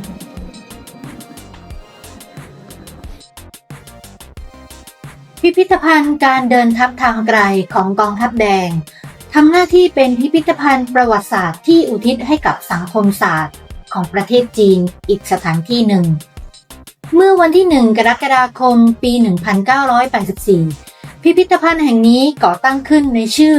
หออนุสรณ์การเดินทัพทางไกลของกองทัพแดงภายใต้การบริหารงานของสำนักวัฒนธรรมอำเภอจงเตี้ยนเปิดอย่างเป็นทางการเมื่อวันที่ 20 สิงหาคม ปี 2007 จนถึงสิ้นปี 2019 พิพิธภัณฑ์แห่งนี้มีสิ่งของจัดแสดงในคอลเลกชันทั้งหมด 280 ชิ้น เมื่อวันที่ 19 มิถุนายน 2021 กรมโฆษณาชวนเชื่อส่วนกลางได้รับการกำหนดให้พิพิธภัณฑ์แห่งนี้เป็นฐานสาธิตระดับชาติเพื่อการศึกษาด้านความรักชาติเรามารู้จักประวัติความเป็นมาของสถานที่แห่งนี้กันนะคะพิพิธภัณฑ์การเดินทัพทางไกลของกองทัพแดงตั้งอยู่ที่ศาลาประชาคมกลางเมืองซึ่งเป็นหน่วยงานอนุรักษ์โบราณสถานสำคัญระดับชาติการก่อสร้างศาลาประชาคมกลางเมืองนี้เริ่มต้นขึ้นในปีที่2ของรัชสมัยหยงเจิ้ง แห่งเมืองวงชิงในปี 1724 แม้ว่าจะถูกทำลายและสร้างใหม่หลายครั้งก็ตาม ในปีที่ 8 ของรัชสมัยกวางสูในปี 1882 ศาลาแห่งนี้ได้รับการซ่อมแซมและใช้เป็นสถานที่สำคัญสำหรับชาวทิเบตในท้องถิ่น ในการบูชาบรรพบุรุษ สวดมนต์ จัดการประชุม จัดงานศพและงานแต่งงาน ในปี 1936 ระหว่างการเดินทัพทางไกล ผู้นำที่โดดเด่น เช่น เหอหลง เซียวเคอร์เหรินปี่ซือ ได้เดินผ่าน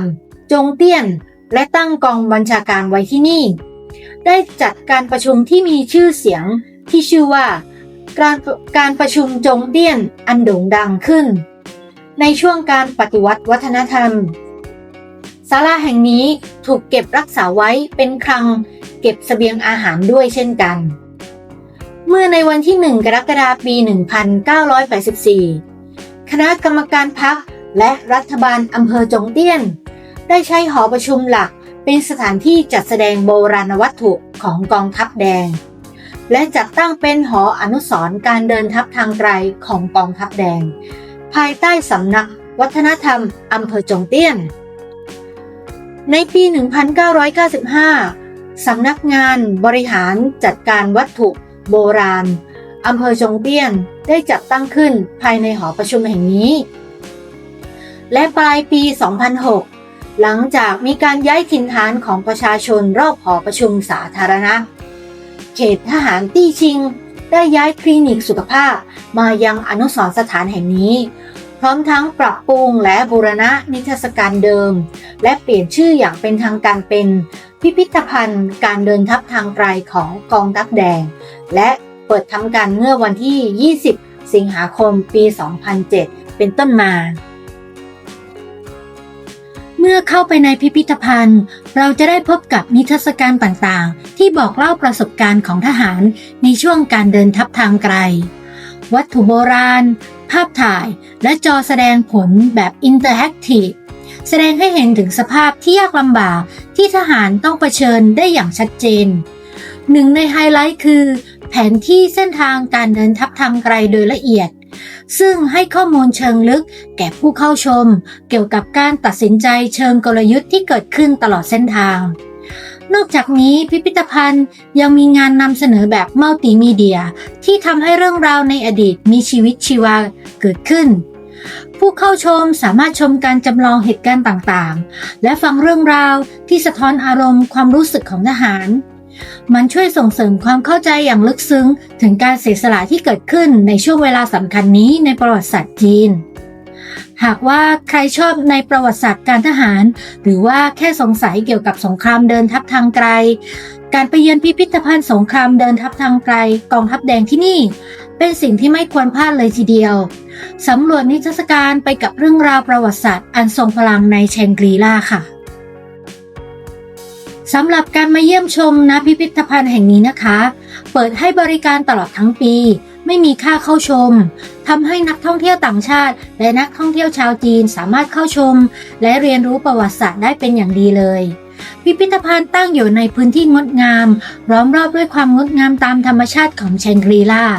ซึ่งช่วยเสริมประสบการณ์โดยรวมทำให้ผู้เข้าชมสามารถเดินดำกับบรรยากาศอันเงียบสงบไปพร้อมกับเรียนรู้เกี่ยวกับประวัติศาสตร์ของการทหารของประเทศจีนค่ะหลังจากนี้หญิงจะให้เพื่อนๆได้รับชมคลิปวิดีโอภายในพิพิธภัณฑ์กันอย่างเต็มที่เลยนะคะ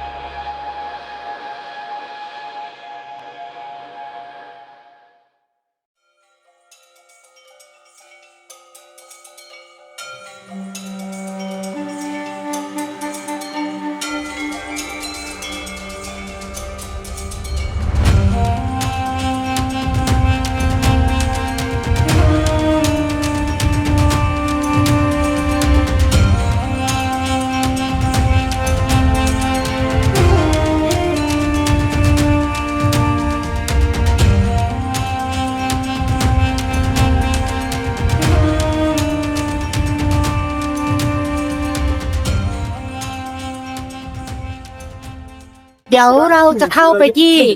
วัดตูเคอจงแล้วนะคะ ไปที่ตรง Prayer View นะคะ ตรงนี้เนี่ยเขาจะมีตัวสแกน QR code ให้ลงทะเบียนที่จะเข้าไปนะคะ ก็ใช้ WeChat สแกนแล้วก็ใส่เลขพาสปอร์ตเรานะคะ แล้วก็ลงทะเบียน ก็จะได้ QR code มาแบบนี้ แล้วเดี๋ยวไปสแกนที่หน้าประตูไม่มีค่าใช้จ่ายนะคะ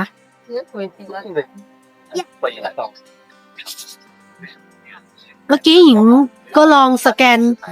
แล้วก็ลงทะเบียนก็ใช้เวลานานอยู่เหมือนกันนะคะ เพราะว่าคนลงทะเบียนเยอะ ถ้าเราจะต้องกดลงทะเบียนหลายรอบเนี่ยไม่เป็นไรนะคะ ก็คือ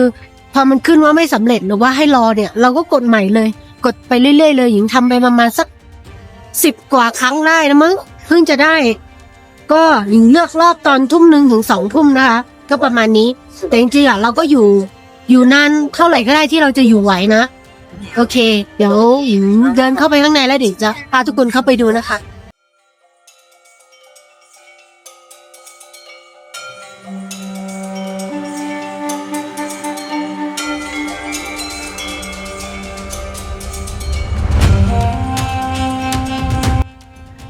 วงล้ออธิษฐานยักษ์ในแชงกรีลาขึ้นชื่อว่าเป็นวงล้ออธิษฐานที่ใหญ่ที่สุดในโลกด้วยความสูง 21 เมตร และหนัก 60 ตัน เช่นเดียวกับวงล้ออธิษฐานอื่นๆ ภายในบรรจุบทสวดมนต์ดั้งเดิม 6 พยางค์คือ โอม มณี ปัตตเม หุม เนื่องจากขนาดและน้ำหนักที่มาก วงล้ออธิษฐานนี้จึงต้องใช้คนหลายคนช่วยกันหมุน เป็นสถานที่ท่องเที่ยวที่ห้ามพลาดเมื่อมาถึงที่เที่ยวแชงกรีลาในปี 2002 วงล้อภาวนาขนาดยักษ์นี้ถูกสร้างขึ้นเพื่อเป็นอนุสรณ์แก่เขตจงเตี้ยนซึ่งต่อมาเปลี่ยนชื่อเป็นเขตแชงกรีลาตามประเพณีพุทธศาสนาทิเบตที่อ้างอิงจากตำราสืบทอดเกี่ยวกับวงล้อภาวนาการหมุนวงล้อนี้จะมีผลบุญกุศลเทียบเท่ากับการสวดมนต์ด้วยวาจาการหมุน1 รอบเทียบเท่ากับการสวดมนต์อมิตาภะ 1.24 ล้านครั้งเลยทีเดียวบนพื้นผิวของวงล้อมีภาพนุ่งสูงของพระมัจจุสีพระสมันตพัทรพระอวโลกิเตศวรและพระกสิติคันสมบัติทางพุทธศาสนา8 ประการที่แสดงอยู่ด้านล่างได้แก่ ร่ม ปลาทอง แจกันสมบัติ ดอกบัว หอยสัง ปมที่ไม่มีที่สิ้นสุด ธงแห่งชัยชนะ และวงล้อ ภายในกระบอกบรรจุพระสูตรและมนต์ต่างๆ มนต์ไร้คำพูด 1.24 ล้านบท และสมบัติทางพุทธศาสนาทุกชนิดฉะนั้นเนี่ยพุทธศาสนิกชนอย่างเราเนี่ยเมื่อไปถึงที่เมืองแชงกรีลาแล้วนี่ก็ห้ามพลาดเลยนะคะที่จะไปหมุนวงล้อนี้เพื่อที่จะยืนยันว่าเราได้มาถึงที่เมืองแชงกรีลาเป็นที่เรียบร้อยแล้ว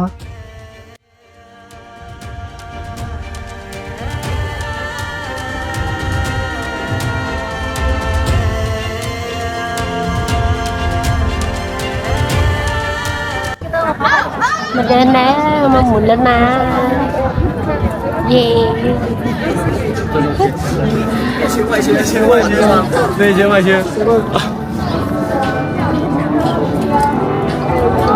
มาตั้งไกลมาถึงจนได้ เป็นหวัดก็ต้องมาให้ได้Stand outside so difficult to hold. 他们呢？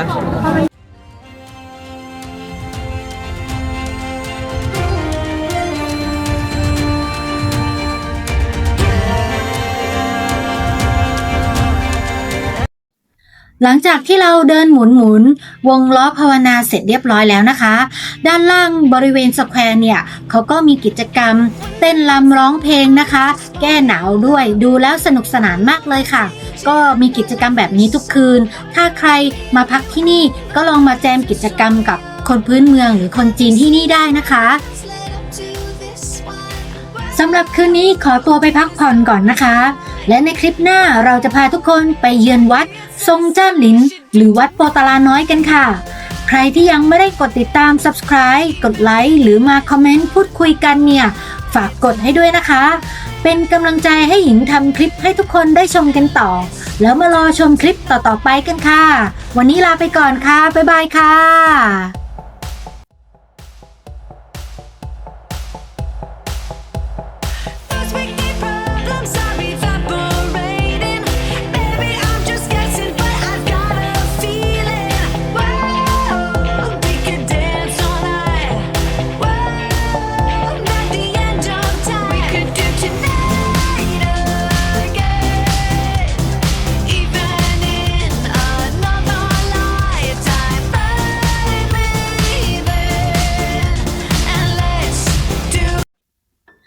สวัสดีค่ะ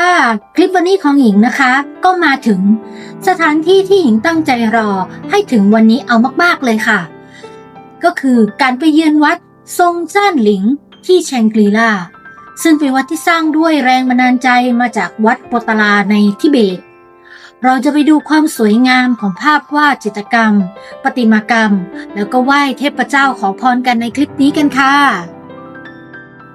เพื่อนๆสามารถดูวิดีโอคลิปนี้เพื่อเป็นไกด์ไลน์ที่จะเดินทางมายังสถานที่แห่งนี้ได้เลยนะคะ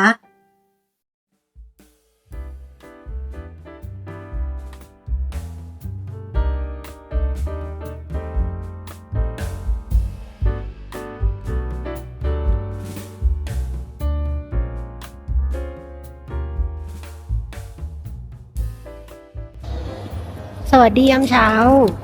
ตอนนี้เราก็อีกวันหนึ่งแล้วนะคะที่อยู่ที่แชงกรีลาวันนี้เราจะไปที่วัดซงจ้านหลินวันนี้เราอยู่ที่บริเวณ Tourist Center นะคะก็เดี๋ยวเราจะมาซื้อตั๋วที่นี่แล้วก็ขึ้นรถบัสของที่นี่นะคะไปส่งถึงประมาณตีนเขาของวัดค่ะแต่ทีนี้เนี่ยเราคิดว่าเราจะเรียกรถของพวกชาวบ้านนะพาส่งขึ้นไปที่บนวัดเพราะว่าเราน่าจะเดินไม่ไหวถึงแม้ว่ามันจะ100 กว่าขั้นก็ตามเราว่าเราแบ่งรายได้นิดหน่อยให้ชาวบ้านบ้างก็โอเคด้วยสภาพร่างกายขนาดนี้ด้วยแล้วเรานั่งรถชาวบ้านดีกว่าแล้วก็อากาศที่นี่เนี่ยพอมีแดดแล้วเนี่ยก็ค่อยยังชั่วหน่อยถ้าตอนที่ยังไม่มีแดดเนี่ยคือก็เย็นค่ะเย็นมากโอเควิธีซื้อตั๋วก็สแกนตรงนี้ก็ได้นะคะหรือจะไปซื้อที่เคาน์เตอร์ก็ได้เคาน์เตอร์นี่เคาน์เตอร์น่าจะอยู่ข้างใน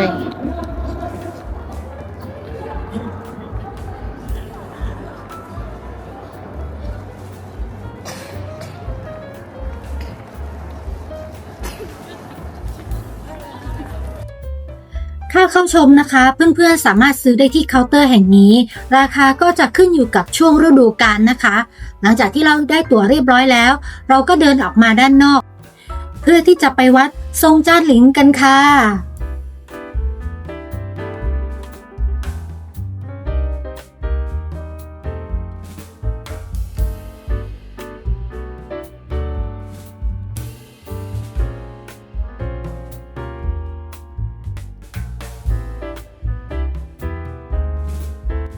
เมื่อเราขึ้นรถบัสมาแล้วเราก็มาทำความรู้จักกับวัดซงจ้านหลิงกันสักนิดนึงนะคะวัดนี้เนี่ยเป็นวัดพุทธทิเบตที่ใหญ่ที่สุดในมณฑลยูนนานเป็นหนึ่งในวัดที่มีชื่อเสียงในภูมิภาคคังตั้งอยู่ใกล้กับอำเภอแชงกรีลาบริเวณเชิงเขาฝอผิงวัดนี้มีอายุเก่าแก่กว่า300ปีสถาปัตยกรรมภายในวัดถอดแบบมาจากพระราชวังโปตลาในกรุงลาซาทิเบตที่นี่จึงมีฉายาว่าเป็นพระราชวังโปตลาน้อยเอาล่ะเรามาถึงแล้ววัดซงจ้านหลินสวยงามอลังการสีทองแดงเหลืองเดี๋ยวจะลองดูว่ามีชาวบ้านเข้ามาให้เราแบบว่ารับจ้างพาขึ้นไปไหมตัวนี้ก็คนเยอะ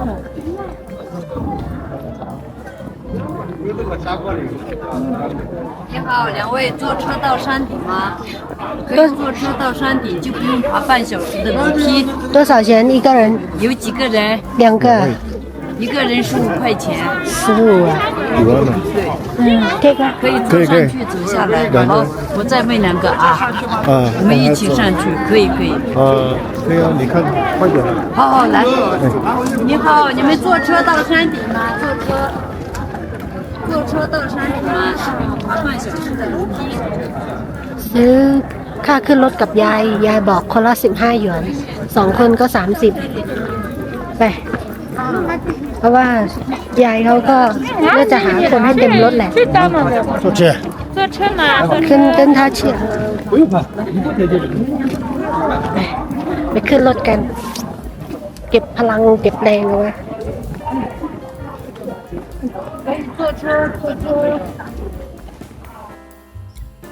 การก่อสร้างวัดเริ่มต้นในปี 1679 และแล้วเสร็จในอีก 2 ปีต่อมา วัดแห่งนี้ดูเหมือนกลุ่มปราสาทโบราณประกอบด้วยสำนักสงฆ์2 แห่งก็คือจาชางและจีคังหลังคาทองแดงปิดทองทำให้วัดมีลักษณะเด่นแบบทิเบตอย่างชัดเจนและเสามีทั้งหมด108ต้นซึ่งเป็นเลขมงคลในพุทธศาสนาที่ชั้นล่างก็จะแสดงถึงลักษณะของชาวฮั่นชัดเจนห้องโถงหลักในวัดมีความงดงามด้านซ้ายและด้านขวามีภาพจิตรกรรมฝาผนังที่สวยงามเรื่องราวและตำนานทางพุทธศาสนาห้องโถงภายในมีความประณีตงดงามมีระเบียงทางเดินที่ทอดยาวระเบียงทางเดินทั้งหมดตกแต่งด้วยประติมากรรมที่สวยงามและภาพจิตรกรรมฝาผนังที่สมบูรณ์แบบมากๆวัดแห่งนี้เต็มไปด้วยสมบัติล้ำค่าที่มีพระพุทธรูปทองคำมากมายโคมไฟทองคำเครื่องบูชาแบบทิเบตกระถางธูปเงินและอื่นๆอีกมากมายสิ่งเหล่านี้ล้วนเป็นของสะสมอันงดงามที่รวบรวมมาจากแต่ละราชวงศ์เป็นผลงานล้ำค่าที่สร้างสรรค์โดยชาวทิเบตและชาวฮั่นน่าเสียดายที่วัดนี้ไม่อนุญาตให้ถ่ายภาพและวิดีโอด้านในเพื่อนๆคงต้องมาสัมผัสที่นี่เองแล้วล่ะค่ะภาพในวิดีโอที่ทุกคนได้ชมกันเนี่ยเป็นภาพที่หญิงได้เหมารถคนพื้นเมืองพาเราขึ้นไปยังวัดด้านบนนะคะก็ถ้าใครไม่อยากเดินเหมือนหญิงเนี่ยก็สามารถจ้างคนพื้นเมืองได้เลยนะคะและเส้นทางรถเนี่ยที่เห็นอยู่ในวิดีโอก็คือเส้นทางที่อยู่ในหมู่บ้านข้างบนเขานี้ซึ่งก็จะมีเฉพาะคนในหมู่บ้านคนในชุมชนที่จะใช้ถนนเส้นนี้ได้เท่านั้นนะคะส่วนนักท่องเที่ยวเนี่ยถ้าอยากจะขึ้นมาบนวัดก็มีวิธีการเดินเท่านั้นแต่ถ้าหากว่าไม่อยากเดินก็สามารถจ้างคุณลุงแบบนี้ได้แล้วคุณลุงก็ใจดีมากๆเลยค่ะที่อธิบายว่าเราควรจะไปที่อาคารอันไหนก่อนอันไหนหลังด้วยนะคะ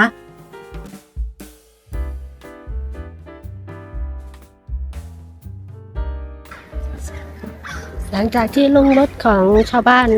ที่เขาคิดค่ารถคนละ15หยวนนะคะก็เขามาให้เราลงใกล้ๆฮอที่1เขาบอกว่าข้างในเนี้ยจะมี5ฮอนะคะก็เดี๋ยวเราจะถ่ายรูปถ่ายอะไรบริเวณด้านนอกให้เสร็จก่อนแล้วเดี๋ยวเราค่อยเข้าไปข้างในเขามีการตีกลองอะไรกันด้วย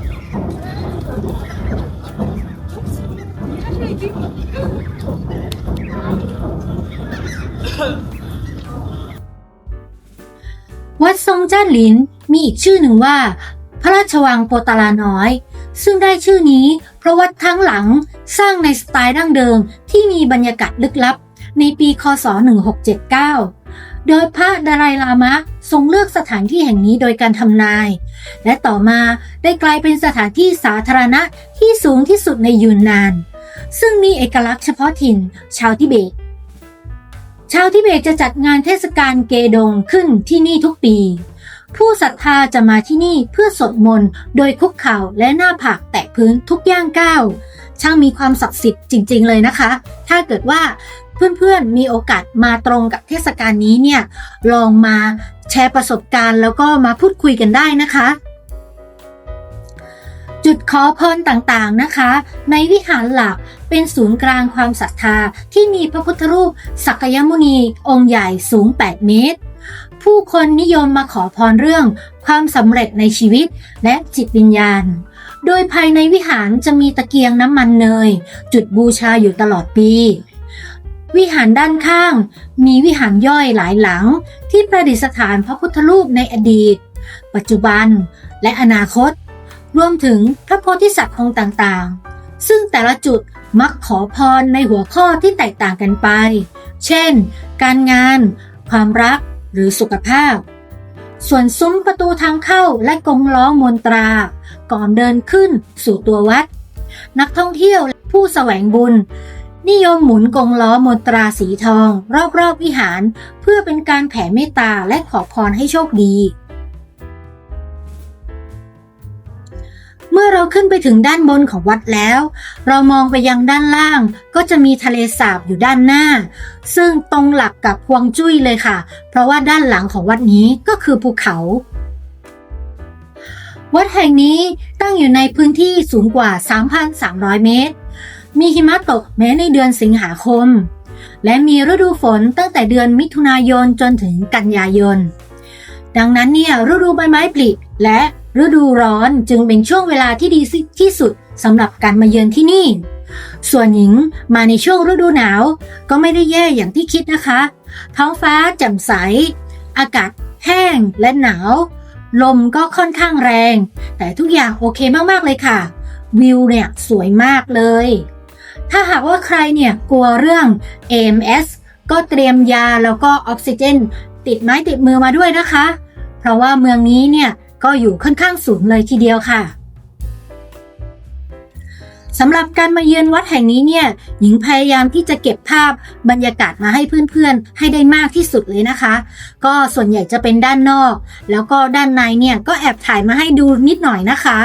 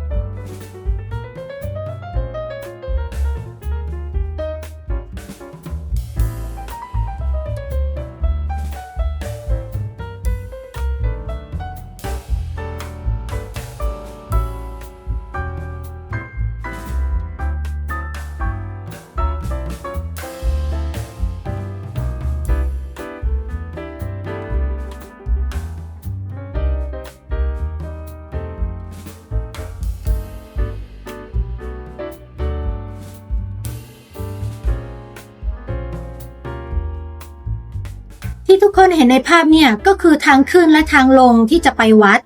ถ้าเกิดว่า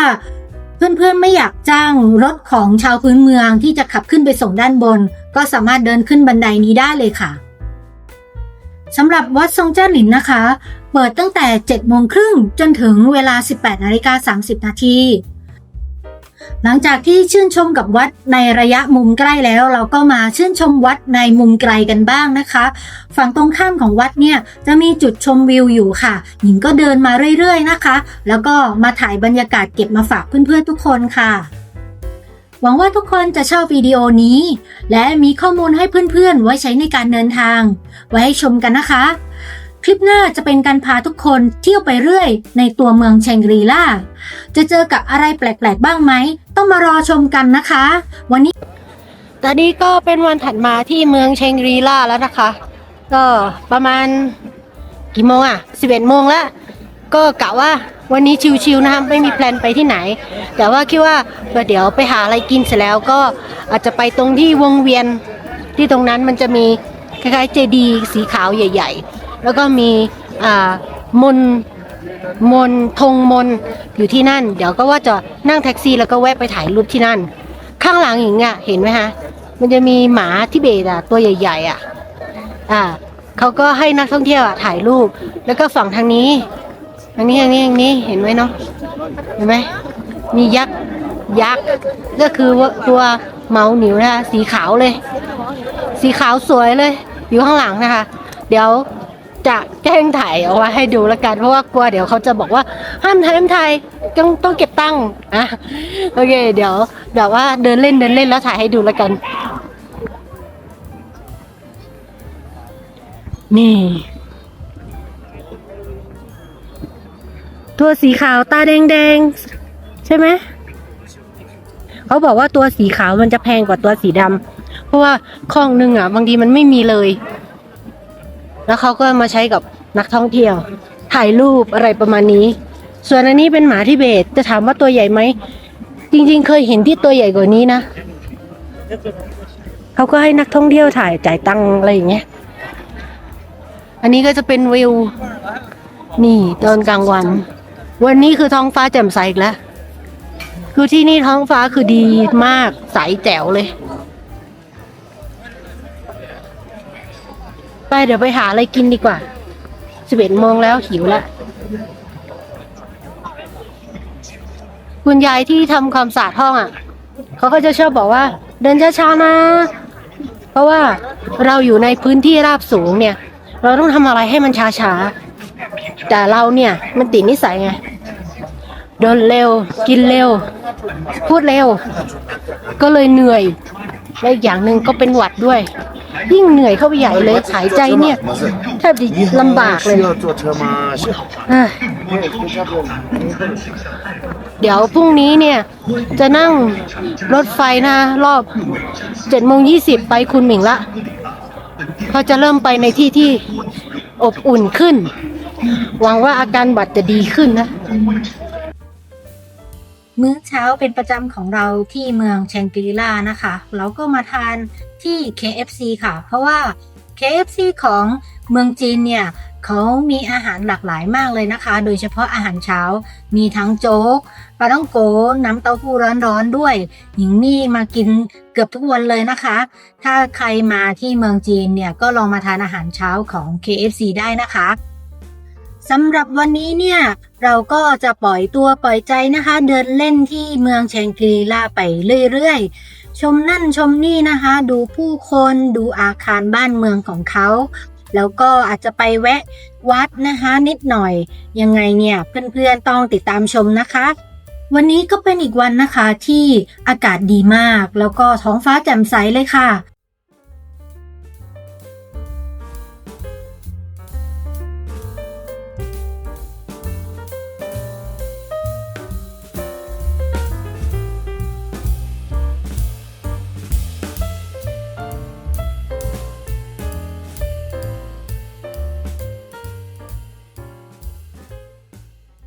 ตอนนี้เนี่ยเราก็เดินไปทั่วเลยค่ะแล้วก็มาเจอจัตุรัสอีกที่หนึ่งนะคะ น่าจะเป็นจัตุรัสเล็กลงมาจากที่ตรง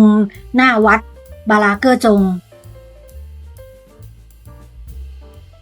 สายๆหน่อยแล้วก็เริ่มมีคนออกมาเดินเล่นบนถนนนะคะถ่ายรูปหาอะไรทานกัน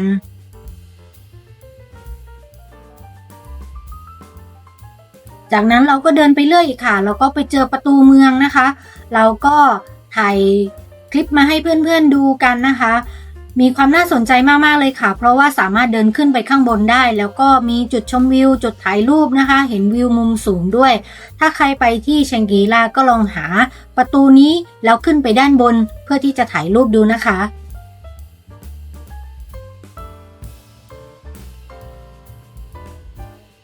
หญิงถ่ายรูปโดยมีพื้นหลังเนี่ยเป็นวัดนะคะมาให้เพื่อนๆได้ดูกันด้วยหลังจากนั้นนะคะเราก็ เรียกรถแท็กซี่ออกจากตัวเมืองเก่านะคะ เพื่อไปยังตัวเมืองที่อยู่ไม่ไกลค่ะ แล้วเราก็ใช้วิธีการเดินนะคะ เพราะว่าเราอยากชมอาคารชมผู้คนนะคะ เราก็ต้องออกมาเดินค่ะ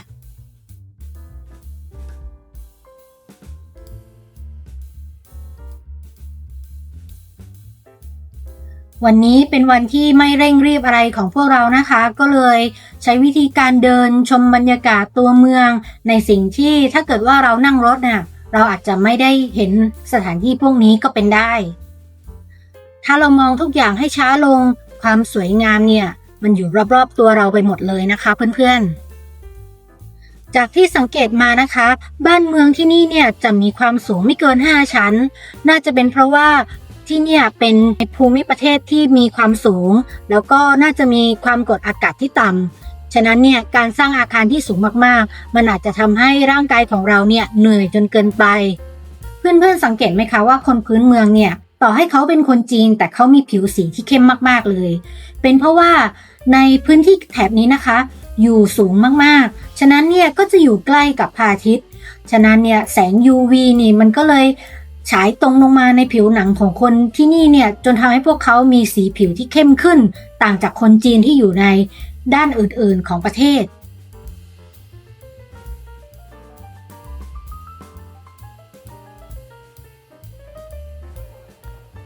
ระหว่างที่ชมเมืองไปเรื่อยนะคะหญิงก็มาค้นพบกับวัดที่ชื่อวัดไปถาหรือเจดีย์ขาวของแชงกรีล่าที่อยู่ในตัวเมืองนะคะวัดแห่งนี้เนี่ยอยู่ริม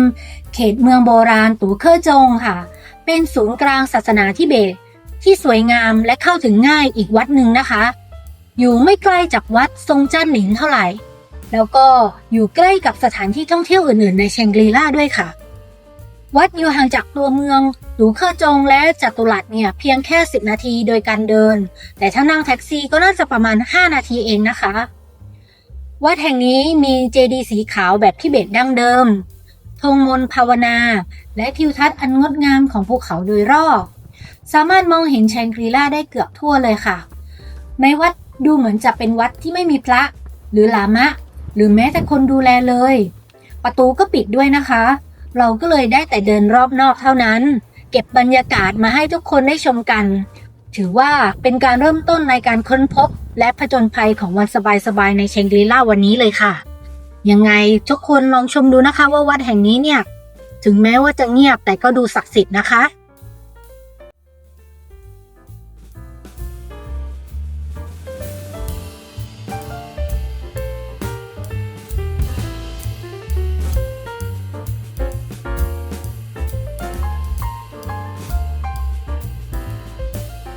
หลังจากนั้นเนี่ยเราก็ไป explore ในร้านที่ขายเครื่องสังฆพันธ์นะคะถ้าเกิดบ้านเราคงจะเรียกแบบนั้นได้เพราะว่าเป็นร้านที่ขายเกี่ยวกับเครื่องรางบูชาพระต่างๆรูปหล่อต่างๆอุปกรณ์ไหว้พระไหว้เจ้าต่างๆนะคะก็เป็นอะไรที่น่าสนใจมากๆเลยนะคะเพราะว่าที่บ้านเราอ่ะไม่มีแบบนี้แล้วรูปปั้นแต่ละรูปเนี่ยก็คือว่าใช่เลยนี่ถ้าไม่ติดว่าหญิงยังต้องไปเมืองอื่นอีกเนี่ยหญิงคงได้ซื้ออะไรติดไม้ติดมือกลับไปด้วยแน่ๆเลยค่ะ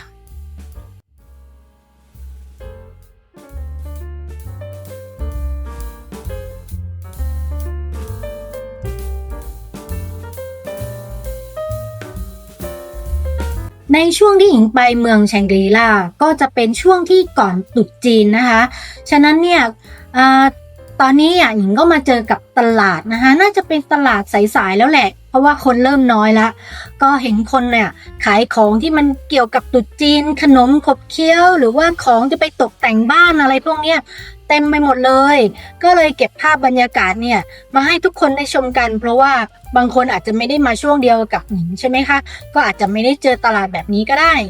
เป็นประสบการณ์ที่ยอดเยี่ยมมากๆเลยค่ะจริงๆถ้าใครคิดว่าจะซื้อธงมนต์นะคะเอาไปแขวนตามสถานที่ต่างๆก็สามารถมาหาซื้อได้ในตัวเมืองนะคะดูแล้วเหมือนกับว่าหาซื้อได้ไม่ยากเลยค่ะที่ไหนก็มีขายไปหมดเลย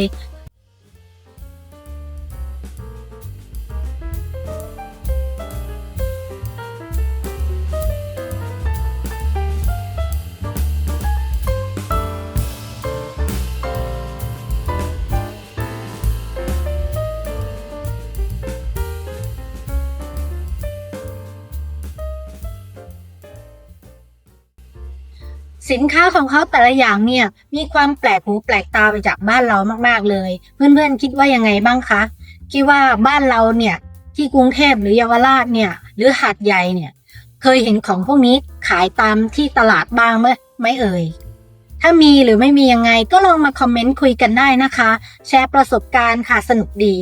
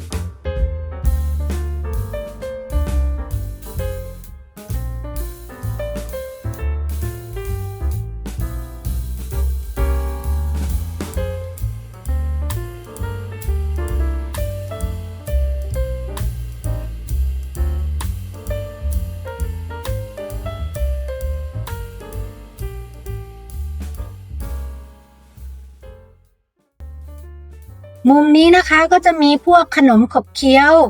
ถั่วตุ๊บตับหรือว่าข้าวพองนะคะเหมือนที่บ้านเราแต่ว่ารูปทรงและรสชาติอาจจะมีความแตกต่างกันนิดหน่อยนะคะก็น่าจะคิดว่าคนที่เนี่ยเขาจะชอบกินมีของกินขนมขบเคี้ยวเยอะนะคะแล้วก็พวกลูกอมของหวานๆเนี่ยก็มีเยอะด้วยถ้าเกิดว่าใครมาเนี่ยก็ลองซื้อเป็นของฝากได้นะคะหญิงเนี่ยมีซื้อมาบ้างเป็นพวกข้าวพองคล้ายๆข้าวฟ่างพองนะคะก็อร่อยอยู่เหมือนกันนะคะ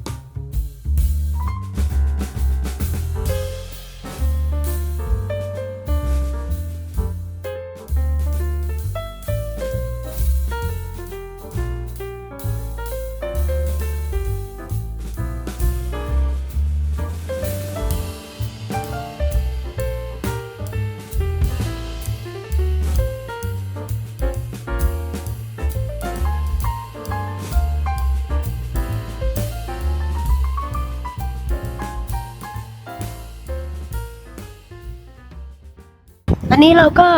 นั่งแท็กซี่มานะคะจากเขาเรียกว่าเหมือนทางเหนือของเมืองเก่าใช่ไหมคะที่เมื่อกี้เราไปวัดที่ไม่มีพระอยู่เลยไม่มีใครเลยในวัดแล้วก็นั่งแท็กซี่มาที่อยู่ตรงทางใต้หน่อยของเมืองนะคะแต่เป็นจุดที่เขาเรียกว่าเป็นประตูต้อนรับสู่เมืองแชงกรีลาแล้วก็จะมีเจดีย์สีขาวนะคะอันใหญ่อลังการเลยคอยต้อนรับนักท่องเที่ยวที่เข้ามาที่เมืองแชงกรีลาแห่งนี้นะคะเดี๋ยวหญิงจะให้ทุกคนดูนะคะว่ามันใหญ่ขนาดไหน Inner Harmony Stupa of Pagoda ทาจงถาเจดีย์ทาจง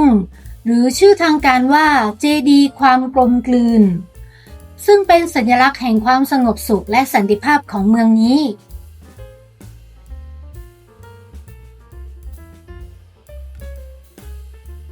เดี๋ยวเราไปเดินดูกันว่าที่เนี่ยมีอะไรนะคะ เพราะว่าข้างในเนี่ยเหมือนจะมีอาคาร แต่มีอะไรอยู่ข้างในนั้นเดี๋ยวเราไปดูกัน ไม่แน่ใจว่าเขาจะให้เราถ่ายรูปถ่ายวิดีโอหรือเปล่านะคะ เข้าไปดูกัน เจดีย์สูง 108 เมตร ตั้งอยู่ทางใต้ของเมืองเก่า ซึ่งอาจจะเรียกว่าเป็นเจดีย์ที่คอยต้อนรับทุกท่านที่เดินทางเข้าสู่เมืองแชงกรีลา โดยเฉพาะเส้นทางที่มาจากเมืองลี่เจียง เป็นเจดีย์สีขาวที่สูงและใหญ่ที่สุดในโลก สามารถมองเห็นได้จากระยะไกลเลยค่ะ และคิดว่าสีขาวนี่แหละคือจุดสำคัญ เจดีย์นี้สร้างขึ้นในปี 1997 เพื่อเฉลิมฉลองครบรอบ 40 ปีของการก่อตั้งเมืองตี้ชิง แต่สิ่งที่น่าสนใจคือ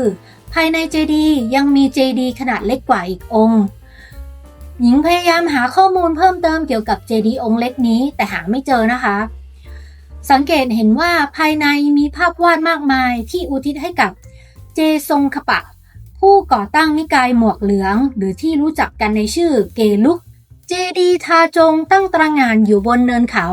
ที่สามารถมองเห็นเมืองแชงกรีลาได้เกือบทั้งหมด เจดีย์แห่งนี้ถูกสร้างขึ้นเพื่อเป็นสัญลักษณ์ของความกลมกลืนระหว่างชนชาติ โดยเฉพาะ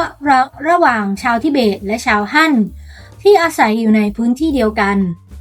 เจดีย์นี้ได้รับการออกแบบในสถาปัตยกรรมแบบทิเบตที่โดดเด่นและสวยงาม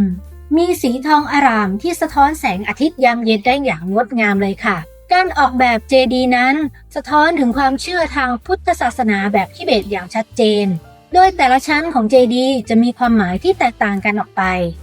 และภายในเจดีย์ยังเป็นที่ประดิษฐานพระพุทธรูปและสิ่งศักดิ์สิทธิ์ต่างๆให้ผู้คนได้มาสักการะบูชาด้วย นอกจากความหมายเชิงสัญลักษณ์แล้ว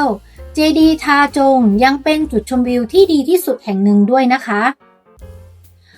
บริเวณโดยรอบเจดีย์มีลานกว้างขวางที่สามารถมองเห็นทิวทัศน์ของเมืองได้แบบ360องศาไม่ว่าจะเป็นบ้านเรือนสไตล์ทิเบตทะเลสาบขนาดเล็กหรือทิวเขาที่โอบล้อมเมืองอยู่ทำให้ที่นี่เป็นจุดที่เหมาะสำหรับการถ่ายภาพเก็บความประทับใจโดยเฉพาะในช่วงเช้าตรู่และช่วงเย็นที่พระอาทิตย์กำลังตกเจดีย์ทาจงจึงเป็นมากกว่าแค่สถานที่ท่องเที่ยวแต่เป็นสัญลักษณ์ที่สะท้อนถึงจิตวิญญาณแห่งความสงบสุขและความกลมกลืนของเมืองแชงกรีลาได้อย่างแท้จริงหากมีโอกาสได้มาเยือนเมืองแห่งนี้อย่าลืมที่จะมาสักการะและชมความงามของเจดีย์แห่งนี้ด้วยตาตัวเองนะคะหลังจากที่เราไปชมเจดีย์ที่ใหญ่ที่สุดในโลกเรียบร้อยแล้วเราก็นั่งแท็กซี่กลับมายังที่ตัวเมืองเก่าเพื่อที่จะหามื้อเย็นทานกันนะคะก็เดินถ่ายรูปต่ออีกนิดหน่อยหาจุดชมวิวถ่ายรูปสวยๆนะคะแล้วก็เก็บบรรยากาศเด็กๆของเมืองแชงกรีลาน่ารักมาฝากปิดท้ายคลิปให้ทุกคนดูด้วยจากนั้นเนี่ยวันรุ่งขึ้นตั้งแต่เช้ามืดเลยหญิงก็นั่งรถไฟความเร็วสูงนะคะจากเมืองแชงกรีลากลับไปยังเมืองคุนหมิงค่ะจากนั้นเนี่ยจะไปไหนต่อเนี่ยต้องรอติดตามชมนะคะสวัสดีค่ะเพื่อนๆหลังจากที่เรานั่งรถไฟจากแชงกรีลามาถึงที่เมืองคุนหมิงเย็นๆเราก็ไม่ได้ไปไหนเช้ามาเราก็ไปสนามบินคุนหมิงเลยเพื่อบินตรงไปยังเมืองกวางโจววันแรกๆที่ไปถึงเราก็มีไปเจอญาติๆนะคะพูดคุยทานอาหารแวะเที่ยวบ้านญาติด้วยเป็นการต้อนรับที่อบอุ่นมากๆโดยเฉพาะพี่สะใภ้ที่เห็นหญิงไอหนักมากรีบสั่งยาแก้ไอมาให้ทันทีแล้วยังมีของฝากไปถึงป๊าๆหม่าๆที่บ้านอีกด้วยน่ารักที่สุดเลยต้องขอบคุณมากๆออกสื่อเลยนะคะเนี่ยสวัสดียามเช้าทุกๆคนวันนี้ก็อยู่ที่กวางโจวแล้วนะคะจริงๆเนี่ยมาถึงที่กวางโจวสัก2 วันแล้วแหละแต่ทีนี้วันแรกไม่ได้บล็อกเพราะว่าจะเอาเวลาไปช้อปปิ้งแล้วที่เราไปช้อปปิ้งเขาก็ไม่อนุญาตให้ถ่ายวิดีโออะไรพวกนี้ด้วยก็เลยโอเค enjoy shopping ก็แล้วกันส่วนเมื่อวานก็ไปเจอญาตินะคะญาติที่อยู่ที่กวางโจวก็เขามารับแล้วก็ไปกินข้าวไปเที่ยวบ้านเขาแล้วก็ตกเย็นก็ไปกินข้าวริมแม่น้ำแล้วก็กลับโรงแรมไม่ได้ทำอะไรมากมายก็เลยวันนี้เป็นตัวของตัวเองกลับมาแล้วนะคะก็เลยมาพาทุกคนไปเที่ยววันนี้ จะพาทุกคนไปที่นานเย่คิงมิวเซียมซึ่งเป็นสถานที่ที่มีความเกี่ยวข้องกับเวียดนามนิดหน่อยเดี๋ยวเราก็ไปศึกษาหาความรู้เอาว่ามันเกี่ยวกันยังไงแล้วก็มีประวัติความเป็นมามีสมบัติอะไรที่มันน่าศึกษาน่าค้นคว้าน่าดูนะคะหญิงจองตั๋วจาก trip.com เรียบร้อยแล้วราคาไม่แพงคิดเป็นเงินก็ประมาณไม่ถึง50 บาทอ่ะค่าเข้าอ่ะเดี๋ยวเราเดินถึงละเดี๋ยวเราเข้าไปกันค่ะช่วงนี้เขามีจัดนิทรรศการอียิปเชียนด้วยนะคะคนเยอะอ่ะนี่มาประมาณ9 โมงยังไม่9 โมงครึ่งเลยอ่ะไปเริ่มต้นพิพิธภัณฑ์สุสานกษัตริย์หนานเย่หรือชื่อทางการว่าพิพิธภัณฑ์สุสานกษัตริย์หนานเย่สมัยราชวงศ์ฮั่นตะวันตกเป็นสถานที่ท่องเที่ยวอันดับต้นๆในกวางโจวสำหรับผู้ที่ชื่นชอบโบราณคดีประวัติศาสตร์และวัฒนธรรมจีนพิพิธภัณฑ์แห่งนี้มีโบราณวัตถุสุสานอายุถึง 2,000 ปีได้รับการยกย่องอย่างกว้างขวางว่าเป็นสุสานหินโบราณที่ใหญ่ที่สุดและเก่าแก่ที่สุดในเขตหลิงหนานและเป็นหนึ่งในการค้นพบทางโบราณคดีที่สำคัญที่สุดในประเทศจีนนอกจากสถานที่ตั้งสุสานแล้วพิพิธภัณฑ์ยังจัดแสดงโบราณวัตถุหายากกว่า 1,000 ชิ้นที่ขุดพบจากสุสานสมบัติอันงดงามเหล่านั้นจะพาเราย้อนกลับไปสู่ชีวิตอันหรูหราของรัฐหนานเย่เมื่อ 2,000 ปีก่อนพิพิธภัณฑ์แห่งนี้สร้างขึ้นบนพื้นที่ฝังศพของกษัตริย์หนานเย่องค์ที่ 2ที่ชื่อเจ้าโมผู้ปกครองระหว่างปี 137 ก่อนคริสตศักราชจนถึง 122 ก่อนคริสตศักราชหรือมากกว่า 2,000 ปีที่แล้วอาณาจักรหนานเย่เป็นรัฐขึ้นของราชวงศ์ฮั่นตะวันตกในประเทศจีนดังนั้นจึงเป็นที่มาของชื่อพิพิธภัณฑ์ว่าพิพิธภัณฑ์สุสานกษัตริย์หนานเย่สมัยราชวงศ์ฮั่นตะวันตกสุสานที่ซ่อนอยู่ใต้ดินลึก 20 เมตรถูกค้นพบโดยบังเอิญในปี 1983 ขณะที่ผู้คนกำลังขุดและวัดพื้นที่เพื่อสร้างอพาร์ตเมนต์ใหม่ในบริเวณนี้โบราณวัตถุมากกว่า 1,000 ชิ้นถูกขุดพบจากสุสานที่ยังคงสภาพสมบูรณ์รวมถึงตราประทับของจักรพรรดิที่พิสูจน์ได้ว่าใครเป็นเจ้าของสุสานนี้สิ่งที่น่าชมในพิพิธภัณฑ์สุสานกษัตริย์หนานเย่นั่นก็คือพิพิธภัณฑ์นี้เปิดให้ประชาชนเข้าชมครั้งแรกในปี 1983 และได้รับการปรับปรุงใหม่ในปี 2010ภายในพิพิธภัณฑ์เราสามารถพบกับสถานที่ตั้งเดิมสุสานสมบัติหายากที่ขุดพบจากสุสานและคอลเลกชันหมอนเซรามิกต่างๆสุสานของกษัตริย์หนานเย่ถูกค้นพบโดยบังเอิญและยังคงสภาพสมบูรณ์และไม่ถูกปล้นเพื่อการอนุรักษ์สมบัติที่ดีขึ้นโบราณวัตถุหายากที่พบในสุสานจึงถูกเคลื่อนย้ายออกจากสุสานอย่างระมัดระวังสุสานที่มีทั้งหมด7ห้องนั้นยังคงเป็นโบราณสถานที่มีลักษณะเด่นของหนานเย่สร้างขึ้นจากหินขนาดใหญ่750ก้อนมีภาพจิตรกรรมฝาผนังสีสันสดใสบนผนังสุสานหินที่มีภาพวาดสีเช่นนี้ได้รับการพิสูจน์แล้วว่าเป็นสุสานหินที่มีภาพวาดที่เก่าแก่ที่สุดในภาคใต้ของจีนนับตั้งแต่มีการค้นพบโบราณวัตถุของสิ่งของล้ำค่าที่ขุดพบจากสุสานถือเป็นไฮไลท์ของพิพิธภัณฑ์สมบัติล้ำค่าเหล่านั้นจัดแสดงอยู่ในห้องนิทรรศการข้างสุสานรวมถึงหยกสวยงามอาวุธรถม้าเครื่องเทียมม้าเครื่องมือในการผลิตเครื่องใช้ในชีวิตประจำวันเครื่องดนตรีและเครื่องครัวซึ่งแสดงให้เห็นถึงชีวิตความเป็นอยู่ของผู้คนในสมัยการปกครองของพระเจ้าเจ้าโมอย่างละเอียดโบราณวัตถุจากต่างประเทศที่ขุดพบจากสุสานยังช่วยให้เราได้เห็นภาพการค้าขายบนเส้นทางสายไหมทางทะเลโบราณจุดเด่นที่สุดของสมบัติเหล่านั้นคือเสื้อคลุมฝังศพอันวิจิตรและหรูหราของเจ้าโมซึ่งทำจากหยกมากกว่า 2,300 ชิ้นเสื้อคลุมหยกนี้ถือเป็นเสื้อคลุมฝังศพหยกที่เก่าแก่ที่สุดในโลกและมีความพิเศษที่สุดแตกต่างจากเสื้อคลุมหยกอื่นๆที่ชิ้นส่วนเชื่อมต่อกันด้วยทองค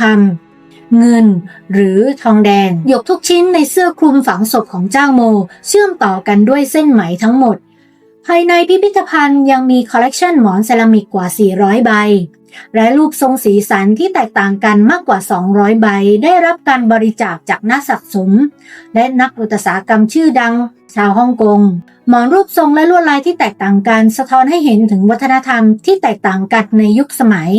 แต่ละลวดลายก็มีลักษณะและมีความหมายที่แตกต่างกันไม่ว่าจะเป็นลวดลายผีเสื้อที่กำลังเต้นรำหรือจะเป็นลวดลายสัตว์ที่จะช่วยขับไล่สิ่งชั่วร้ายถ้าหากเพื่อนๆสนใจก็สามารถมาแวะที่พิพิธภัณฑ์แห่งนี้ได้นะคะ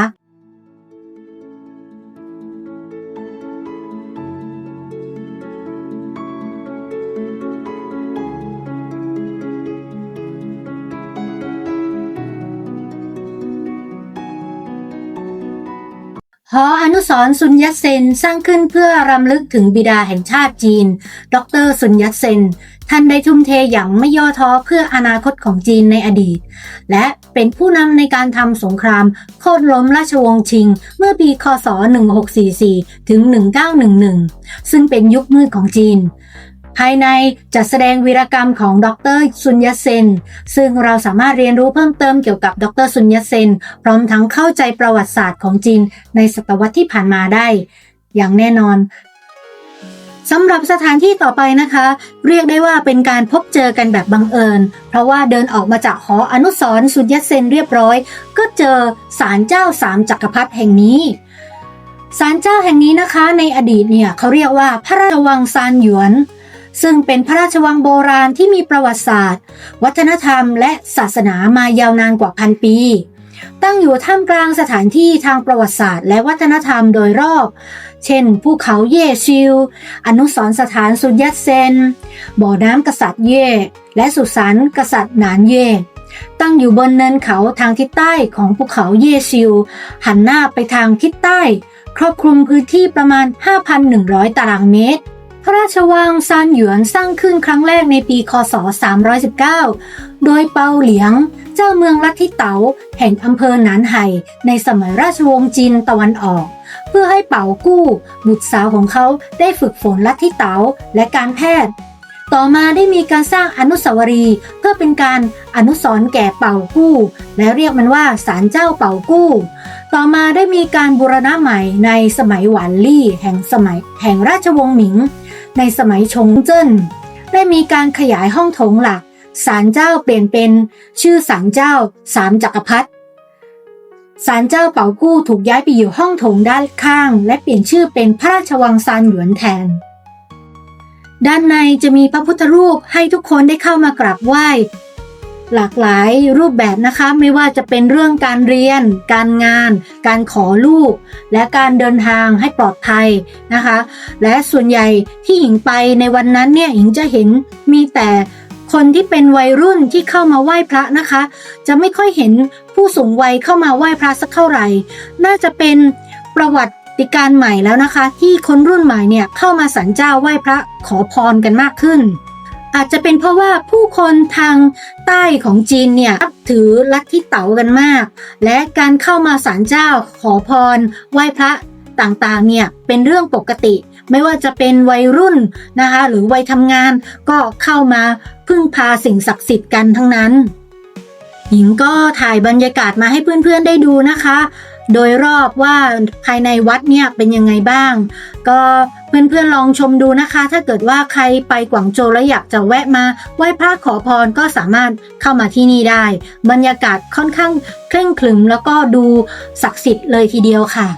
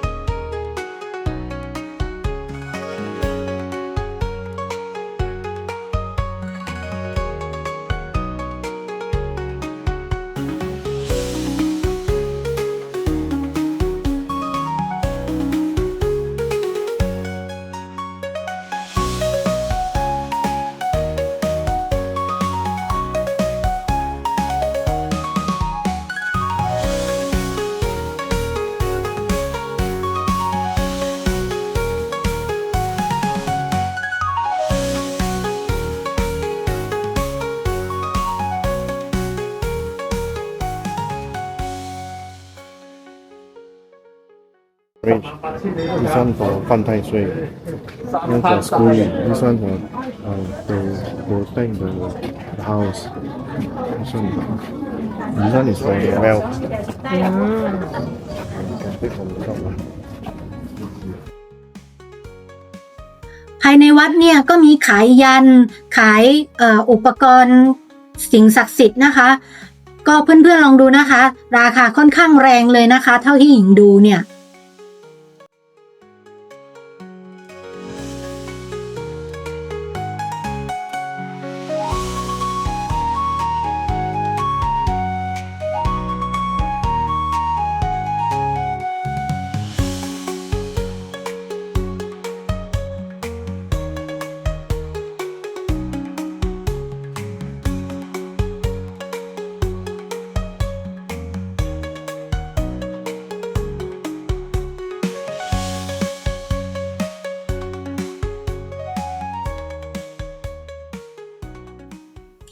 หลังจากนั้นนะคะเราก็เรียกรถแท็กซี่นะคะเพื่อที่จะไปยังอีกฝากฝั่งหนึ่งของเมืองค่ะเพื่อที่จะเปลี่ยนบรรยากาศนะคะจากที่ไปศาลเจ้าไปเมืองเก่ามายังฝั่งที่มีตึกราม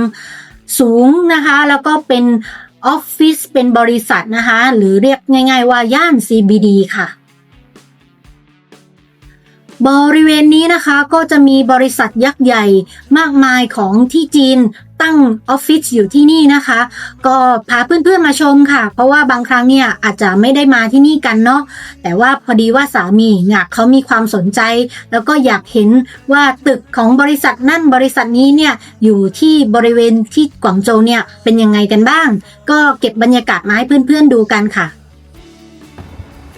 ตอนนี้เรามาอยู่ที่อาลีบาบาเฮดควอเตอร์ที่กวางโจวนะคะก็มาเดินเล่นมาดูว่าความใหญ่โตอลังการของตึกแล้วก็ออฟฟิศที่อาลีบาบาที่กวางโจวเนี่ยมันยิ่งใหญ่อลังการขนาดไหนนะคะเพราะว่าถ้าใครรู้จักอาลีบาบาใช่ไหมก็คือว่าแทบจะทำทุกอย่างเลยเนาะทั้งเป็นแพลตฟอร์มที่สั่งของซื้อของออนไลน์ละมาก็เป็นของอาลีบาบาก็คือบริษัทที่คล้ายๆกับ Grab เนาะแล้วก็ยังมี Cloud ด้วยนะคะที่คล้ายๆ Google Cloud ซึ่งเขาแทบจะทำทุกอย่างเลยแล้วก็ตอนนี้คืออยู่ในย่านที่เรียกว่า CBD นะคะก็มีความแบบว่าโอ้โหใหญ่โตอลังการมากเลยที่นี่เป็นการเปิดโลกอีกอย่างหนึ่งเลยในการมากวางโจวในครั้งนี้นะคะก็เดี๋ยวจะให้ทุกคนดูนะคะซึ่งมันก็ไม่แพ้กับที่สิงคโปร์เลยมันเป็นย่านที่แบบว่าซึ่งวันนี้มาวันอาทิตย์ใช่ไหมโชคดีมากตรงที่ว่าเราไม่ต้องเจอพนักงานหรือว่าคนพลุกพล่านที่เขามาทำงานกันวันเนาะตอนนี้ก็เงียบๆหน่อยเมื่อกี้ที่ตรงขอบข้างทางเดินอ่ะก็มีพวกกล่องพาร์เซอร์เยอะแยะเลยนั่นไม่รู้ของใครบ้างเนาะที่สั่งของเอาไว้เนี่ยตั้งกองเอาไว้อยู่สงสัยรอ delivery มารับไปเดี๋ยวเราเดินเล่นก่อนเพราะว่ารู้สึกว่าที่เนี่ยคือแบบตึกสวยอ่ะเดี๋ยวจะถ่ายเก็บไว้ให้ทุกคนดูแล้วกันนะคะสำหรับส่วนตัวหญิงแล้วหญิงเคยมากวางโจว 2-3 ครั้งแล้วนะคะก็ครั้งแรกเนี่ยที่มาเมื่อประมาณตอน20กว่าปีที่แล้วจะไม่เคยเห็นตึกที่สูงแบบนี้เยอะแยะเรียงรายเต็มไปแบบเป็นตับอย่างนี้เลยนะคะใครที่ยังมองว่าประเทศจีนล้าสมัยหรือว่าเชยเนี่ยคงต้องบินมาเที่ยวดูประเทศจีนแล้วล่ะค่ะแล้วจะได้เปลี่ยนความคิดนะคะเพราะว่าสมัยก่อนน่ะเวลาหญิงจะมาเที่ยวจีนเนี่ยเวลาไปบอกเพื่อนบอกญาติบางคนเขาบอกว่าฮะไปจีนอีกแล้วเหรออะไรอย่างเงี้ยแต่หญิงว่าสมัยเนี้ยเพื่อนๆน่าจะมาเที่ยวจีนบ่อยกว่าหญิงซะอีกเนาะยังไงเนี่ยถ้าใครไปเมืองไหนหรือว่ายังไงมาคอมเมนต์มาพูดคุยกันได้นะคะว่าไปเจออะไรมาบ้างนะคะแล้วเรามาพูดคุยกันในคอมเมนต์ค่ะ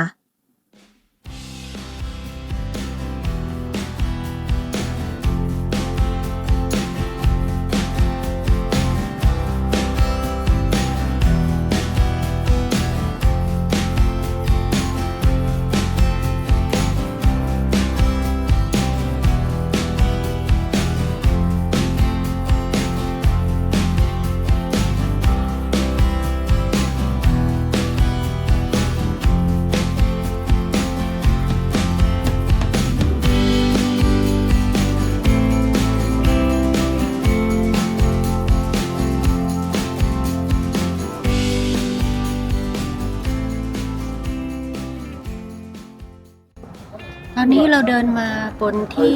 ตึกแห่งหนึ่งนะคะ น่าจะเป็นตึกของอาลีบาบาแหละ อยู่ที่ประมาณชั้น 3 นะคะ เป็นจุดชมวิวที่ดูดีมากเลิศมาก เพราะว่าเราได้เห็นวิวแม่น้ำนะคะ แล้วก็ได้เห็นฝั่งตรงข้ามด้วย เห็นสะพานนะคะที่เป็นไอคอนิกของที่กวางโจว แล้วก็ทางนู้นไกลๆทางนู้นยังเห็นตึกแคนตันทาวเวอร์ด้วย เดี๋ยวให้เพื่อนๆดูกัน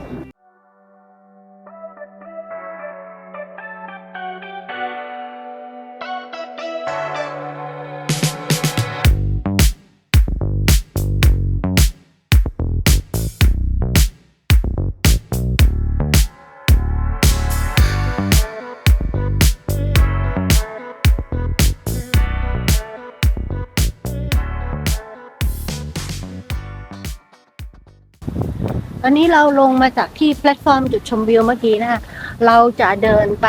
ที่แถวตึกแคนตันทาวเวอร์โดยที่เราจะเดินไปทางริมแม่น้ำนี้นะคะเท่าที่ดูก็น่าจะประมาณสักไม่เกิน5 กิโลก็ยังเดินได้อยู่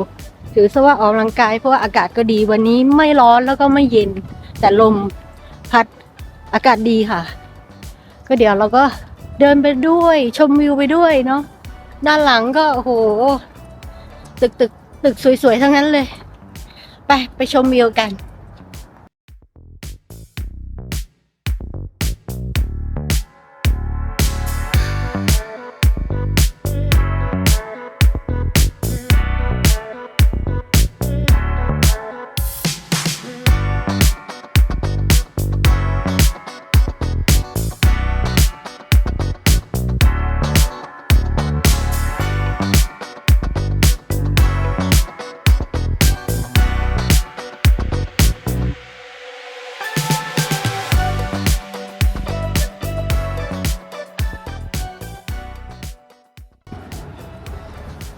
นี้เราก็มาลองประสบการณ์นั่งรถแทรมนะคะนี่จากจุดตรงนี้เนี่ยที่เราเดินมาประมาณได้สักครึ่งทางก็ขึ้นแทรมก็คนละ2 หยวนนี่คือชื่อของสถานีนะคะมีรูปประกอบก็คือใครอยากจะไปลงถึงไหนก็ได้เลยเลือกเอาสถานีสุดท้ายคือแคนตันทาวเวอร์หอคอยแคนตันทาวเวอร์หรือที่รู้จักกันในชื่อหอโทรทัศน์และหอชมวิวกวางโจวเป็นหอคอยที่เป็นสัญลักษณ์และแลนด์มาร์คของเมืองกวางโจวด้วยความสูง600 เมตรนับเป็นหอโทรทัศน์ที่สูงที่สุดในประเทศจีนและสูงเป็นอันดับ3ของโลกหากต้องเลือกท่องเที่ยวเพียงแห่งเดียวในกวางโจวหญิงแนะนำว่าให้ทุกคนมาที่หอคอยแคนตันแห่งนี้เป็นอันดับต้นๆในช้อยเพราะว่าหอคอยแห่งนี้ยังโด่งดังในเรื่องเอวที่เพรียวบางและเป็นสิ่งมหัศจรรย์ทางสถาปัตยกรรมด้วยค่ะหอคอยแคนตันสร้างโดยกลุ่มบริษัทกวางโจว New Television Tower ในระหว่างการก่อสร้างกลุ่มวิศวกรได้แก้ไขปัญหาทางเทคนิคที่เกิดจากการออกแบบเอวที่เพรียวบางและสร้างผลงานที่ยอดเยี่ยมหอคอยแห่งนี้ได้รับชื่อเสียงที่ดีในด้านความสามารถในการต้านทานแผ่นดินไหวขนาด 7.8 ริกเตอร์เลยนะและมีอายุการใช้งานมากกว่า100 ปีก็คือเราคงจะได้เห็นตึกนี้จนกระทั่งเราไม่ได้อยู่บนโลกนี้ไปเลยแหละตอนนี้เรานั่งแทรมมาจนถึงสถานีสุดท้ายก็คือแคนตันทาวเวอร์นะคะอยู่ข้างหลังเห็นไหมสูงใหญ่มากเดี๋ยวเราจะเดินเล่นบริเวณรอบๆนี้ก่อนแล้วเดี๋ยวค่อยว่ากันอีกทีหนึ่งอาจจะไปที่อื่นต่อหรือว่ายังไงเพราะว่าพรุ่งนี้ก็กลับแล้วก็ไม่ค่อยอยากจะเสียเวลาไปตรงไหนนานๆจะพยายามจะวันนี้จะแบบว่าไซต์ซีอิ้งหลายๆที่ให้ทุกคนได้ดูเลยในฐานะหอโทรทัศน์หอคอยแคนตันใช้สำหรับส่งสัญญาณโทรทัศน์และวิทยุแบบ frequency modulation และสัญญาณไมโครเวฟในขณะเดียวกันหอคอยแคนตันยังทำหน้าที่เป็นสถานที่ท่องเที่ยวด้วยนะเราสามารถขึ้นไปด้านบนเพื่อที่จะชมเมืองกวางโจวได้แบบ360 องศาเลยมีจุดชมวิวที่สูงถึง448 เมตรในยามค่ำคืนก็มีความงดงามมีแสงสีเลเซอร์นะคะสามารถชมได้จากด้านล่างแล้วก็จะเห็น แสงสีที่ประดับประดาบนหอคอยอย่างสวยงามเพิ่มเติมอีกนิดนะคะ ด้านบนของ Canton Tower ก็มีชิงช้าสวรรค์ที่สูงที่สุดในโลกติด Guinness World Record เรียบร้อยแล้วแล้วก็ยังมีภัตตาคารที่สามารถหมุนได้สามารถชมวิวแบบ360องศาเลยค่ะถ้าใครมีเวลาก็ลองไปเปิดประสบการณ์ดูแล้วมาคอมเมนต์เล่าให้หญิงฟังด้านล่างด้วยนะคะ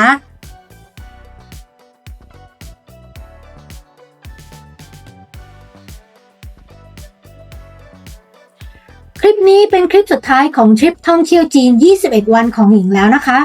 ถ้าหากใครสนใจเมืองไหนก็สามารถกดรับชมคลิปได้เลยแล้วลองไปเที่ยวตามรอยกันได้นะคะไว้รอบหน้าหญิงจะไปเปิดโลกประสบการณ์ท่องเที่ยวที่ไหนกันอีกต้องรอติดตามชมนะคะฝากกด subscribe ติดตามช่องเอาไว้ด้วยแล้วพบกันใหม่ในวิดีโอหน้านะคะวันนี้สวัสดีค่ะบ๊ายบาย